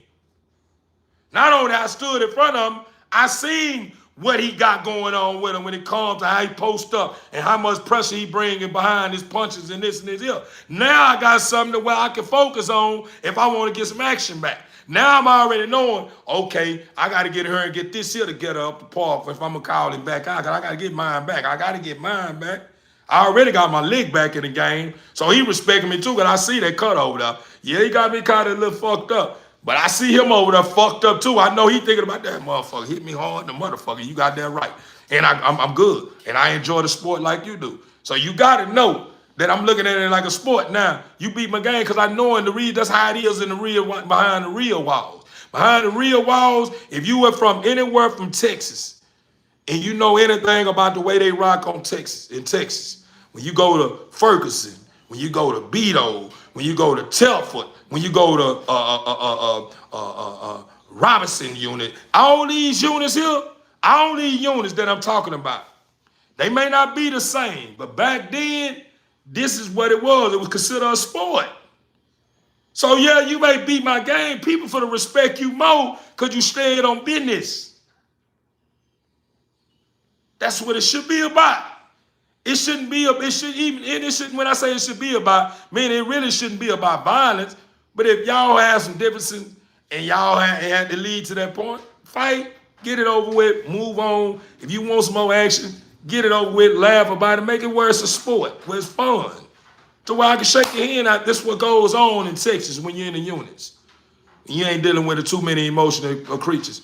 You get out here with guys that perfecting footwork and slipping and sliding and jabbing and moving and this and this here. And after the fight, if regardless they got beat or not, it's like, you got a fight there. You got me right here, though. I see I caught you too. Yeah, you got up in there, youngster. You got to get your game up, though. I'm live, though. You understand me? Whenever you want some more action, come out, let me. That's what it's one like. These are real penitentiary stories. This is how it really existed. Now you got a finesse 2 times and all these other dudes hollering about they done went to yards. You ain't went to no yards, bro. You ain't went to no real yards, bro. These are coward yards you went to. Man, ain't nothing about the wrong coward yard. No motherfucker found a picture, bro. It is coward yard. Because anybody that's playing for keeps and they don't want to punch with, like a man, that's a coward shit. You want to use objects when you got enough objects here. These are objects, nigga. I'm going to bust your ass down. You going to swerve it down, they just cut you with a machete. Once I start scanning these motherfuckers on your chin and poking you, punching in your mouth, this going to be like a blade. So at the end of the day, if you don't want to face these like a man and you want to go get a knife, you're a coward. Yeah, go. If you feel like you don't want to stand in front of these, keep your mouth closed. You talking like a big man. Now it's time to face this here. Then go on, yeah. You want to stick me now. Come on, bro. It's coward shit, bro. Then everybody want to be a part of these games. I did it once upon a time too. But everybody want to rep these different sets. But nobody want to follow no laws no more.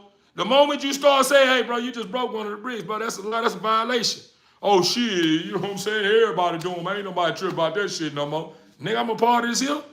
And then it seems like all these motherfuckers are part of these sets behind the walls. It's live from the shoulders, but a lot of them cowards too. And the reason why I say they're cowards is because you will be running with a gang of niggas or a gang of guys that don't even stand for nothing. They don't even stand for what you stand for. You following every law that's a part of the set, but they doing what they want to do. And then since the numbers are great against you, you feel some type of way about it, but you see it's a whole lot of problems. And some of them do feel some type of way about it and know it's a whole lot of problems come with it, and they still facing, but at the end of the day, nothing gets solved. So at the end of the day, by you still embracing this when you know it's not the same, that makes you a coward. That makes it makes me feel like you scared to stand alone. Because why would I stand for somebody that don't stand for the same thing I stand for? I'm willing to die for this here. You say you willing to die for this, but why is it that I just caught you in the cell or heard about you fucking on boys, bro? You know that's against what I said, brother. You know that's a violation, bro. That goes back to Islam. Go back to religion. A lot of, like Islam. Islam, I'm talking about homosexuality. This go for any religion. We don't just say Islam. We don't say any religion. A lot of this stuff is totally against this here. But it still goes on, though. It ain't got so bad to where people know it's against humanity. It's against what the Father want to see out of his creation, and they put a cushion on it. Don't judge nobody. You ain't positioned to judge nobody. Yeah, you are. What the fuck? Who told you that? Only God can judge. No, he not. Only Father ain't the only one judge. Who you think judging you? The Father lives in every living being on this planet. So when you're hearing the judging, and then you say only God can judge you, that's who judges you. Because if that person in the sound state of mind, and he telling you, bro, you know that ain't right, who you think talking? Oh, man, that was him. No, it wasn't. If you knew the Father will tell you I'm everything. Everything you do is me. I feel everything. I say everything. I know everything. And I see everything. Everything you look at is me. So if you know the Father and you hear somebody say that, and you saying you can't judge me, you just told the Father he can't judge you. And then, you know, let me tell you with some of these religions. Some of these religions, they tell you that you don't supposed to bring a brother's faults to anyone's awareness and this and this here. If the brother eat pork or a brother doing this here, you keep that amongst you and the brothers. So basically what you're saying is, if I'm not a Muslim and one of my Muslim brothers I see that's walking with Islam have a brother that's eating pork in the child hall, that's not my position to tell you, hey, bro, what you doing, boy? And then I bring it to your brothers and tell you, hey, bro, you know your boy was down there eating that pork down there in the child hall, man. Appreciate that, bro, for letting me know. And then you tell the brother, man, you know you're supposed to be eating pork. And then you heard brothers talking about, man, you know that brother been eating pork. These are brothers. These Muslim brothers. These is Muslim brothers that they talking amongst. You mean, you don't supposed to be telling, revealing the brother false and stuff. You know what I'm saying? You're supposed to keep that amongst the deen. You're not keeping it amongst the deen because the deen is talking. Everybody that talking about the brother eating pork or down there fucking with them boys is the community. Why is you just bringing it to? So basically what you're saying, only the imam and the brother is able to talk about this stuff, and it's it. That don't even make sense, man. Not talking about this to make you focus on religion and bash the core part of these different religions. But I'm just saying, at the end of the day, man, if you're gonna be real, be real. Let's just be real. So let's stop just sugarcoating everything. I'm trying to make it fit whenever you're ready for it to fit, and then whenever it's not, when it's something that's convicting you, now it don't work no more. Oh no, I don't see it like that. You just said that, bro. I heard you tell that brother the same. Man, I ain't saying it like that. I was talking about this. No, you wasn't, bro. Man, I'm telling you, man. And then I'm gone.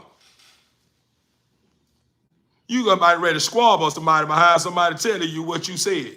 This person never did a drug in their life. Very smart. You done said it multiple times, boy. You smart as hell. But the moment this person start, goddamn me, bringing to your attention, and that you said the same thing, the first thing you want to say, man, I ain't say that, man. I'm telling you, bro. Come on, bro. Man, listen, man. Boy, Satan ain't at work, boy. Boy, Satan, boy, I swear, boy, he just sent them all weak-ass demons out. That's very extraordinary. But they act ordinary, and they'll never stand a chance against our Father and those who walk with our Father. Yeah, they the Father's creation too. They just took the other route, and that's what they rather do because they think they can outsmart the Daniels. They think they can outsmart Miyagi. Miyagi bless them with everything they got. Now all of a sudden they think they good enough to take Miyagi down. You know what I'm saying? Like that's what happened. You get somebody. I'm talking about you get somebody where you done been training, this how this is you hook them and this here you giving them the game and that's how you do it. Whoop, and you seeing like you strong now, boy, you good. All of a sudden now, when you told him he good and snapped him that he ready now, he come try to check you out. Not understanding, I was your trainer, bro. I trained you the best basics, brother. I ain't trained you my extra tricks. Those are my tricks. I gave you the basics, and you add your own game to whatever you know. That's how it goes. In a penitentiary, when somebody's training you, or even in any field, I feel like they train you the basics, and whatever you come up with your cleverness to add to it, and they see there's beauty in it, they let you stick with it. That's your personal game. That's the reason why a lot of trainers, when they training you, they train you with combinations that you like. What kind of combinations you like? And you say, I like these kind of combinations. They start working on the combinations, helping you perfect those combinations. Not saying when they helping you and giving you your game or whatever, that they giving you they giving you specialties. No. I may give you one or two or something, but I got some other stuff inside the bag too, though. So that's what a lot of them fools do. You train them now, all of a sudden they awesome. Then they knock a couple of people down. Now all of a sudden you done snapped the way you lie, man. I like the way you work. And now all of a sudden you want to try Mr. Miyagi. And you think everything I was doing when I was training you is everything that I got in the bag. No. Let me get this here. You ready? You sure you ready for this here? Yeah, I'm already knowing. Because I didn't watch, I've been training you. So I'm already knowing, yeah, you strong, but we still ain't perfected. You ain't had enough fights like me to be able to try me on this level. So I'm knowing your little weakness already. You're like the father. He knowing that every time you gain, he gain 100 more ways to do things. So by the time you find master the father 1,000 feet away, then you want to try the father. Fuck God. I don't give a fuck. I ain't no motherfucking God. Fuck him. Be pussy ass. Now all of a sudden you pussy ass doing, man, nigga, this here. You try the father. He just thunder that came out of where you ducking and running up under cars and jumping in somebody else's body and smoke shit. You know what I'm saying? Come on, man. Come on, man. You know what I'm saying? That point I'm making, man. At the end of the day, man, that's what we were created for, man. We were created to hold each other accountable, man. Ain't no picking and choosing, man. Ain't no picking and choosing, man. You either want the brother to be right or you want him to be wrong. So at the end of the day, if he reveals something is wrong and you see it's a problem, and it's gonna end up having him to where he fall away from home, man, it's only right that you tell the brother, hey, brother, I see you on the right track, bro. You know you're supposed to be eating no pork, right? Ain't nothing wrong with that.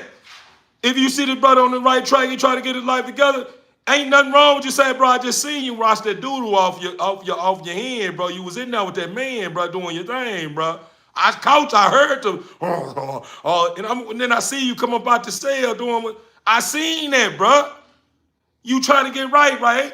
So I'm letting you know, bro, that ain't what's up. On the guard can judge. No, he can't. I'm judging you. Because I'm a servant of my father. And you up on his umbrella. So it's only right that servants of our father hold their brothers and sisters accountable. It don't matter what umbrella you're on. You can be up under Christianity. You can be on this here, up under that there. We praising the same God. So all that you don't reveal it, man, that's no good what you talking about. There's a flag on the play. You ain't talking about nothing, man. You ain't holding yourself accountable, be telling me about don't reveal a brother this here or this and this here. You want me to tell you what I noticed? When I was part of Islam, man, it was a journey, man. I learned so much, man. And then, I just kind of, after my second Ramadan, man, I just went on and just faced reality. I went on and faced reality, man, and realized that, man, all this stuff ain't doing nothing but dividing us, man. Majority of the stuff that I was learning about Islam was against Christianity. A lot of stuff I was learning about Christianity wasn't even against Islam, but it only comes a problem with Islam when it starts saying the way they believe and this and this here. So I'm like, man, I ain't with all this old dividing the believers, man. The believers are supposed to be one body of peace, man. The believers don't supposed to be saying, well, I'm a Christianity, I'm Islam, I follow this here, and I follow that, and this the way it goes, and here I am right here, we better. I don't want to be a part of none of that shit, though. No. So what I'm getting at is, when I was part of Islam, due to me being at a point in life where I was at, with being in strength, they had me as harasser. They had me as the head of harasser.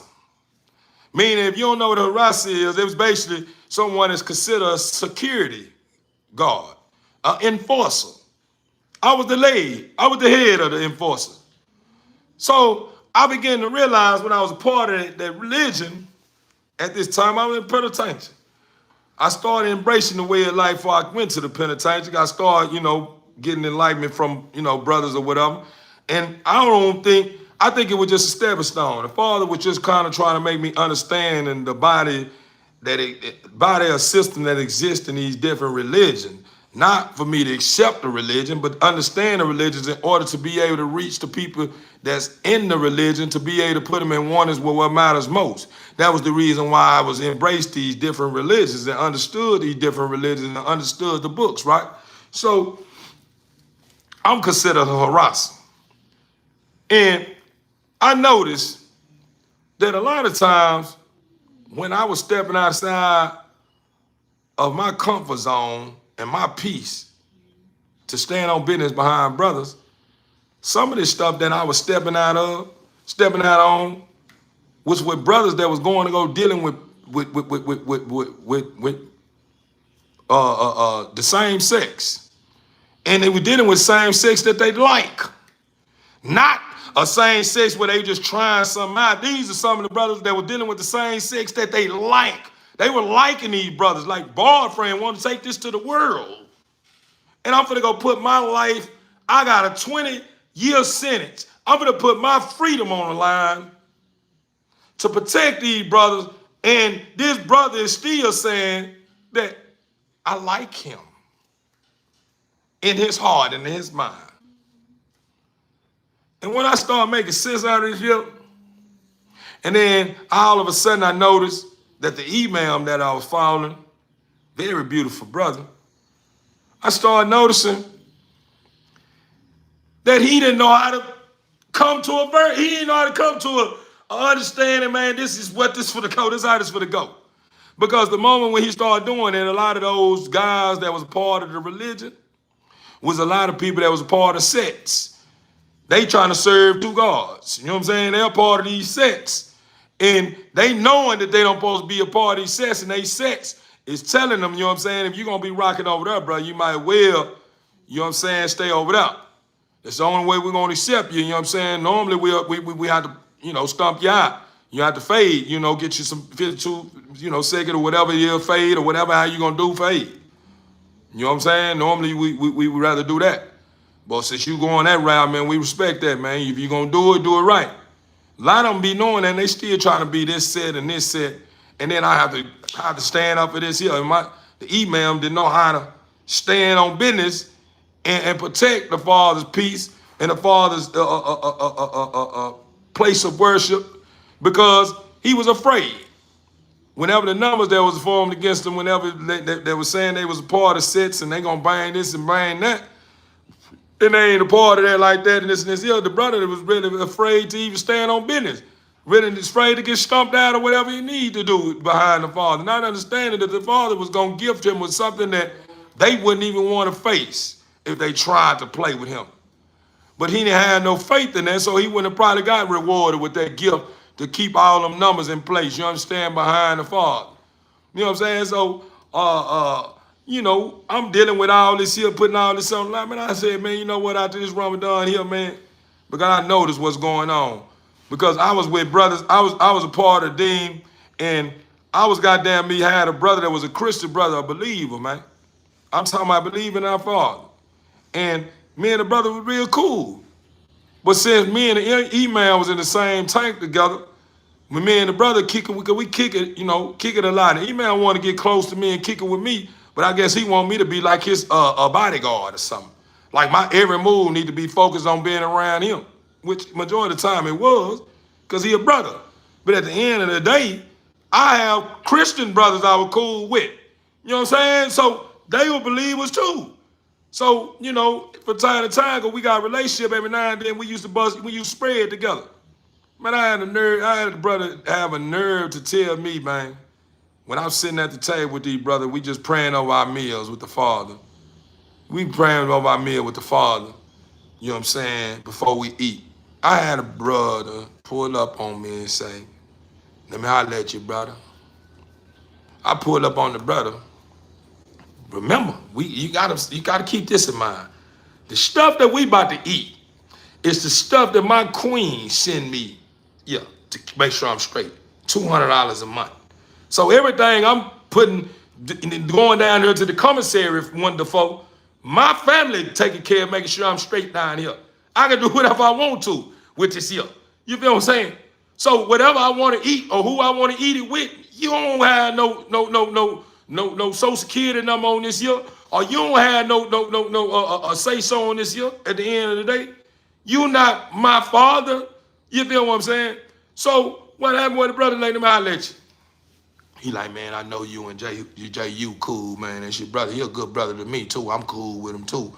But you know, man, it's against the deen, man, the evil Catholics. Like, what you mean? This is against the religion to eat against evil Catholic Rome. I said, what you mean? He was like, them disbelievers. I'm like, bro, how you gonna say that's a disbeliever, bro? These brothers ain't disbelievers. We just prayed over the meal, brother. The brother always talking about the Father, man. Even though he may not move and walk like us upright, majority of the time, the brother have his own journey. He on his own journey. Him and the Father have an understanding with each other.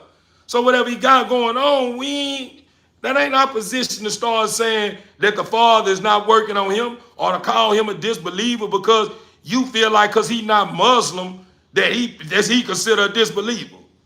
Man, get moved, man. When I went through that right there, this is some of the stuff that I almost had me ready to punch some of the brothers down, man. Like for real, for real. You see what I'm saying? So after I went through all this, I started understanding I had been part of Dean for a minute. I ended up learning my prayer in Arabic. I started learning how to speak Arabic, trying to learn little words on how to speak Arabic. And then what took the cake is before when I first embraced the religion. I knew my prayer in English first.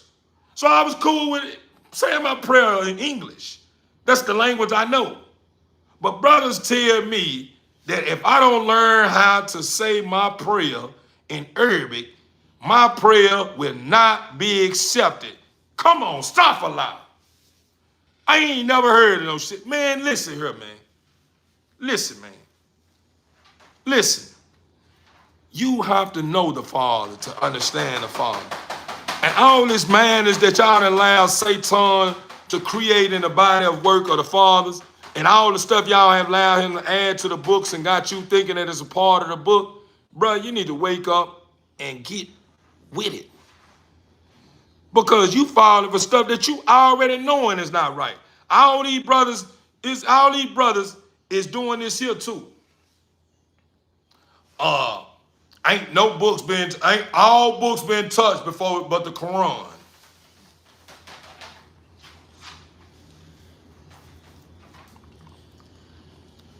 I've been reading, I read some pieces in the Quran where I was like, hey, man. Hold up now. Nah, I know this ain't the Father saying this here.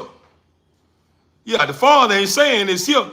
I know this got to be something that Satan that had to play, but brother saying that, that's the reason why you got to learn the Arabic part of the word, because they can't tamper with that or change word in that.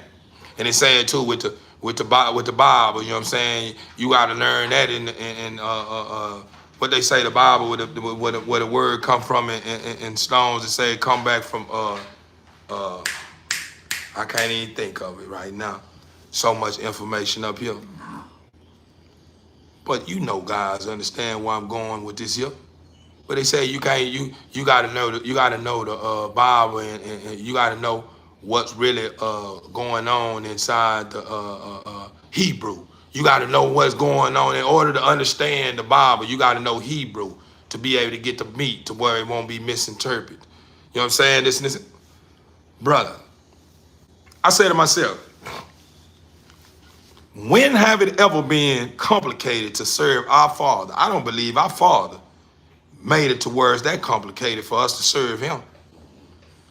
Why is it that you overwhelming the believers and you overwhelming the people that's trying to get closer to the Father with all this stuff that you making them feel like that the Father haven't said?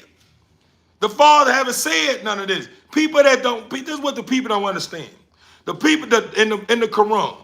In the Quran, the Quran is wrote in two versions, English and the Arabic. Meaning the Father understood that it's a lot of people that's being brought to this religion because they say this the book is not, it haven't been touched. So a lot of people, he understands that a lot of people gonna probably, lean more toward the book that haven't been touched because they want to get to know him. So he knew that a lot of these people would probably be English-speaking people. So what he did was the father made a version for English people to be able to accept this way of life, and he wrote it for the ones where who the book was for. That was supposed to be for the Arabs. The books was wrote for the Arabs, meaning the people in Pakistan and stuff like that. That's the reason why it was wrote in certain different parts inside Hebrew and in English. That goes with the Bible. The father understood that the word that I bring, he knew that a lot of people would want to understand the word too, that was wrote inside stones in Hebrew. So he knew that he had to get someone that was fit to be able to translate Hebrew into English, even though whoever it was goddamn me was being whispered to from time and stuff got off, it's still the Father's word. So at the end of the day, when you start placing all this stuff on you, God, this and this here, you complicating the believers. You complicate, or should I say, you are creating something within the people that's trying to get closer to the Father with all this stuff that you don't even know about. You barely even know the word. The Father start talking to you in parables. You don't understand the parable because you really not even 100% in oneness with the Father to understand the parable. That's the reason why you're like, damn, that was deep. It's not deep to the one that understand the parable. That was a parable that I gave y'all that came out the Bible in the beginning. You don't remember? When they say ignorance is bliss. They say ignorance is bliss. That's a parable. But you want me to tell you the thing about that parable? That's not the Father. That is Satan. You have to remember who Satan is. Satan is not your average Joe in the eyes of those who don't know. It's not your average Joe. Even with him being cursed, he's not to be played with. Why? Because the Father did strip him from a lot of things that he had that protected the people in the heavens up above, that made him one of the best angels that sat on the front line with the Father. But a lot of that stuff that he had, the Father stripped him from it. He took majority of it away from him, sent him on cursed him, meaning he don't look nice and handsome like he used to be. One of the beautiful angels that stood on the front line with the Father. He ain't looking like that no more. He was cursed to be a snake. Slither. These are some, and that ain't even how that right there, see, you gotta understand. You have to understand the parables. That's not how Satan looked. It's like a snake. That's a metaphor. That's a parable. That's understanding. A lot of people saying Satan is a snake. Satan is the one behind the snake. He the one that's intrigued, and he's the one that's guiding the snake. That's why no snake is to be trusted. No snake. In the heavens up above, don't no creature that walks there trust a snake. Snake is evil. Because just when you think that a snake is all right, that snake will turn around and bite your ass, who knows when. Not to be trusted. So what I'm getting at is a lot of people don't understand that Satan is not a snake. Do you understand the parable behind the snake? Meaning it can't be trusted. That's what it was, man. That was the parable behind it. The snake, meaning a being that cannot be trusted. The Father associated the snake with his word that he was trying to give the people to understand it by, because he know when he give you the word, sometimes it go over people's head. So when able to make you understand the word, he got to use things that you understand to be able to reach you. He already knowing, a true believer, a person that understands what's going on this planet, know that a snake is not to be trusted. So the Father understood that when he bring you his word and he describes Satan to make you understand Satan and what you up against, he used a being that cannot be trusted.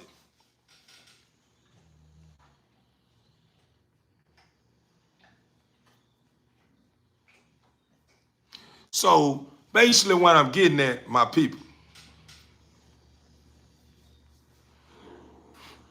I know this here, my people.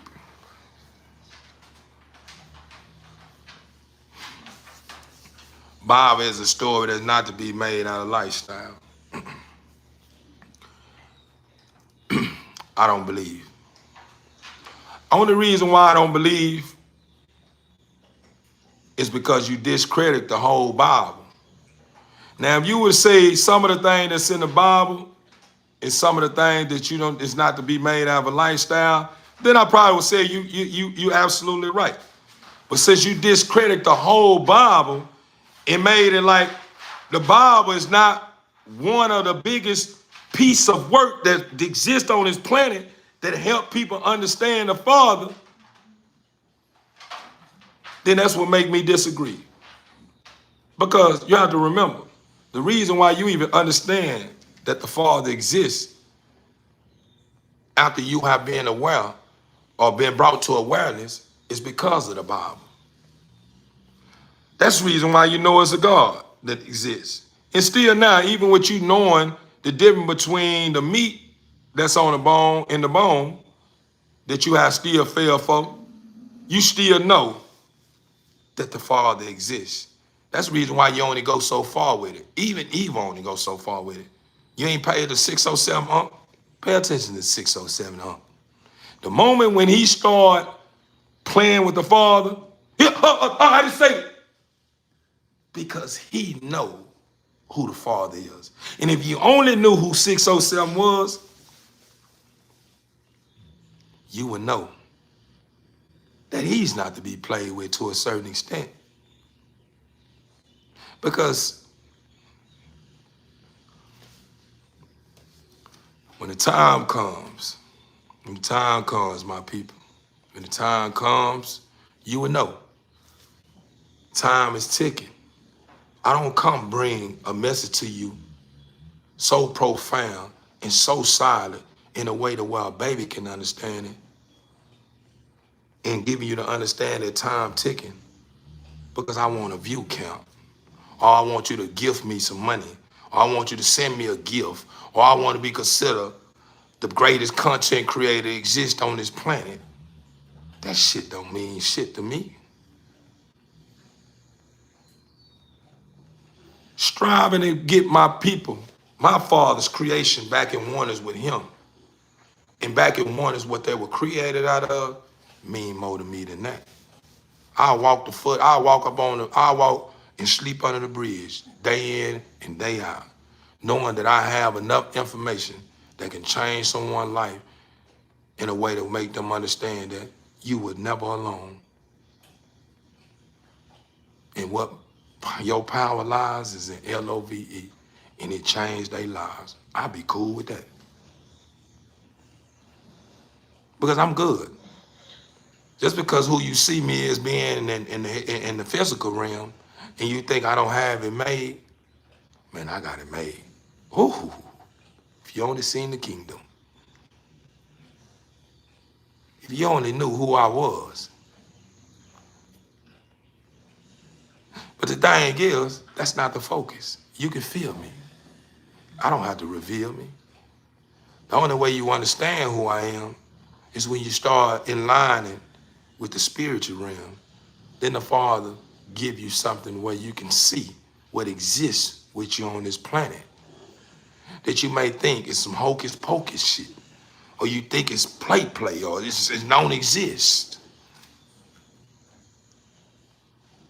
But I'm here to tell you, my people, I had to bring y'all some good food on Friday. This soul food. I always say it all the time, soul talk. I'm not talking to your I'm not talking to your physical being, who you are in your mental. Not just your brain. I'm talking to your heart that talks to your brain. Your heart talks to that brain. It keeps its function. Makes it where that brain is working and operating right. Because that heart, let them know. This is where we get our fuel. Yeah, you full of shit, but you need to goddamn me do some of this too to get some fuel. Regardless of what part of what entity you're a part of, you have to use some of the heart. Think about it. Satan would have never fooled you if he didn't make you think that some stuff that he does is good. That comes with the heart. That's how he fooled you. That's how he tricked you in thinking that your first mind is not the mind you should always lean towards. You should lean towards me too. I'm over here too. That's what he's telling you. This full of shit. I'm able to get in your head because you don't understand me.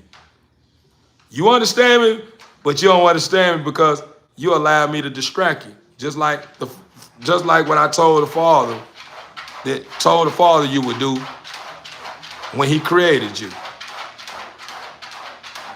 And the only reason why that exists is because he created that. That never existed in humanity. He came down here understanding that humanity was created to be something new.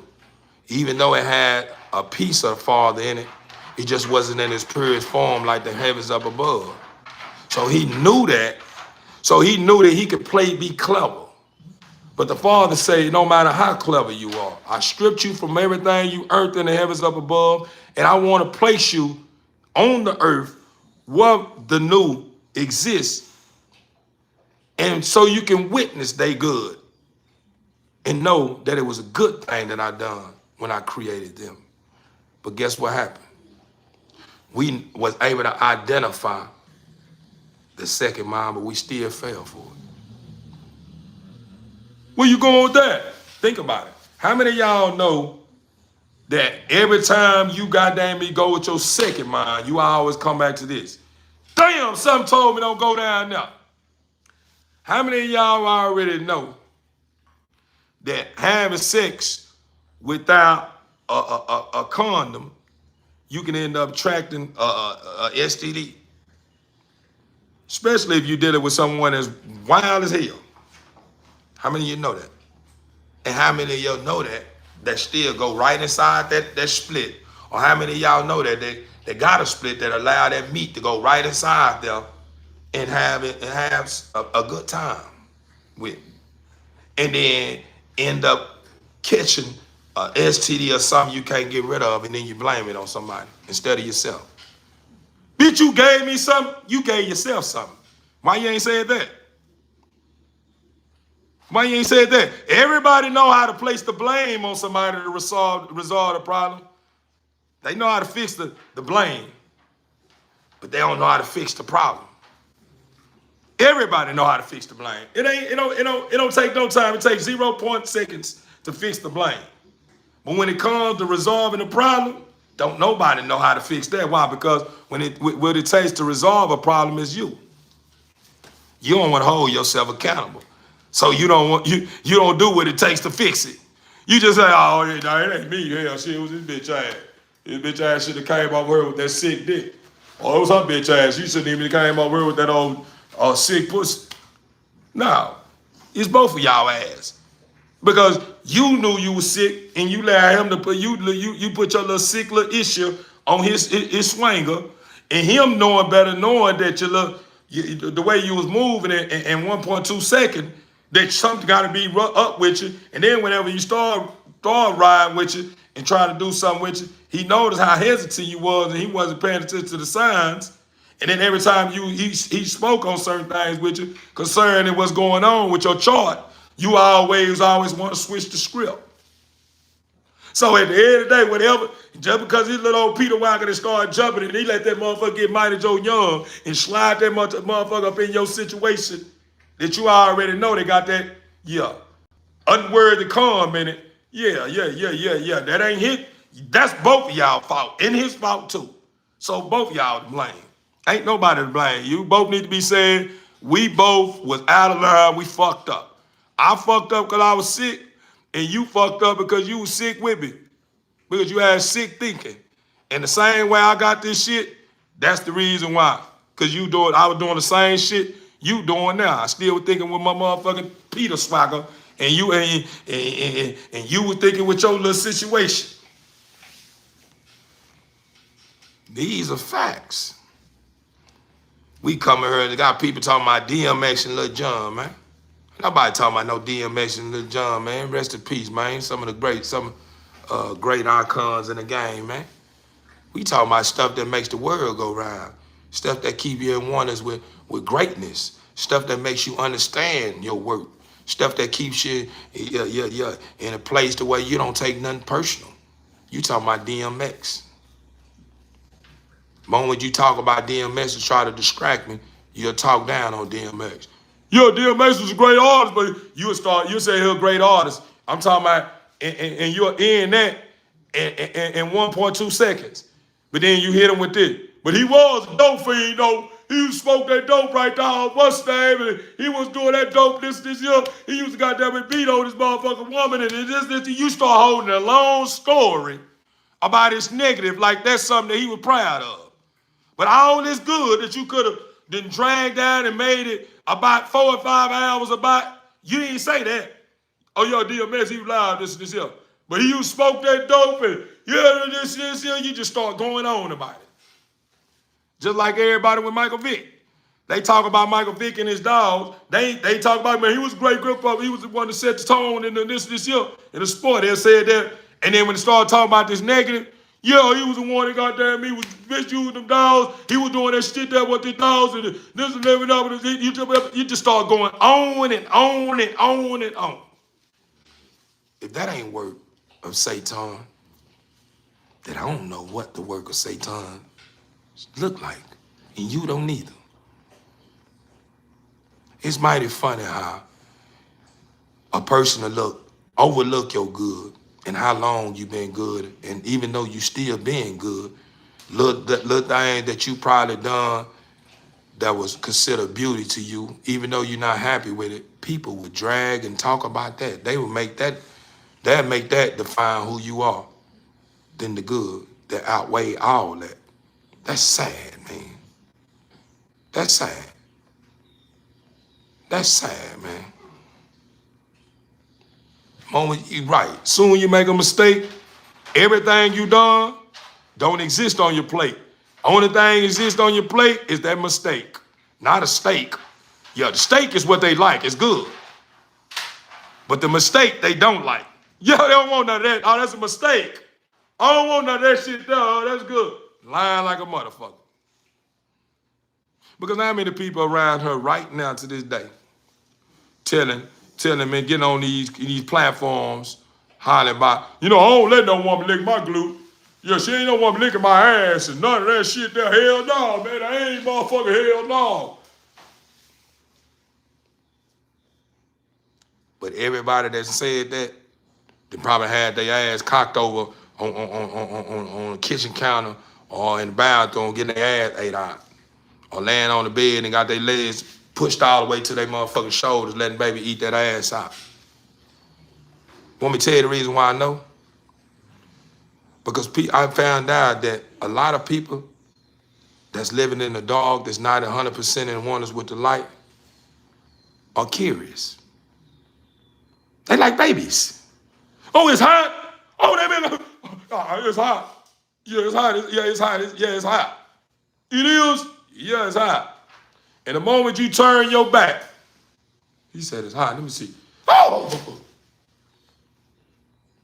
What happened?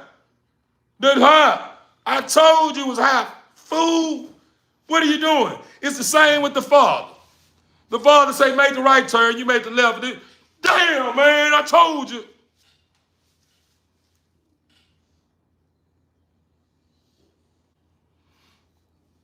Yeah, that's what they all say. Not saying you one of those big beta. I ain't saying you one of those. I'm saying it's some out there, brother. And a percentage of those is not a small number. Trust and believe that, brother. Ain't no telling what a lot of these men would do in a room with a woman. I'm talking about a real woman. Not your made up woman, the one that started removing stuff and made us. I'm talking about a real woman that has that divine touch that's misusing it. Ain't no telling what you would do or what they are doing in the room with shit that they ain't never seen themselves with. I'm talking about women that they done been born and haven't got not one piece of work done on them. And you look at them and you say, God damn. Whoa. The baddest on this planet. And then you ask, do she work out? She said, no, I don't work out. I don't do no working out. And she sit there and eat a big ass plate of food and on a regular with you. And she never gained a pound, but that ass is fluffy as hell, them titties is perky, stomach flat as hell, her hair touching her back, her eyes are so pretty, no eyelashes, everything with her, and she got a exotic goddamn me name in the exotic motherfucking brand, meaning her race. And then she let you do whatever you want to her.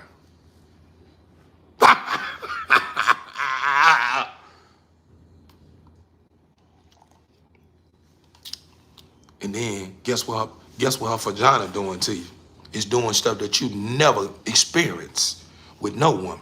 So when you slide up in the, let me get about this one. Hold on, I'm gonna come back with one.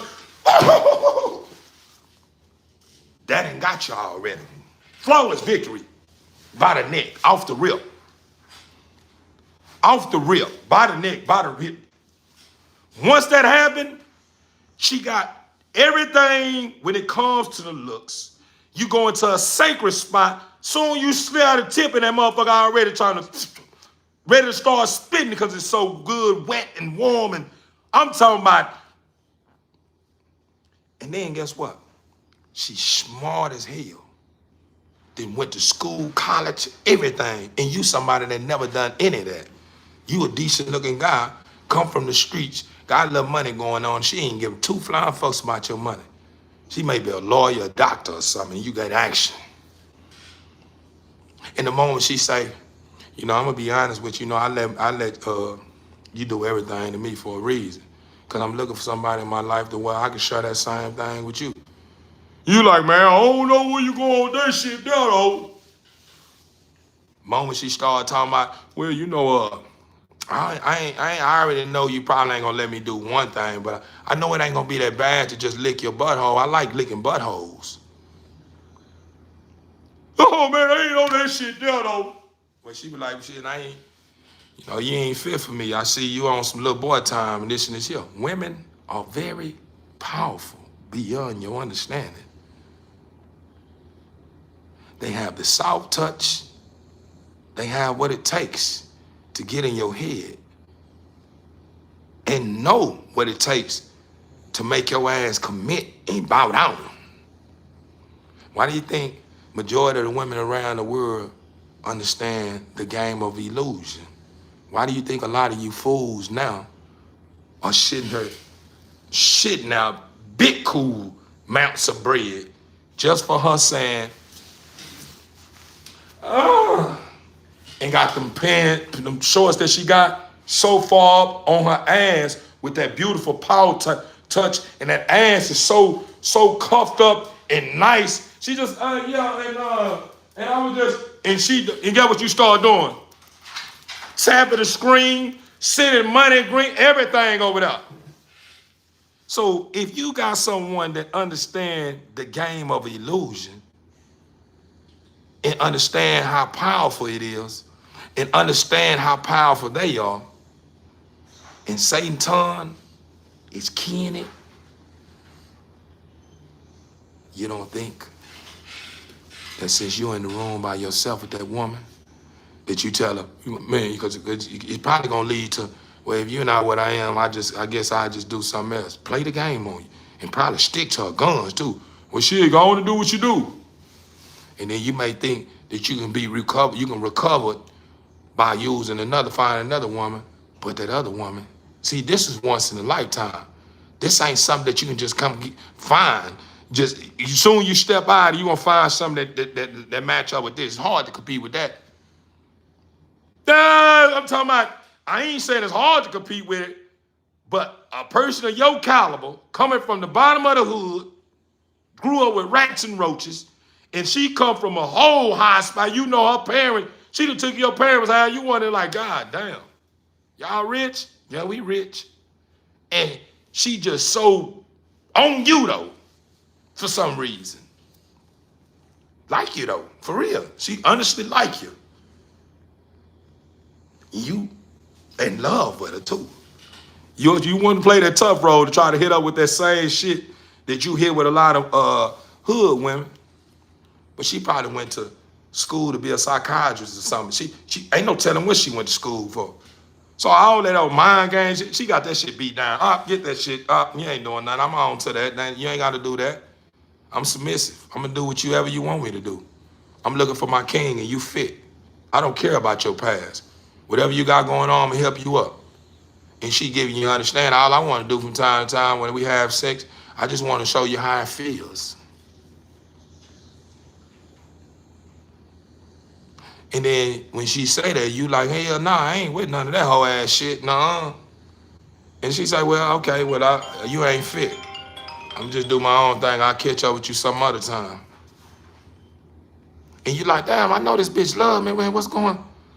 What's going on? And then you try to go out like most men that play with multiple women, feel like as long as I keep me a shot, a clutch in the shot, a shot in the clutch, I ain't got to worry about the next slut that you call them. Shit, I'm gonna have this one occupy my time. But every one that you got to occupy your time is one that you consider, they normal. And they not. They just normal to you because you don't understand how to enjoy it. But there's one that you don't understand or how to enjoy it. I already get that from the rip. Can be a blessing and a curse too. Same when you thinking that's one of those ones, it's probably who the Father brought into your life because you said you want one of those women and it will stop you from doing everything that shows that you're not fit to have a wife. Meaning you more one that was breaking up homes and stuff like that, and you were just telling the Father whenever you find that right one, he probably brought her in there to be the right one. That's the reason why when you slid that thing up and hold up, man. Let me put my swimming gear on with this shit. Yo, this shit feels so warm and good.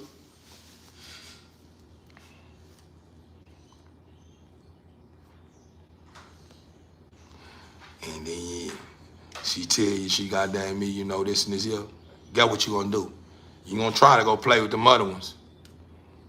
But them other ones was the ones that was wondering why you hadn't been around for weeks and months. Wondering where you was at. You wasn't doing a motherfucking thing.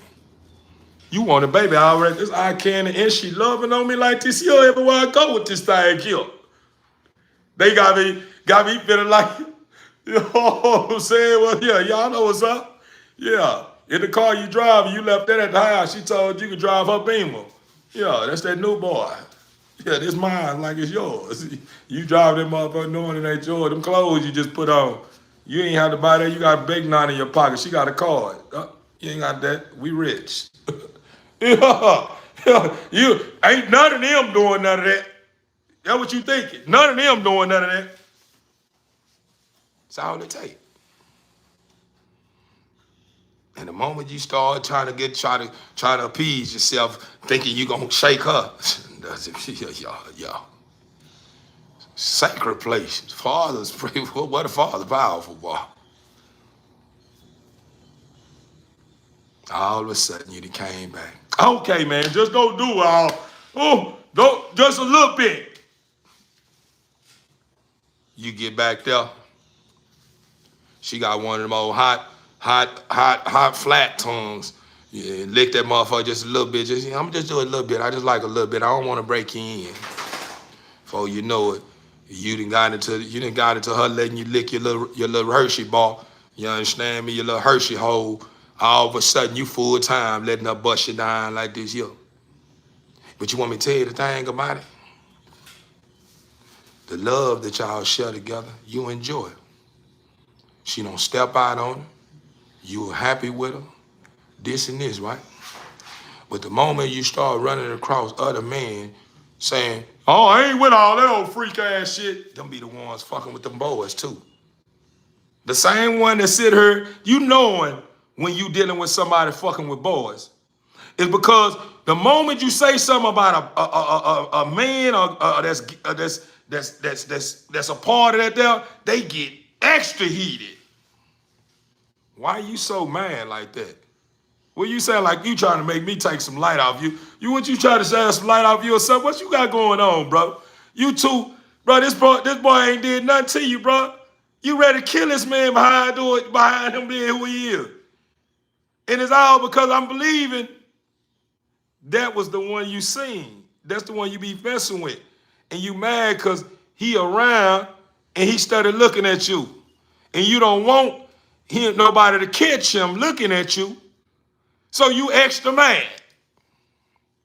Because anyone that got a problem with someone that just don't know no better and they all out of whack and they falling victim to the whisper of Satan, and you ready to kill them behind them being someone that want to embrace being a girl. That says a lot about you, brother. You're too emotional for one. Two, you are showing too many signs that it's something, yeah, bro, I don't know about, bro. So basically what I'm getting, the point I'm making is, people get so wrapped around trying to fit everybody's environments to a point to where they don't know how to embrace what they like and be happy with. They rather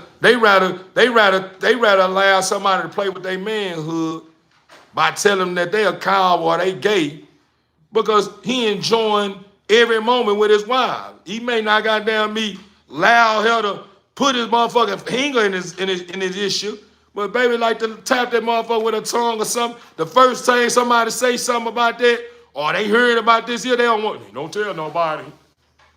Let me tell you who I respect the most. And I wouldn't even say I respect him like everything he got going on. Is the little dude out of Fort Worth.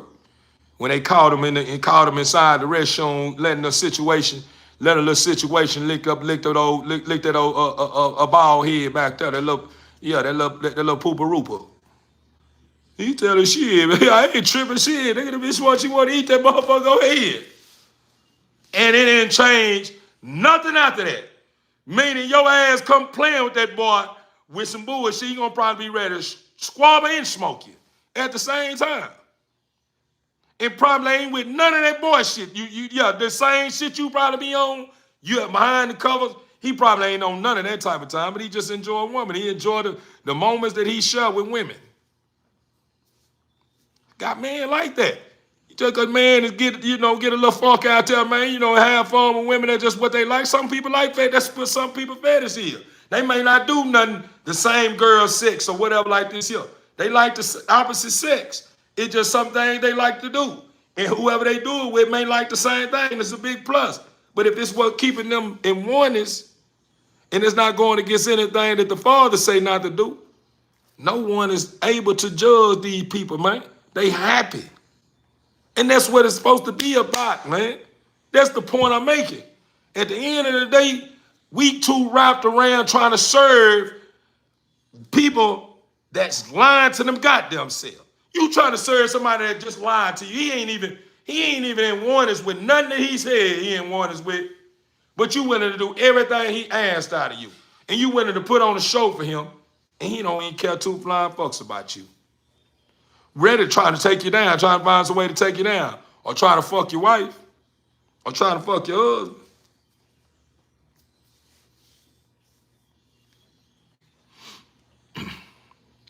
Man, TV Eating family, man, I went up and through the other day. So far. This is not the end of it, man. It's not the end of it. Not the end of it.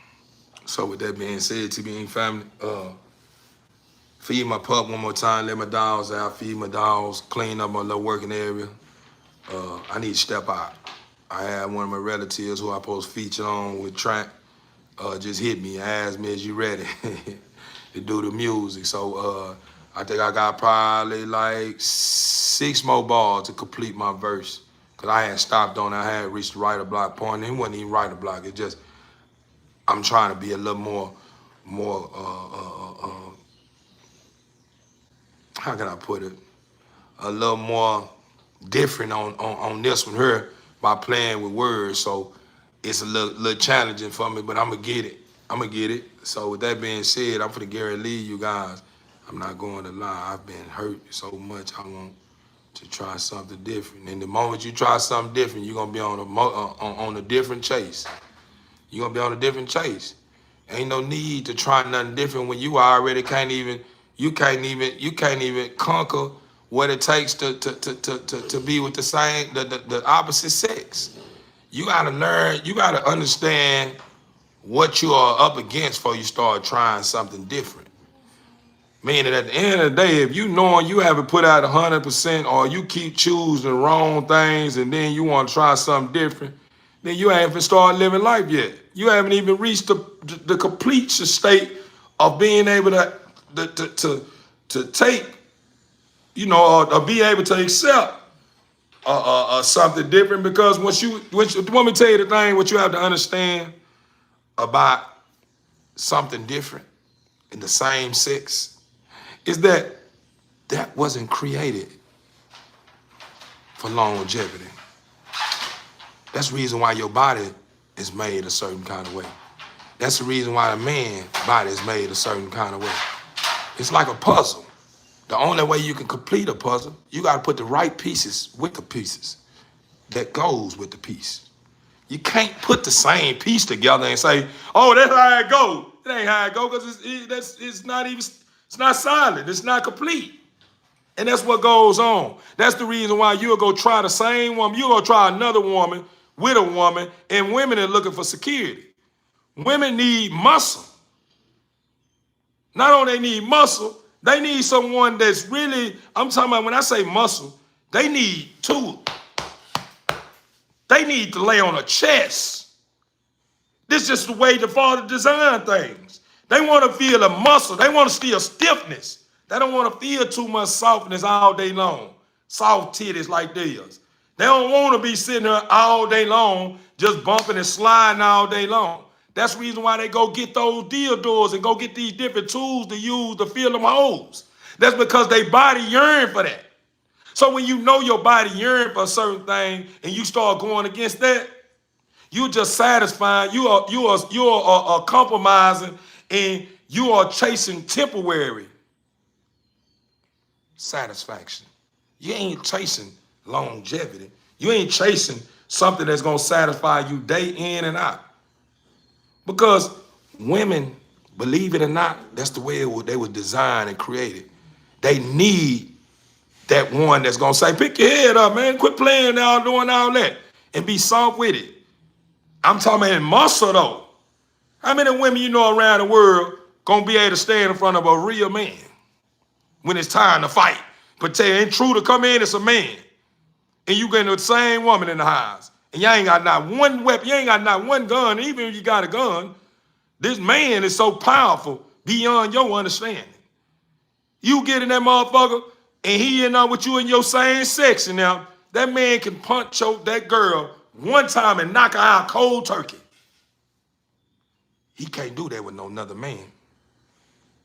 Yeah, if he do, he mustn't just caught him off guard. But you know, another man, when it's another man in the house, he protecting his household, boy, you gonna have to go the distance for real. Yeah, with the wife and kids, when another woman in there,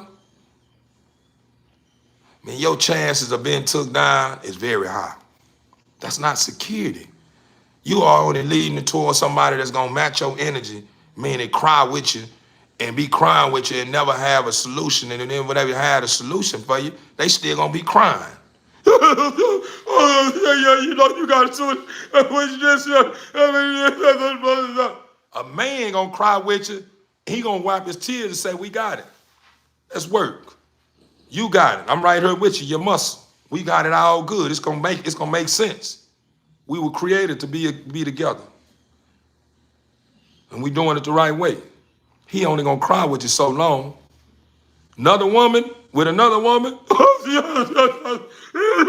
they be crying for hours on top of hours. That's what they was created to be.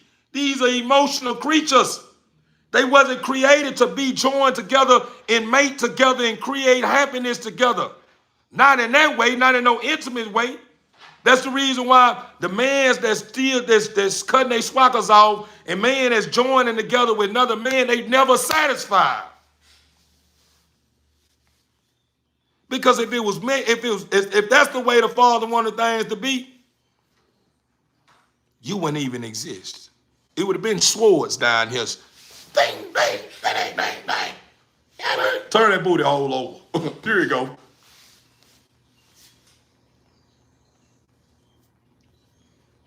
And it ain't about, you got to understand, beloved, when you start challenging and you start questioning and you start doing what you're doing right now, Queen, what you are doing, you falling victim to the whisper. You falling victim to the whisper. Because instead of you focusing on the planet and every existing being that's on top of it, because when you start talking, we on a planet with billions and billions of people on it. So you can't put whatever your opinion that you are placing on man, on every man.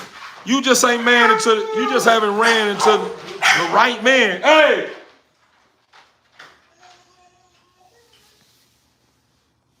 You just haven't ran into the right one.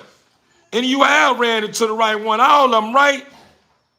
It's just everybody may not be where you at in life. So he may be going through something that you done overcame. If you ain't ready to deal with that with him, then his best bet is not to knock at that door. Because you already know he gonna take you down with that gorilla, and turn your inside out and have your mind blown. So if you know you ain't ready for that, stop playing with it.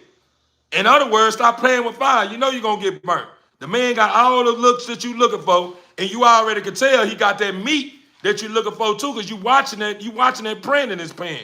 So you can see it budging already. You can tell me I don't look at that type of shit. You don't have no other choice if it's there. Especially if you looking them up and down. You don't have no other choice. When you look them down, and you just gonna keep moving. You're gonna be a woman and be, not blow your cover and make it like you thirsty, but you is gonna, you gonna look the man up and down, man. That's what a man gonna do. That's what you supposed to do. Ain't nothing look wrong with choosing what you like. When you look at a man, if I want to look at that old penis, make sure that thing is decent down there. When I see a little buzz and I'm looking with the buzz that I'm satisfied with, when I'm gonna see that buzz, the one I like when I see him. Yeah, ain't nothing wrong with you looking at that. That's how you choose them. That don't mean that you're gonna go straight to giving them some of your situation. But you want to make sure you pick yours wisely if you fall for it. So, at the end of the day, man, we can go on and on about this here. And to be honest with you, I'm going to leave you with this here. To you be your way, to me be mine. So what I'm getting at is, at the end of the day, if you ain't following the laws of the land, meaning you not making it make sense, meaning at the end of the day, if you got a flaw, we understand your flaw. We understand that eventually you will overcome your flaw and you will be in oneness with what matters most. Because we all go through trials and tribulations in line with congratulations. Yeah, we made it. Yeah, we go through that. Because we all take paths and go through certain stuff and try to find our way back home. But at the end of the day, we all know that our bodies were designed the way it was designed and was put here with the opposite sex for a certain reason. It don't take no rocket science to put that together. 1 + 1 is 2. Come on, man. It ain't no coincidence that you got a split with a hole and a man got a pole with balls. It's not a coincidence. That ain't nothing that just magically appeared like that. It was designed that way so it can go like this here with your split. In, out. That what this here is not doing that. What exists and what you looking for is not just sitting on that little spot. What you looking for is going in and out. In and out. And with those situations that pounding and doing, come on, man, I ain't gotta do this here. This is not a sex class. But I'm just saying though, it ain't hard. We make it hard. We create all these problems that we in control of. That's what happened. Everybody creating problems. Oh, I don't like this here. All men like this here. All women like this here. What do you like? Everybody can find and identify everything that's going on outside of them, but they never realize that everything that's going on outside of them is a problem because I've created the problem. I'm making something a problem that don't have a problem with it. I ain't made no problem. I can't make another woman or a woman that ain't fit for me feel the way I feel if she want to do something other than me, and I already know what she's doing. It ain't hard for you, me or you. Me and you are so extraordinary to a point to where we be knowing when we dealing with somebody that's acting ordinary. It ain't no, oh, I didn't know he was doing that. Yeah, you did. Yeah, you did. You just kept doubting yourself. That's your problem. We all do it. We doubt ourselves. We be knowing something, and we'll start doubting, I may be tripping. You ain't tripping. What you seen and what you seen. When it quacked, it quacked. No, that wasn't no quack, quack, quack. It's still quacking again. Man, what's this shit y'all putting in this smoke? Man, y'all tripping. If it spit like a monkey, it's a goddamn monkey. I ain't know, and it came out of monkey mouth, and you ain't saying that's monkey spit. Don't make no sense. Me and you both know. So basically what I'm getting at, man, you know, I'm not here to cut no corners. I'm not here to agree. Even if I play devil advocate from time to time, I'm gonna always bring the truth with it. I'm just at the end of the day, I'm here to serve and protect those who want to be served and protect. I'm here to grow with those who want to grow. I'm not here to fabricate. I'm not here to make nobody be fit for everyone. I ain't here to do that. At the end of the day, I understand that the way I think is in one is with the laws of the land. Do I have things that going on in my life that still I'm trying to align? Yeah. That ain't what I'm focused on, though. That ain't what I'm focused on. What I'm focused on is my better good. The things that I see in my future. That's what's going to help me push whatever I got going on in my life. Why? Because as long as I'm more in tune with my good and never take out the time to show love to whatever I feel is a problem, eventually it'll get tired of being there. It ain't getting no fuel. So it'll die off. It's just like any relationship. When you stop investing the fuel into the relationship, guess what happened? That relationship don't thrive no more. It eventually die off. Y'all start going y'all separate ways. The only reason why a lot of cheaters are cheaters and got a lot of women out of whack and a lot of women got a lot of men out of whack is because they add fuel to the tank, regardless of what they want to say. Stuff ain't going to continue on if you ain't investing energy and time into it. So the moral of the story is, if that's what you feel gonna meet your needs over time, hey man, to you be your way. Just don't come back towards my way and expect for me to see it your way when I know what's best for you. I'm gonna tell you the same thing I tell you yesterday, man. You deserve better. Stop being so hard on yourself. Hold your head up. It's all right. It ain't we gonna lose some fights. But when you think you're losing, you really winning. You learning. And ain't nothing wrong with falling a couple of times and understanding how to get back up and stand up. So at the end of the day, if you run across the wrong man or several men that you ran across that was offbeat, that don't mean that they no good. That just mean that ain't where you at was in life. You too busy trying to find what's fit for you, where you at in life in the wrong places. You looking for lions in the zebra environment. So when you go to that zebra environment, you expect for that zebra to have a lion head with mane and no zebra spot, no lines and stuff on his coat. Now that zebra ain't gonna change. That zebra gonna be that same zebra when you got out that zebra environment. He's not gonna be a lion.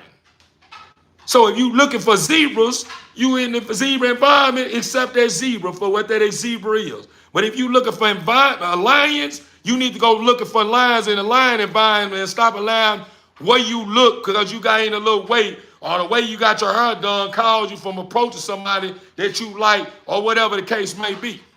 You are in the way. Ain't nobody, that man can't do nothing but tell you now. But you know, in this environment, you got a better chance of running across someone that's gonna say, yeah. Because you in the lion environment. You in an environment where the lions are roaring at. You're not in the line where chimpanzees at. You're not in the environment, an environment where chimpanzees at, or an environment where zebras at, or in an environment where rats at, or in an environment where caterpillars at. That ain't the environment you want. Or that ain't what you looking for in them environments. And you looking for a lion, then you need to go where the lions, goddamn me, the lions den where they roar at. Where the real play at. Not no easy match. If you are a lion woman, You're a goddess. You don't go look for no kings, or you look for a line in no an environment where kings don't exist, or you don't look for a queen, or look for a male line in a place where only rats exist. Yeah, you don't do that. It don't make sense. We can't call the kettle black when we black our goddamn self. Every one of us have a problem that we need to solve, and at the end of the day, we too busy trying to worry about solving other problems except our own problems. We can solve everybody else's problems except our own problem. You know, the man ain't right. Man, that girl ain't what she is. You figure that out that fast? But why is it that now you got to face a problem on your ass and you ain't even able to face that problem? But you was able to knock the problem that was outside of your problems out with flying colors, with no time, 0 seconds. But then when it comes to your own problems, you want to put a cushion on it or justify why you can't solve that. Nah, you got the same ability to solve your own problems the way you solved that other problem when you point the finger at somebody else. So that means at the end of the day, in order to be able to face your problem, you have to start holding yourself accountable and accepting that you are a problem too. Simple. You're a problem because you sit thinking that you can receive something out of something that's not even there. Meaning I'm not pointing no finger at no one when I speak from this point. I'm just saying at the end of the day, we have to accept our problem in order to create our problem or resolve our problem and reach for what's best for us. We can't resolve our problem and reach for what's best for us, worried about trying to solve somebody else's problem that ain't trying to hear what you saying, because when they look your way, you got 101 problems that they can sit in. Yeah, why are you doing this? Why is this here? Why is this here? So in order to be able to be a resource or be someone that they can lean towards for information, you got to make sure if you got any issues going on in your life, you got to make sure there ain't no issues to where you are open to to somebody start talking it. If you in that field where you talking about their life, well, he ain't no good man, what she is. Ain't you in a relationship?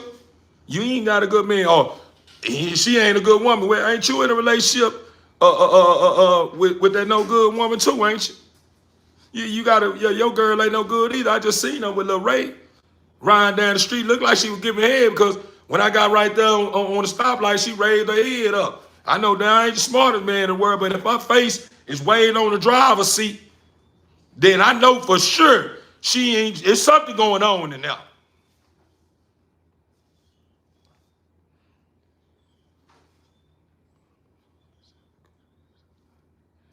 No, it's not easy. It's not easy to solve someone else's problem. It's hard to solve someone else's problem. It's hard to solve someone else's problem, especially if you someone that's in between.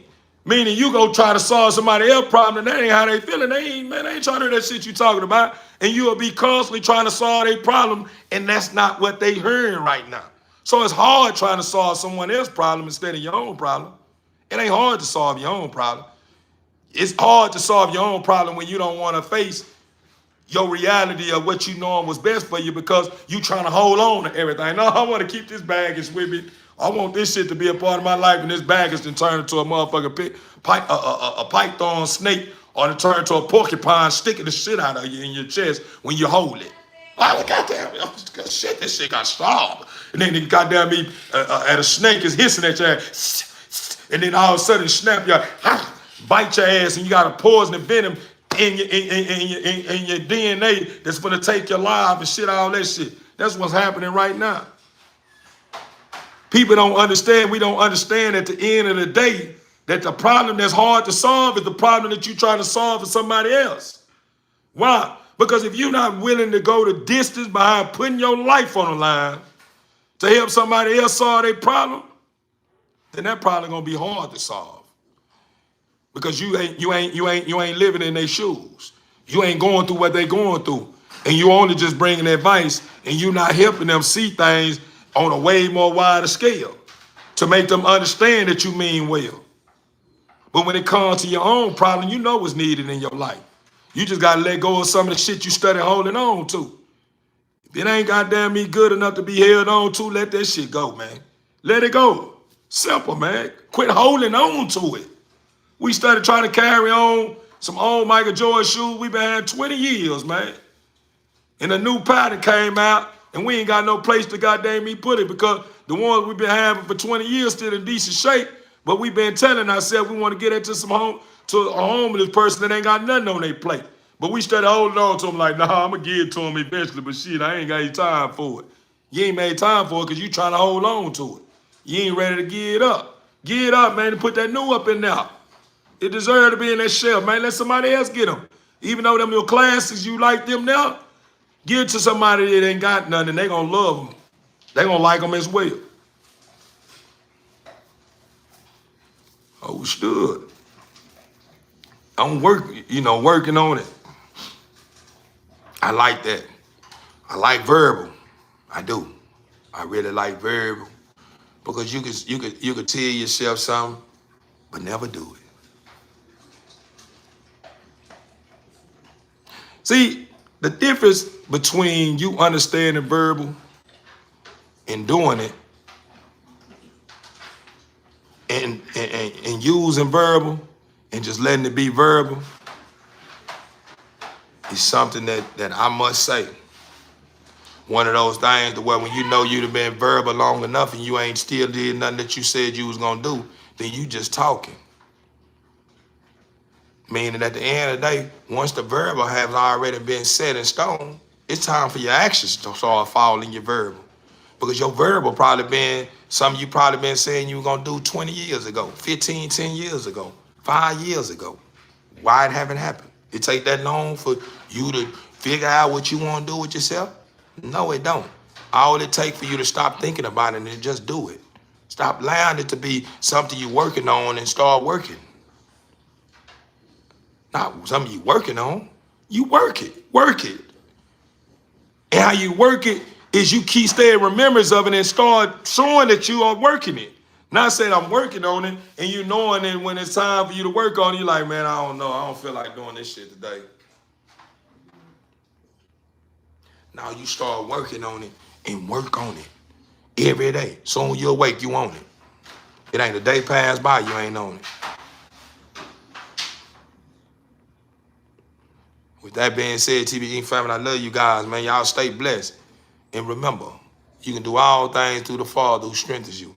As long as you have a mustard seed of faith, anything that's formed against you won't get a break. But hey, check this out before I let you guys go. Dear Heavenly Father, as I come to you at this time to bow here in the humble heart, I would like to thank you, Father, for placing what you placed on my heart and using me as being a tool of yours to tighten up some of the screws that's loose, Father. I just thank you for everyone who has joined my live, everyone who has joined the live, showed support, everyone who's joined my live didn't show support, but they just stuck around and listened to what I had to say because they just trying to feel the land out or whatever the case may be. Father, I just thank you for everything that went in and went out and came in and stayed and never left out. All that good stuff, Father God. Father, you know my heart just as well I know yours. And you know your creation heart just as much as I know him. And I pray that you continue to use me, Father, to be something that they didn't see coming. To be created, to be a creation of yours that will make them understand who I am without me even saying it, Father. Because you know, they know who I am. They just don't want to accept that they know who I am because they looking for a certain image. And I told them already, Father, that if you're searching for a certain image, you'll never find. If you're looking for a certain name, you'll never hear it. All you have to do is listen to the words and the way it comes and reaches your soul to where your soul will understand that I understand and I know who this is. That's how you identify the King, the Savior, the Son of God. And Father, you know I know best. And I will be working on what you asked me to do today and what you asked me to continue to do every day. You know I know. And I'm glad you look towards me and place me on this high pedal stool because you understand that my heart rules as much as your heart rules, Father. Just as well as your creation heart rules, because LOVE conquers all. Once they start understanding that, Father, they won't have a problem with the way you design things when they say they respect you. Because they say they respect you, Father, but they always trying to find a way to say, I mean, you know, this is this or this is that, and, you know, I want to try this and try that. But they still haven't tried you. They say they tried you, but they only give you 15 to 25 or 20%. And then, you know, when ain't nothing going on, but when something going on, you know what I'm saying, they want you to come be involved 100%. When you 100, when they not believing you or being 100. But Father, I just want to just thank you, Father. I want to share that with you, and so much I want to say, but it's a lot that I need to take care of today, you know. And I'm not saying that it's not gonna get taken care of, because you know I'm gonna take care of it. But Father, I just thank you for every living soul that's on this planet. I want to just thank you for the bad that they say is bad, the good that they say is good.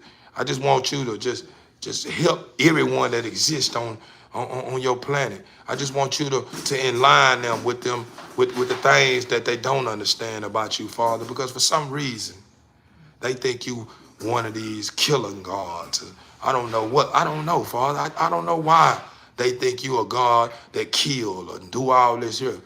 Not understanding that we belong to you, and you belong to us.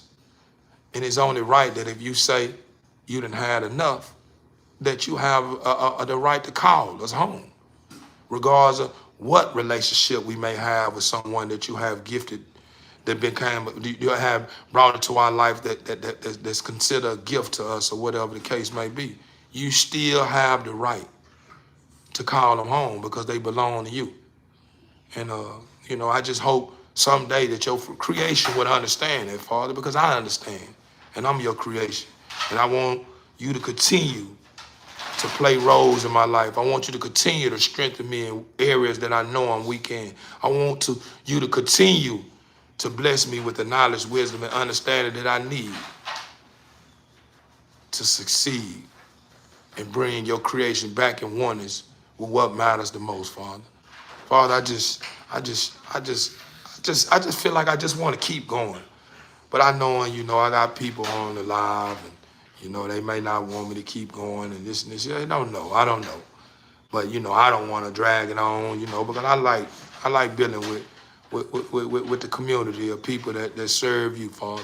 So I don't want to just sit here with my eyes closed and just, you know, make them feel like I'm leaving them out because I'm talking to you, Father. Because I know they selfish just like you are, you to a certain extent, because they belong to you and they were created from you. So we all have a little selfishness in the Father, you know.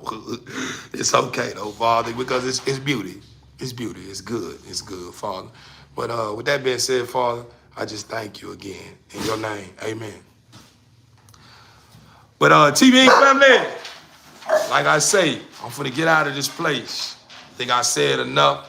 Hopefully anything that I have said have reached you guys and touched home in a way to where you'll begin to see things differently. For real, man. Y'all just stay blessed, man. Stop being so open-minded to trying to fix everything outside of self before you fix self. Focus on fixing self first.